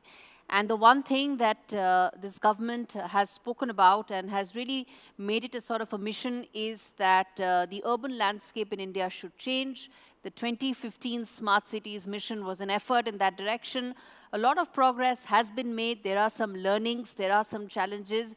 And in this discussion, we'll try and bring out all of them. The learnings, what should be India-centric solutions, and also what are the specific challenges that cities in India face. Because it's easy to start going about making things greenfield, but brownfield is when a lot of challenges come where India-centric solutions need to be sought and need to be identified. And this panel, I'm hopeful, is going to be able to get out some of those interesting insights and perspectives that would enrich policymakers as well as the audiences in terms of how do we make our cities smarter and how do we go about learning from the lessons that have come in. Let's go across the panel, sir. Let me start with you. Your opening thoughts on the fact that connectivity, how crucial it is in terms of ensuring that our urban landscape changes and it becomes in tune with the challenges both of connectivity as well as urbanization that are there. Thanks. Thanks for inviting us, me particularly, for this August gathering. See, definitely connectivity is a point which everybody knows that it is required. As far as a smart city is concerned, the real issue or real challenge we as an organization... So could you just pull up the mic a little bit? Yeah, keep it closer to your mouth. Yeah. The real challenge we faced about that data availability to plan for the smart city. What to connect and where, that origination destination matrix, the mode of transport, what people needed. Nothing was rightly available, and what was available was in piecemeal. It was difficult to join the dots. Right. You want to come in there, sir, in terms of when you talk about our smart cities, the kind of challenges and also the alignment that exists between connectivity. If we are able to provide connectivity, how much does it help in really transforming our cities to become smarter as the ultimate goal is? I think connectivity is at the heart of planned urbanization. Without proper connectivity, we have kind of, you introduce mobility solutions like metro rail, but if it is not connected with the last mile connectivity solutions, then you end up confusion around the metro rail where you find a lot of auto rickshaws around, and people do not know where to go, how to go, and so on and so forth. So seamless connectivity solutions, what is called comprehensive mobility planning, walk to work. You start from your house and you should be able to comfortably walk up to intermediate transport station like bus station, and then you take the bus up to the metro station and then take metro and go and reverse that side also. So seamless, today the position is unfortunately in our quest for transportation solutions for the cities, only metro rails have been given attention. Even buses are not enough. Most cities don't have enough buses also. And walking is a become challenge because walkways are not being looked after. So I think it's high time. And if you make good walkways, then it will reduce the cluttering of the cities. People will walk short distance. Today people are taking out their automobiles, even for 1 kilometer distance, half kilometer distance. People they don't want to send their children on the road for bicycling. Not the children, in my childhood I used to go to school on bicycle, and so today it's not possible, You are not sure to have a safe ride on the roads. That's a very important point you made, that how pedestrian unfriendly, unfortunately, most of the cities are. And how do we go about fixing that? Because, that impacts everybody in the house and also has larger implications for sustainability as well. If people do not take out their cars for shorter distances, it has huge impact on our sustainable living as well. In fact, many a time people don't want to go to metro or take metro also at times, because to reach metro is a challenge. So therefore, you better take your car and complete your journey both ways. So the last mile connectivity solutions have to be given some attention. I'm not saying nothing is being done, but greater attention, the kind of attention metro rails are getting, pathways are not getting, walkways are not getting a fraction of that attention, Cycle paths are, being developed only as a showpiece here and there, 1 kilometer, half kilometer here and there. I think it is very high time that municipal corporations and those who handle the city operations, the development authorities, the planning authorities, they must focus on integrated mobility solution, starting with my colleague just now, you mentioned about origin and destination, traffic, how much origin people are going from where. That survey can be done. It is possible to conduct surveys to do a planning and find out how from where to where people are going, in what number. The surveys will give good approximate results. I think these are foremost and fundamental requirement is integrated transportation solution for making cities really sustainable. And then smartness will come later. You have smart buses already, smart metro rail. Metro rails are very smart, but that is not enough. We have bicycle systems which are smart, but they are all in pieces here and there. So it is high time that we integrate. That's an important point, yes. sir. Mr. Shah, you want to come in there? That connectivity is a 360-degree concept. And as Mr. Krishna said, that while some aspects may have been given some attention, a lot still needs to be done. Certainly a lot has to be done. Connectivity is not only a concept, connectivity is an outcome. It's actually the product of investing not only in connectivity infrastructure, which usually captures our imagination a lot more. So we want to build the railway tracks, we want to build the metros, but also importantly, connectivity services. So if you go to a European city which has a good interconnected mobility network, you will find that there will be that important interface between the consumer, the person who needs to travel, and the infrastructure. So connectivity is a product of services and infrastructure coming together. It's not enough to simply run a bus, you need to run a full bus. It's not enough to simply run a metro, you need to make sure that the metro is getting people to where they want to be.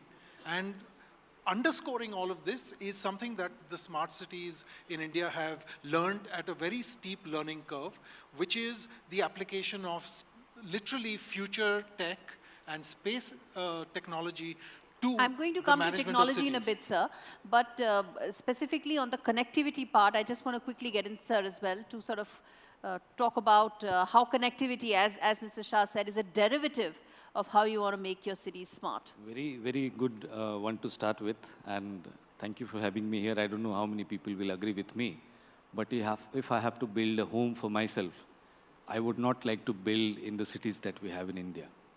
Might be not Delhi, might not be Bangalore, might not be Mumbai, because all of us, and particularly these cities, are on a scale, if I can give you, every minute, 30 people from a rural settlement is moving in India to an urbanization. The scale of urbanization in India is so huge. It's unprecedented in the history of the mankind. And if you look at it, that 11% of the world population lives in our villages. And they all need cities. These cities should be livable, walkable, breathable. And what we wish... And sustainable. And sustainable, definitely.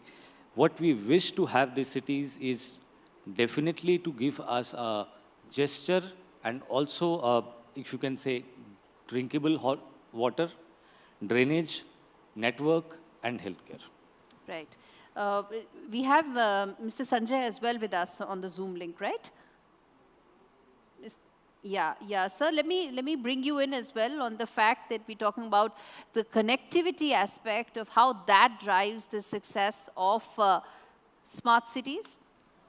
See, I'll give you the best the help of an example. Once Jewar Airport was declared and the work started going on in full swing, and the schedule of starting of landings and departure was also declared.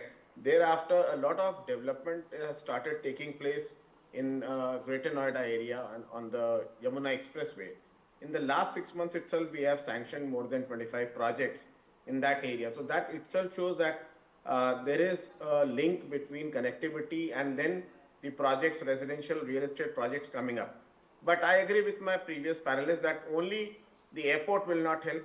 We'll have to have a metro connectivity from Jewar to Noida to Delhi and to Gurgaon, and then the last mile connectivity with the help of buses to the metro stations. So that is very, very essential. So it definitely has a direct linkage, and there are enough examples to prove that. All right, sir. Then which brings me to the other aspect that I wanted to discuss, which is the tech aspect. How do you ensure that you get technology-enabled solutions and also India-specific solutions? Because whenever you talk about technology, it needs to sort of blend in with our requirements. And let's put that across to the panel in terms of how tech can solve our problems. When we talk about tech, if you look to infrastructure and integrate with tech, what integrates it? The sensors, cloud, AI, ML, and the bandwidth. Now, once you do this, then you need basically that software to integrate it.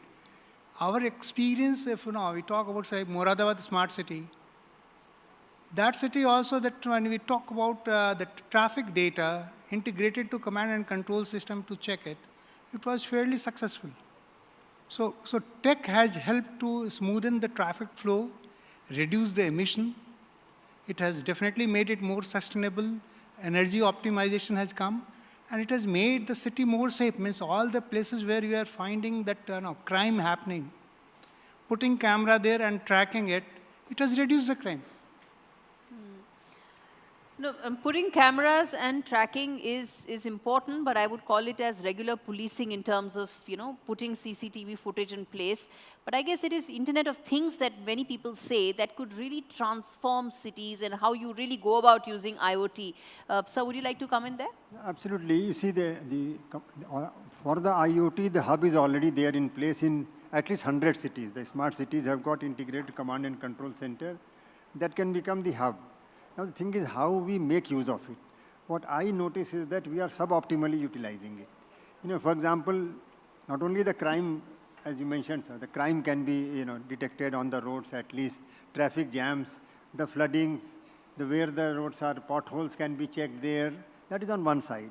Similarly, the water supply situation, where the water is, where the leakages in pipe, everything the command and control center can tell. Sewage line, where the sewage line is clogged, whether it needs to be repaired, and so on.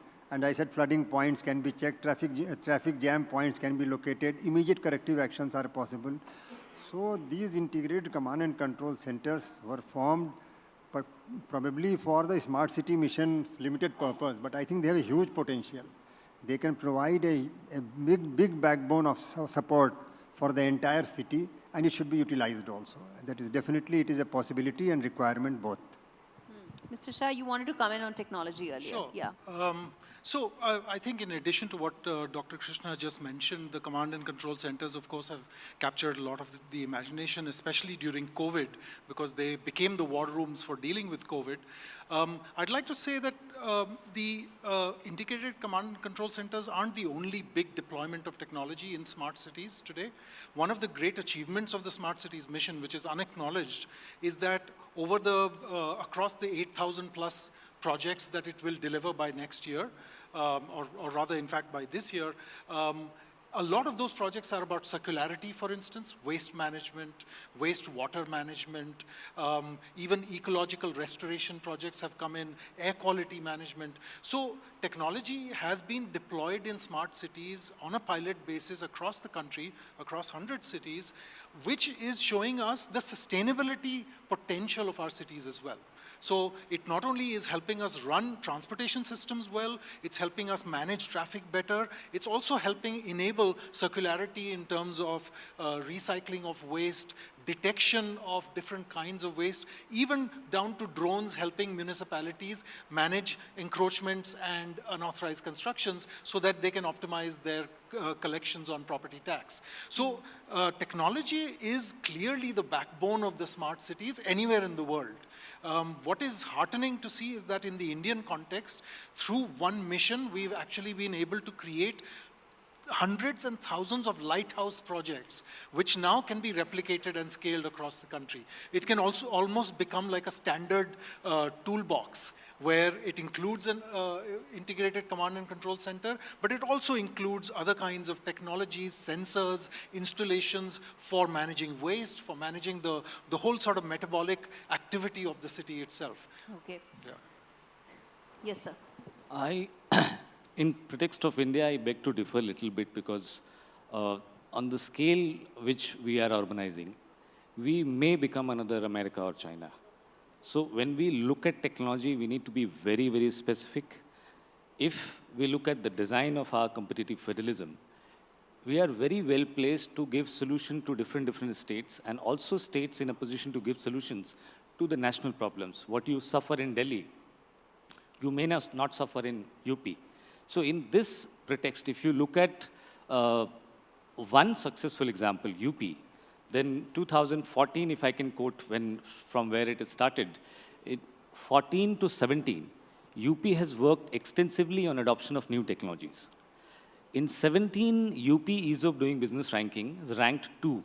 Yeah. And at that time, when new government came with the Vibrant Gujarat model, I used to be the campaign team member of the Vibrant Gujarat model, and then I came to UP.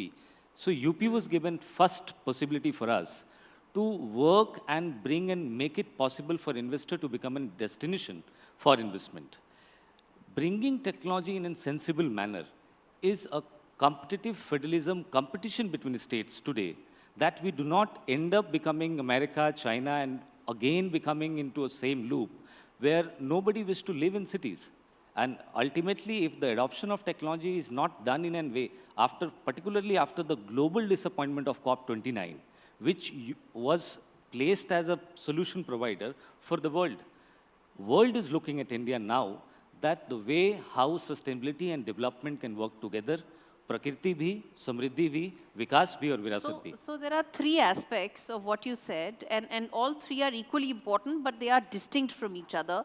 One is our constraints of urbanization, which require us to create housing and other infrastructure. Second is the aspirational living, where we want better living standards and hence don't want our present cities as options for living. And the third is that how do we go about creating global models that can be replicated by other countries in global south. All three are equally important, but I would say not interchangeable, and I think that makes the whole this conversation so important, but at the same time so diverse. Let's get in Mr. Sanjay as well to talk about the role that technology plays in terms of ensuring our cities become smart, and the challenges that are unique to India must find those India-centric solutions as well. Speakers have mentioned as previous speakers have mentioned on the technology aspect.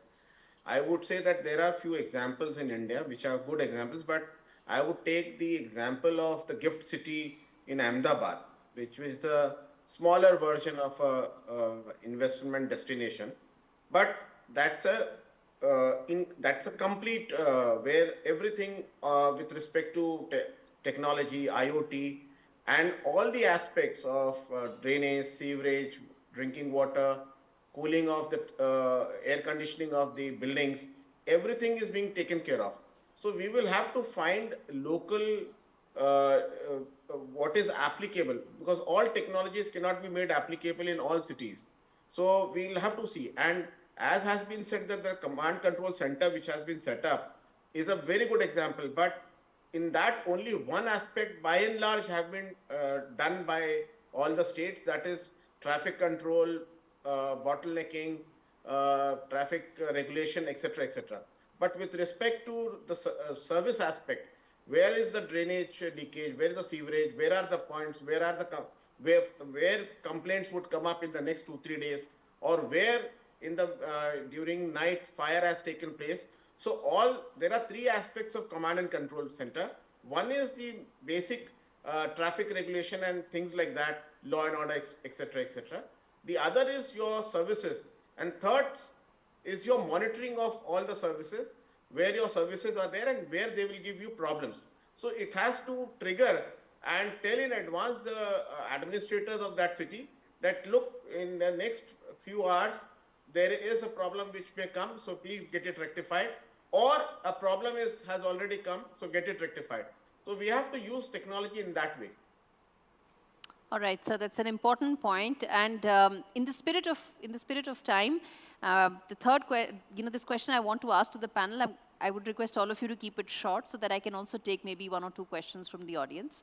But the question that I want to ask is that, what has been the one success story in terms of smart cities that you think India can emulate? There's no perfect example, because we need to have solutions for our particular conditions. But in your assessment, the one experiment that you think that India can replicate when it comes to smart cities on all parameters? Quickly, sir. Yeah, if you look around the world, Barcelona, Amsterdam, Seoul, or even Shanghai, Shenzhen, everywhere people talk about citizen-centric and shared mobility and sustainable solution. Okay. So this is where has to be focused to create our future correct smart cities. Sir, I just have one thing to say. If you take the NCR region, we can combine Barcelona, Madrid, Seoul, all of it, and we'll still not reach NCR. So what you're saying is correct, but at the same time, I think the scale of how India deals with anything makes things so much more complicated. Yeah. Actually, all these cities which are ranked as really smart cities or top smart cities are generally in Europe. In addition to that, top 10, and then Singapore and maybe Seoul. But thing is, all these cities, the reports that have come, and I have visited some of those cities. I had the fortune of visiting also some of these cities, and they are investing a lot on social infrastructure.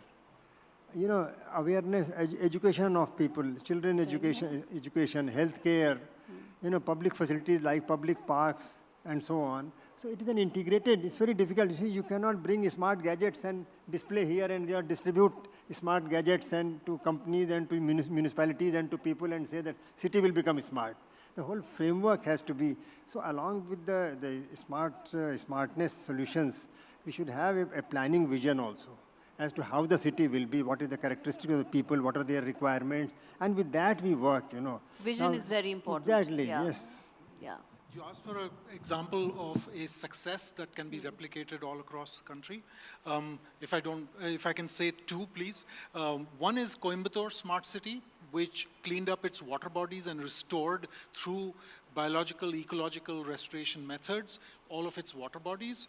The second is Surat Smart City, which actually demonstrated that our wastewater can be treated to the level of becoming drinking water quality. And so it has actually demonstrated precisely what Singapore has become famous for, which is what is called new water, which is actually recovered from wastewater.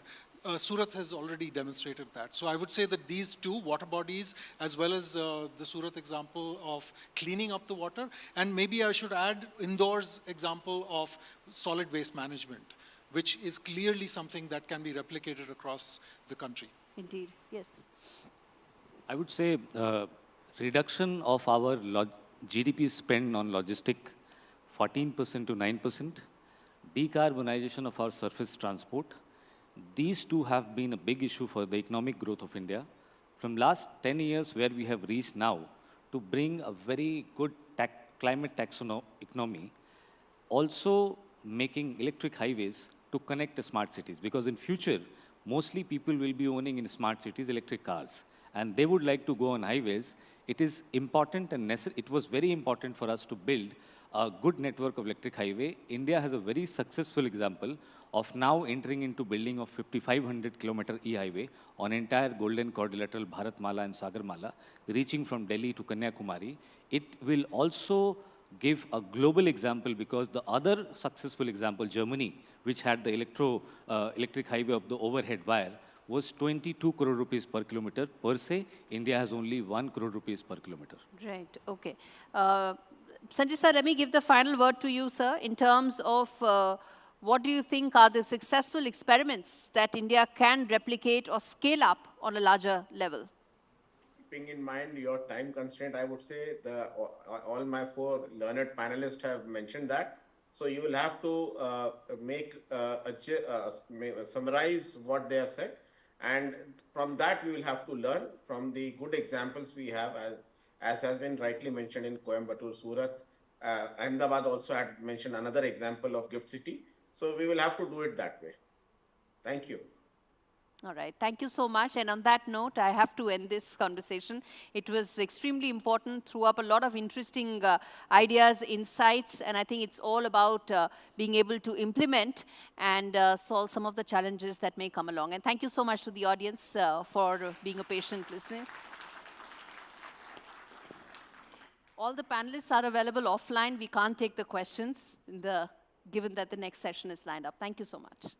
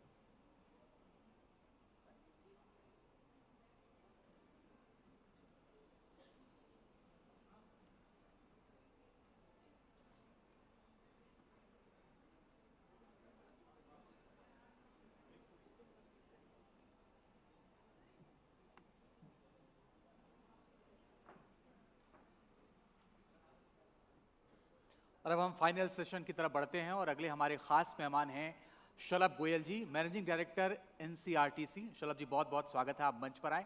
शलभ गोयल जी के बारे में बता दें, 1989 batch के railway के अधिकारी हैं और 2 आईआईटी रुड़की और आईआईटी दिल्ली से पढ़ाई कर चुके हैं। फिलहाल 2 जुलाई 2024 से नेशनल कैपिटल रीमन ट्रांसपोर्ट कॉर्पोरेशन के एमडी के तौर पर काम कर रहे हैं। बहुत बहुत स्वागत है, मंच पर आए सर। और मेरे सहयोगी विकास भदौरिया उनसे बातचीत करेंगे। विकास, आप भी आइए।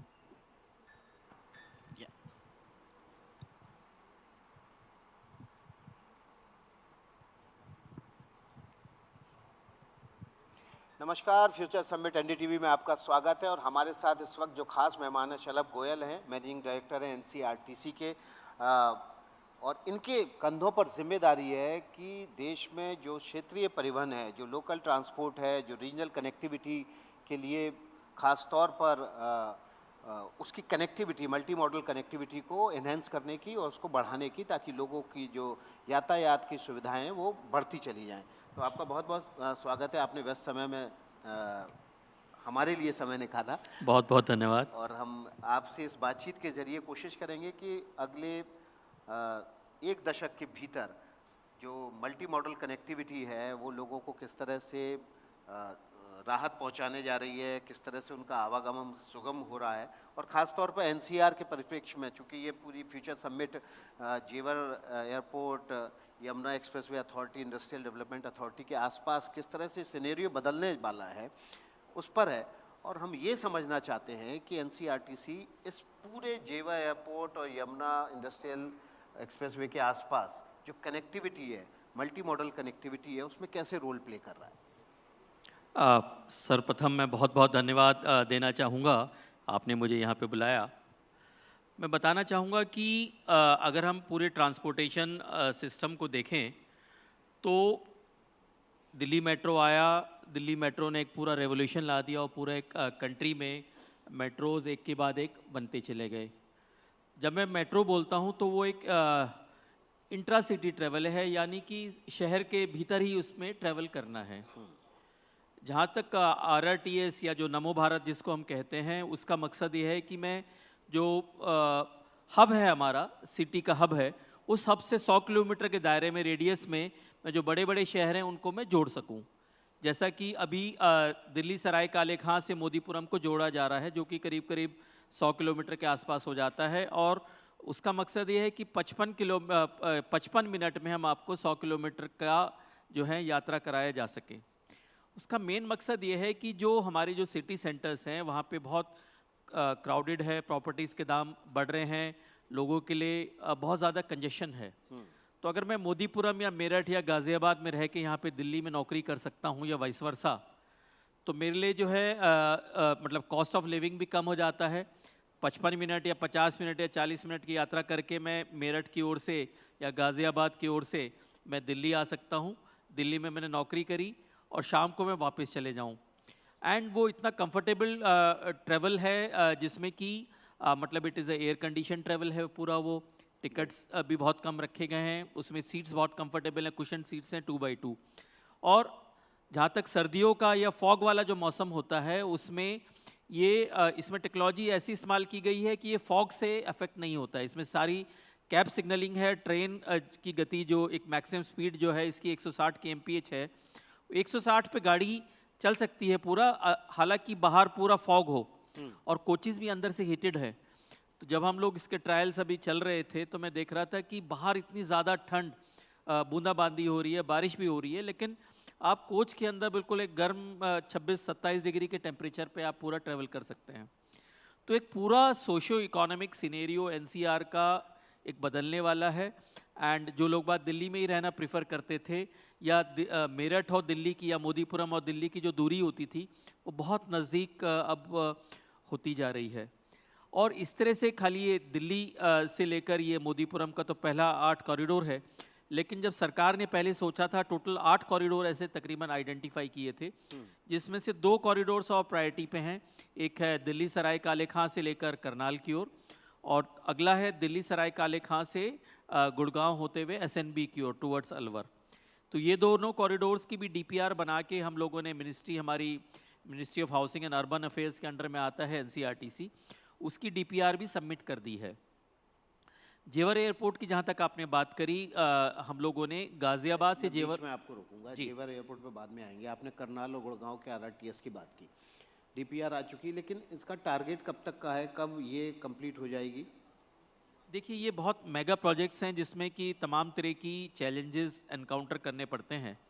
तो दिल्ली मेरठ का हमारा एक्सपीरियंस ये बताता है कि ये 6 साल में प्रोजेक्ट कंप्लीट होगा, जो कि ओरिजिनल टारगेट था 6 साल का, और जून 25 तक कंप्लीट हो जाएगा। तो ये दोनों प्रोजेक्ट्स भी तकरीबन सैंक्शन होने के बाद इनका 5 से 6 साल का हमारा पीरियड रहेगा, जिसमें क्योंकि बहुत सारी स्टेजेस होती हैं, लेकिन डिफरेंट छोटी छोटी स्टेजेस में कुछ ना कुछ हम लोग खोलते जाएंगे, बट फाइनल जो होगा आप मान लें सैंक्शन के बाद तकरीबन 5 से 6 साल। तो मतलब 2030 में आप गुड़गांव और Karnal RRTS high speed train से सफ़र कर रहे होंगे? बिल्कुल, ये उम्मीद की जा सकती है, प्रोवाइडेड ये सैंक्शन हमारा हुए प्रोजेक्ट हमारे दोनों सैंक्शन हो जाएं, जिसकी हमें काफ़ी कुछ उम्मीद है। जी, अब जेवर एयरपोर्ट की बात कर लेते हैं, क्योंकि नया एपिसेंटर जो डेवलपमेंट का, सस्टेनेबिलिटी का, वो जेवर एयरपोर्ट बनता हुआ दिख रहा है, और बहुत हाई पोटेंशियल उस तरफ लोग देख रहे हैं, ना केवल इंडस्ट्री देख रही है, अर्बन पॉपुलेशन भी देख रही है। तो अगर अर्बन पॉपुलेशन उधर शिफ्ट होगी या उसको वहाँ पर जाना आना है अपने काम धंधे के सिलसिले में, तो कनेक्टिविटी बहुत इंपॉर्टेंट होती है। मल्टी मॉडल कनेक्टिविटी की जिम्मेदारी आपके कंधों पे है। RRTS, high speed train, metro, तीनों से कनेक्ट करने की योजना है, दोनों से कनेक्ट करने की योजना है। इस पर आप जो पूरा रीजनल ट्रांसपोर्टेशन सिस्टम है उसमें कैसे बदलाव देखते हैं? बदलाव तो बहुत ज़बरदस्त रूप से पूरे एक क्षेत्र में आने वाला है, क्योंकि हम लोगों ने अभी एक DPR जो है बना के गाज़ियाबाद से जेवर एयरपोर्ट के बीच में एक DPR बना के, जो कि उत्तर प्रदेश सरकार की पहल पर हमें DPR बनाने का कार्य सौंपा गया था, वो DPR बना के हम लोगों ने अपने मंत्रालय ministry of housing and urban affairs को दी है।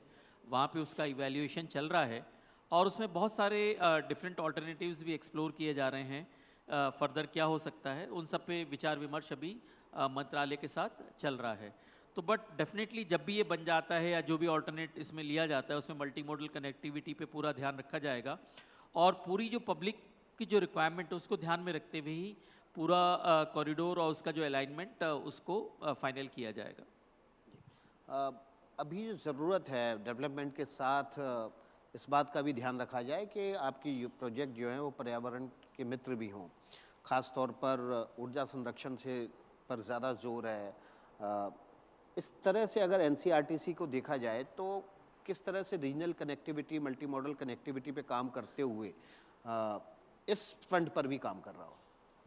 नहीं, ये आपने एक बहुत जिसको बोलते हैं कि इम्पॉर्टेंट चीज़, एक बहुत इम्पॉर्टेंट प्रश्न पूछा है, जो कि NCRTC के लिए एक बहुत इम्पॉर्टेंट माइलस्टोन हम लोग लेके चले हैं। सबसे पहले तो अगर मैं खाली दिल्ली मेरठ कॉरिडोर की बात करूं, तो जब दिल्ली मेरठ कॉरिडोर पूरा बन जाएगा तो करीब 1 लाख व्हीकल्स, मेरे रोड व्हीकल्स जो हैं वो ऑफ द रोड हो जाएंगे। उसके करस्पॉन्डिंग जो है जो मेरा कार्बन डाइऑक्साइड एमिशंस हैं वो मेरे कम हो जाते हैं। मेरा पेट्रोल का जो आयात या इंपोर्ट जो मेरा कम हो जाता है, डीजल का इंपोर्ट कम हो जाता है, और कार्बन फुटप्रिंट्स कम हो जाते हैं। उसके साथ साथ हम लोग सोलर पे बहुत काम कर रहे हैं। सोलर पे करीब हम लोग 11 मेगावाट सोलर हम लोग लगाने के डिफरेंट प्लान है स्टेशंस पे, और जो भी लोकेशन हम लोग मिल रहे हैं। जो पेड़ हम लोगों ने ट्री ट्रांसप्लांटेशन पे काफ़ी जोर दिया है, जिससे कि पेड़ों को कम से कम क्षति पहुंचाई जा सके। वाटर रिसाइकलिंग जिसको बोलते हैं, वाटर रिचार्जिंग ग्राउंड वाटर का, अगर आप दुहाई डिपो में जाके देखें तो पूरा एक बहुत बड़ा ह्यूज सम्प बनाया है, जिसमें पूरे डिपो का पानी इकट्ठा होके आ जाता है, एंड वो पूरा ग्राउंड वाटर को रिचार्ज करता है। उसी तरह से जो है, अगर ऑक्यूपेंसी सेंसर्स हम लोगों ने डिफरेंट कमरों में लगाए गए हैं। सारी जो मशीनरी है सब वो जो है, मतलब उसमें VVVF ड्राइव्स हैं, 3 फेज़ रीजनरेटिव ब्रेकिंग है, हमारी ट्रेन्स में भी रीजनरेटिव ब्रेकिंग है। तो उस तरह से एनर्जी कंजर्वेशन और एनर्जी प्रिजर्वेशन पे बहुत ध्यान दिया गया है, और अगर मेरे एनर्जी बचती है तो मेरे कार्बन फुटप्रिंट बचते हैं, और पर्यावरण के लिए ये काफ़ी मतलब उचित एक दिशा में हम लोग बढ़ रहे हैं, हमें ऐसा लगता है। NCRTC के लिए एक सबक हुआ है क्या इस दौरान जब आप काम कर रहे हैं, कि प्राइवेट और पब्लिक पार्टनरशिप के जरिए जो प्रोजेक्ट लाए जा रहे हैं, उसमें क्या नया प्रयोग करने की ज़रूरत है ताकि ये जो मल्टी मॉडल कनेक्टिविटी है ये और ज़्यादा इसका विस्तृत रूप और विस्तार इसमें हो सके? आपने ट्रिपल पी की बात करी। Triple P I think is the need of the hour, क्योंकि गवर्नमेंट को, सरकार को कोशिश ये करनी चाहिए, जो मुझे लगता है कि अपना पैसा हम कम से कम लगाएं, साथ साथ हम लोग जो हमारे प्राइवेट एंटरप्रेन्योर्स हैं जिनमें फाइनेंशियल मसल है उनको सामने लाएं और वो अपना पैसा लगा सकें, जिससे गवर्नमेंट एंड प्राइवेट एंटरप्रेन्योर्स के लिए दोनों के लिए एक विन विन सिचुएशन और पब्लिक के लिए एक विन विन सिचुएशन बन सके। उसका एक जीवंत उदाहरण है कि जो हम लोगों ने O&M है, ऑपरेशंस एंड मेंटेनेंस ट्रेन्स का दिया है, वो जर्मन रेलवेज़ के ड्यूशबान DB जिसको बोलते हैं, उसको 12 साल का हम लोगों ने कॉन्ट्रैक्ट दिया जिसमें पूरा O&M DB करेगा। जहाँ तक मैं समझता हूँ ये देश में एक पहला अपनी तरह का एक मॉडल है। एंड DB जब आई है, जर्मन रेलवेज़ जो आई है, तो एक बेस्ट ऑफ टेक्नोलॉजी और वहाँ की जो जर्मन रेलवेज़ की जो प्रैक्टिसेस हैं साथ अपने लेके आए हैं। एंड उसमें उनके 2-4 मेन लोग ऊपर के टॉप उनके हैं, बाकी सारा जो लोकल एम्प्लॉयमेंट जनरेशन उसमें हुआ है, जो हमारे गाज़ियाबाद मेरठ कॉरिडोर के अलॉन्ग जो कॉलेजेस हैं उसके बच्चों को रिक्रूट करके जो ट्रेन्स भी चला रहे हैं, स्टेशंस का मेंटेनेंस भी कर रहे हैं, तो एक तरह से लोकल एम्प्लॉयमेंट जनरेशन भी हुआ है। उसी तरह से जो हम लोगों ने रोलिंग स्टॉक ख़रीदा है, वो ख़रीदा है एल्सॉम से, जो कि सावली बड़ौदा में बन रहा है। उसके साथ साथ रोलिंग स्टॉक खरीदने के साथ साथ रोलिंग स्टॉक का मेंटेनेंस भी 15 साल का बंडल अप करके उसको दिया गया है। एंड वो भी एल्सॉम भी एक बेस्ट ऑफ टेक्नोलॉजी लेके आया है। तो ये 2 जीवंत उदाहरण है कि अगर सरकार एंड जो एक प्राइवेट एंटरप्राइजेज अगर हाथ मिला लें और हाथ बढ़ाते हुए चलें और आपकी इंटेंशंस बहुत अच्छी हों, तो definitely country is going to prosper and everyone stands to gain. आप क्षेत्रीय कनेक्टिविटी में काम कर रहे हैं, लेकिन दिल्ली का traffic itself a big problem. आप बाहर से वाहनों का दिल्ली में आने वाले दबाव कम कर देंगे RRTS के ज़रिए, मेट्रो के ज़रिए, कनेक्टिविटी के ज़रिए, लेकिन अभी दिल्ली में जो ट्रैफिक का दबाव है ख़ास तौर पर पीक आवर्स में, उसको कम करने के लिए क्या कोई प्लानिंग की गई है या कोई स्टडी की गई है कि उस दबाव को कैसे कम किया जाए? इसके अतिरिक्त कि जो प्रोजेक्ट अपकमिंग हैं, जो 2030 में, 32 में, 35 में शुरू होंगे, कि बाहर का ट्रैफिक का दबाव कम हो? हम लोग का प्रयास ये है कि लास्ट माइल कनेक्टिविटी हम लोग कैसे दे सकें। मेट्रो अपनी ओर से प्रयासरत है, हम लोग भी प्रयासरत हैं। लास्ट माइल कनेक्टिविटी के लिए एक बहुत चीज़ ज़रूरी है कि जो हमारे जो स्कूटर से, मोटरसाइकिल से या कार से जो लोग बाग चल रहे हैं, उनको मैं लास्ट माइल कनेक्टिविटी कैसे प्रोवाइड कर सकूं जिससे कि वो अपनी गाड़ी छोड़ के मेट्रो में आ सकें और उससे रोड पे कंजेशन कम हो सके। उसके लिए पूरा पार्किंग स्पेसेस पे बहुत ज़्यादा जोर दिया गया है। एंड पूरे इस कॉरिडोर में देखें, अगर दिल्ली मेरठ में करीब करीब 8000 व्हीकल्स का पार्किंग स्पेस क्रिएट किया है। तो जब हम लोग इस पूरे प्रोजेक्ट को कंसीव कर रहे थे, तो पार्किंग स्पेसेस को क्रिएट करना was an integral part of this complete planning process. उसके साथ साथ जो हमारी बसेस हैं, बसेस जो हैं NCRTC के साथ या नमो भारत के साथ compete ना करते हुए बल्कि कॉम्प्लीमेंट करें। उसके कारण से जितने भी बस ऑपरेटर्स हैं, हम लोगों ने यूपी एरिया में, दिल्ली एरिया में हम लोगों ने बात करने की प्रयास किया है। एंड यूपी एरिया में तो काफ़ी कुछ सफलता भी प्राप्त हुई है कि उन लोगों ने करीब करीब 17-18 नए रूट्स आइडेंटिफाई किए हैं जिस पे बसेस चल रही हैं। पुराने रूट जो कि पैरेलल चलते थे नमो कॉरिडोर के, नमो भारत कॉरिडोर के, उसको उन लोगों ने चेंज किया है। इस तरह से हम लोग दिल्ली में भी प्रयासरत हैं कि जो बसेस हैं वो हमारे साथ कॉम्प्लीमेंट करके काम कर सकें। उसी तरह से बहुत सारे जैसे रैपिडो है एंड तरह तरह के जो हमारे जो हमारे ऑपरेटर्स हैं, उनके साथ हम लोग प्रयासरत हैं। MOU भी किए गए हैं जिससे कि एक टैंडम में पूरा काम हो सके एंड लास्ट माइल कनेक्टिविटी हम लोग दे सकें जिससे कि कंजेशन की जो आपने बात करी वो कम हो सके। एक बहुत इंपॉर्टेंट चीज़ इसके लिए होती है multi modal integration. Delhi metro का एक बहुत बड़ा नेटवर्क है जिसने कंजेशन कम करने में एक बहुत इम्पॉर्टेंट रोल अपना अदा किया है ओवर द ईयर्स। हम लोगों का प्रयास ये रहा है कि जहाँ पे भी नमो भारत कॉरिडोर जा रहा है उसको दिल्ली मेरठ कॉरिडोर के साथ उसको DMRC कॉरिडोर के साथ और जो हमारे बस स्टेशन हैं उसके साथ कैसे इंटीग्रेट किया जा सके। फॉर एग्जांपल अगर मैं सराय काले खां जो हमारा नमो भारत का स्टेशन है उसकी बात करता हूँ, बराबर में ही निज़ामुद्दीन रेलवे स्टेशन है, वहाँ पे 2 बस अड्डे भी हैं, 2 DMRC की लाइंस भी आती हैं। सबको हम लोगों ने एक साथ इंटीग्रेट हम लोग कर रहे हैं और ट्रांजिशन पब्लिक का एक कॉरिडोर से दूसरे कॉरिडोर या एक मोड ऑफ ट्रांसपोर्ट से दूसरे मोड ऑफ ट्रांसपोर्ट कैसे सीमलेस हो सके, वो प्रयास किया है हम लोगों ने। और आनंद विहार में अगर देखें तो आनंद विहार में तो हम लोगों ने एक डिटूर लिया है।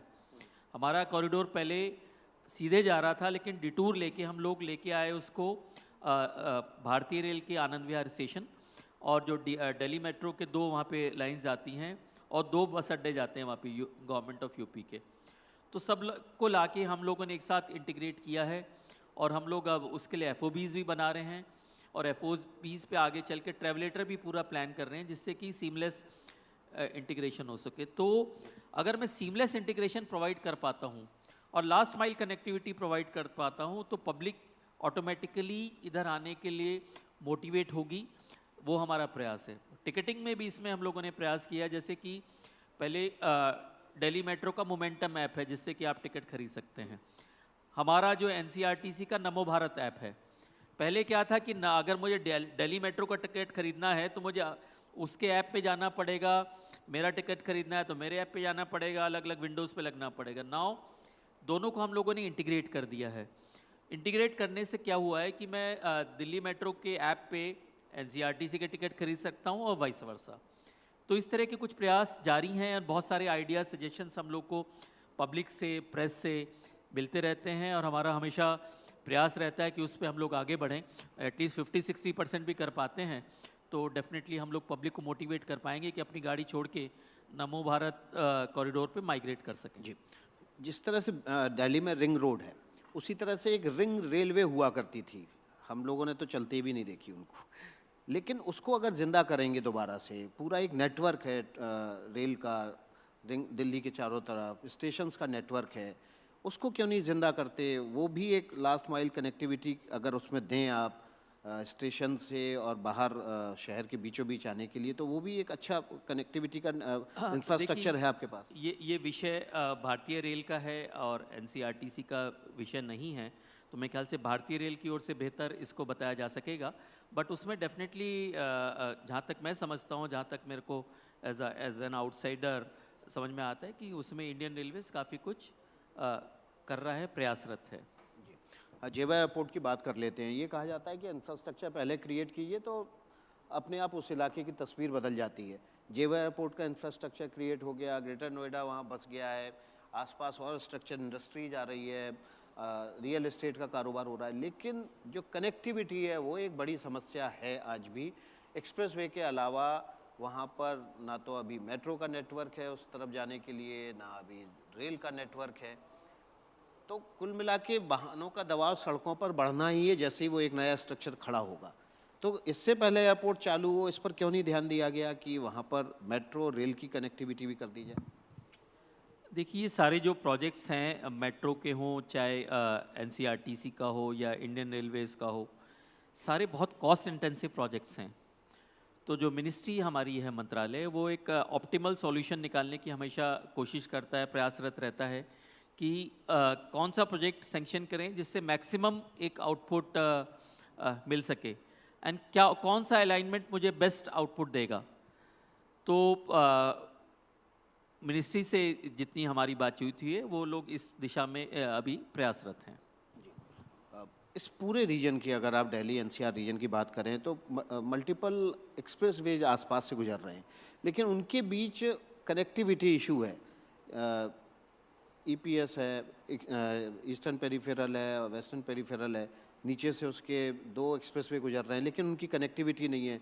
यमुना एक्सप्रेसवे की नहीं है, दिल्ली मुंबई एक्सप्रेसवे है, उनकी कनेक्टिविटी नहीं है। ये कनेक्टिविटी आपको नहीं लगता कि जब ये एक्सप्रेसवे बन रहे थे उन्हीं के साथ उस समय डिज़ाइन कर लेनी चाहिए थी? कनेक्टिविटी देखिए, रोडवेज़ में पूरे कंट्री में एक जाल बिछाया जा रहा है और NCR में भी उस जाल को बिछाया जा रहा है। बट हाँ, मतलब हम लोग का जो एक प्रेशर है, प्रेशर गवर्नमेंट के सामने चैलेंज रहता है कि पॉपुलेशन हमारी बढ़ रही है, नंबर ऑफ़ व्हीकल्स बढ़ रहे हैं, नंबर ऑफ व्हीकल्स एक इकोनॉमिक इंडिकेटर हो जाता है कंट्री के लिए। तो गवर्नमेंट एक पेस रखने की कोशिश करती है, बट जैसा कि मैंने पहले भी कहा कि बहुत कॉस्ट इंटेंसिव प्रोजेक्ट्स हैं, तो प्रायोरिटाइजेशन करने की कई बार आवश्यकता हो जाती है। अगर आप याद करें दिल्ली में आज से 5 साल पहले, या कंट्री में बात करें 5 साल पहले क्या था, या 10 साल पहले क्या था, या 15 साल पहले क्या था, तो हर साल आप पाएंगे कि जो रोडवेज़ का नेटवर्क है, रेलवेज़ का नेटवर्क है, और दिल्ली मेट्रो का नेटवर्क है, या जो अब RRTS आ गया उसका नेटवर्क बढ़ता जा रहा है। तो गवर्नमेंट अपनी ओर से पूरी प्रयासरत है कि कैसे जो इंक्रीजिंग डिमांड्स हैं और जो हमारे कम्यूटर्स की और पब्लिक एट लार्ज की जो एस्पिरेशंस है उसको कैसे फुलफिल किया जा सके। अभी हमने देखा हाल ही में ग्रेटर नोएडा तो बसा ही है, ये तो काफ़ी पुराना मॉडल है, लेकिन बड़े शहरों के आसपास 50-60 किलोमीटर दूर छोटे छोटे अर्बन टेरिटरी क्रिएट करने की ज़रूरत है। जैसा कि यूरोप अमेरिका में होता है कि बड़े शहरों से लोग बड़े शहरों की और 60-70 किलोमीटर दूर से आते हैं और वहाँ छोटी छोटी टेरिटरी क्रिएट होती हैं। तो एक्सप्रेसवे का जो नेटवर्क दिल्ली के आसपास बन रहा है, वहाँ पर इस तरह की अर्बन टेरिटरी क्रिएट करने की ज़रूरत है, ताकि जो उसके आसपास के छोटे शहर हैं उन पर भी आबादी का दबाव कम हो। आपने बिल्कुल सही कहा है। उसका अभी जैसे मैं एग्जांपल देता हूँ, मेरठ में पूरी एक नई टाउनशिप डेवलप की जा रही है और वो आउटकम है जो दिल्ली मेरठ कॉरिडोर बन रहा है। उसी तरह से गाज़ियाबाद में भी जो है पूरी एक टाउनशिप डेवलप की जा रही है, और जिसको हम ट्रांजिट ओरिएंटेड डेवलपमेंट बोल देते हैं एक तकनीकी उसमें। तो ट्रांजिट ओरिएंटेड डेवलपमेंट में गवर्नमेंट ऑफ यूपी का और गवर्नमेंट ऑफ दिल्ली का बहुत ज़्यादा जोर है, और सेंट्रल गवर्नमेंट का भी बहुत ज़्यादा जोर है। तो मुझे पूरी उम्मीद है कि जैसे 2 टाउनशिप मेरठ और गाज़ियाबाद में बनी है, जगह जगह इस टाइप की और टाउनशिप्स बनेंगी, और जिसको एक बोलते हैं अर्बन कॉन्ग्लोमरेशन। तो दिल्ली पे इस टाइप का प्रेशर कम होगा, और वो प्रेशर जो है डिस्ट्रीब्यूट होगा करीब 100 किलोमीटर के दायरे में। आई एम श्योर ऐसा होने वाला है। चलिए, बहुत बहुत शुक्रिया शलभ गोयल जी आपका, आपने NDTV के लिए वक्त निकाला फ्यूचर समिट में, और उम्मीद है कि जो फ्यूचर प्लान्स हैं आपके वो निश्चित रूप से मल्टी मॉडल कनेक्टिविटी को एक नया आयाम देंगे। बहुत बहुत धन्यवाद, थैंक यू सो मच।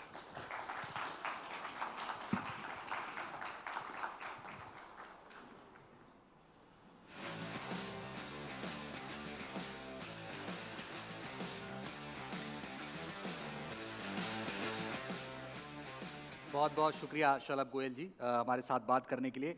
इस कार्यक्रम के लिए यमुना एक्सप्रेसवे औद्योगिक विकास प्राधिकरण का विशेष रूप से धन्यवाद, जिनकी सौजन्य से ये कार्यक्रम हुआ, और साथ ही गौर ग्रुप और भूटानी इंफ्रा का भी बहुत बहुत धन्यवाद, जिनके सहयोग से ये कार्यक्रम आपके लिए लाया गया था। आप सभी का बहुत बहुत शुक्रिया यहाँ आने के लिए और हमारे मेहमानों को सुनने के लिए। बहुत बहुत धन्यवाद।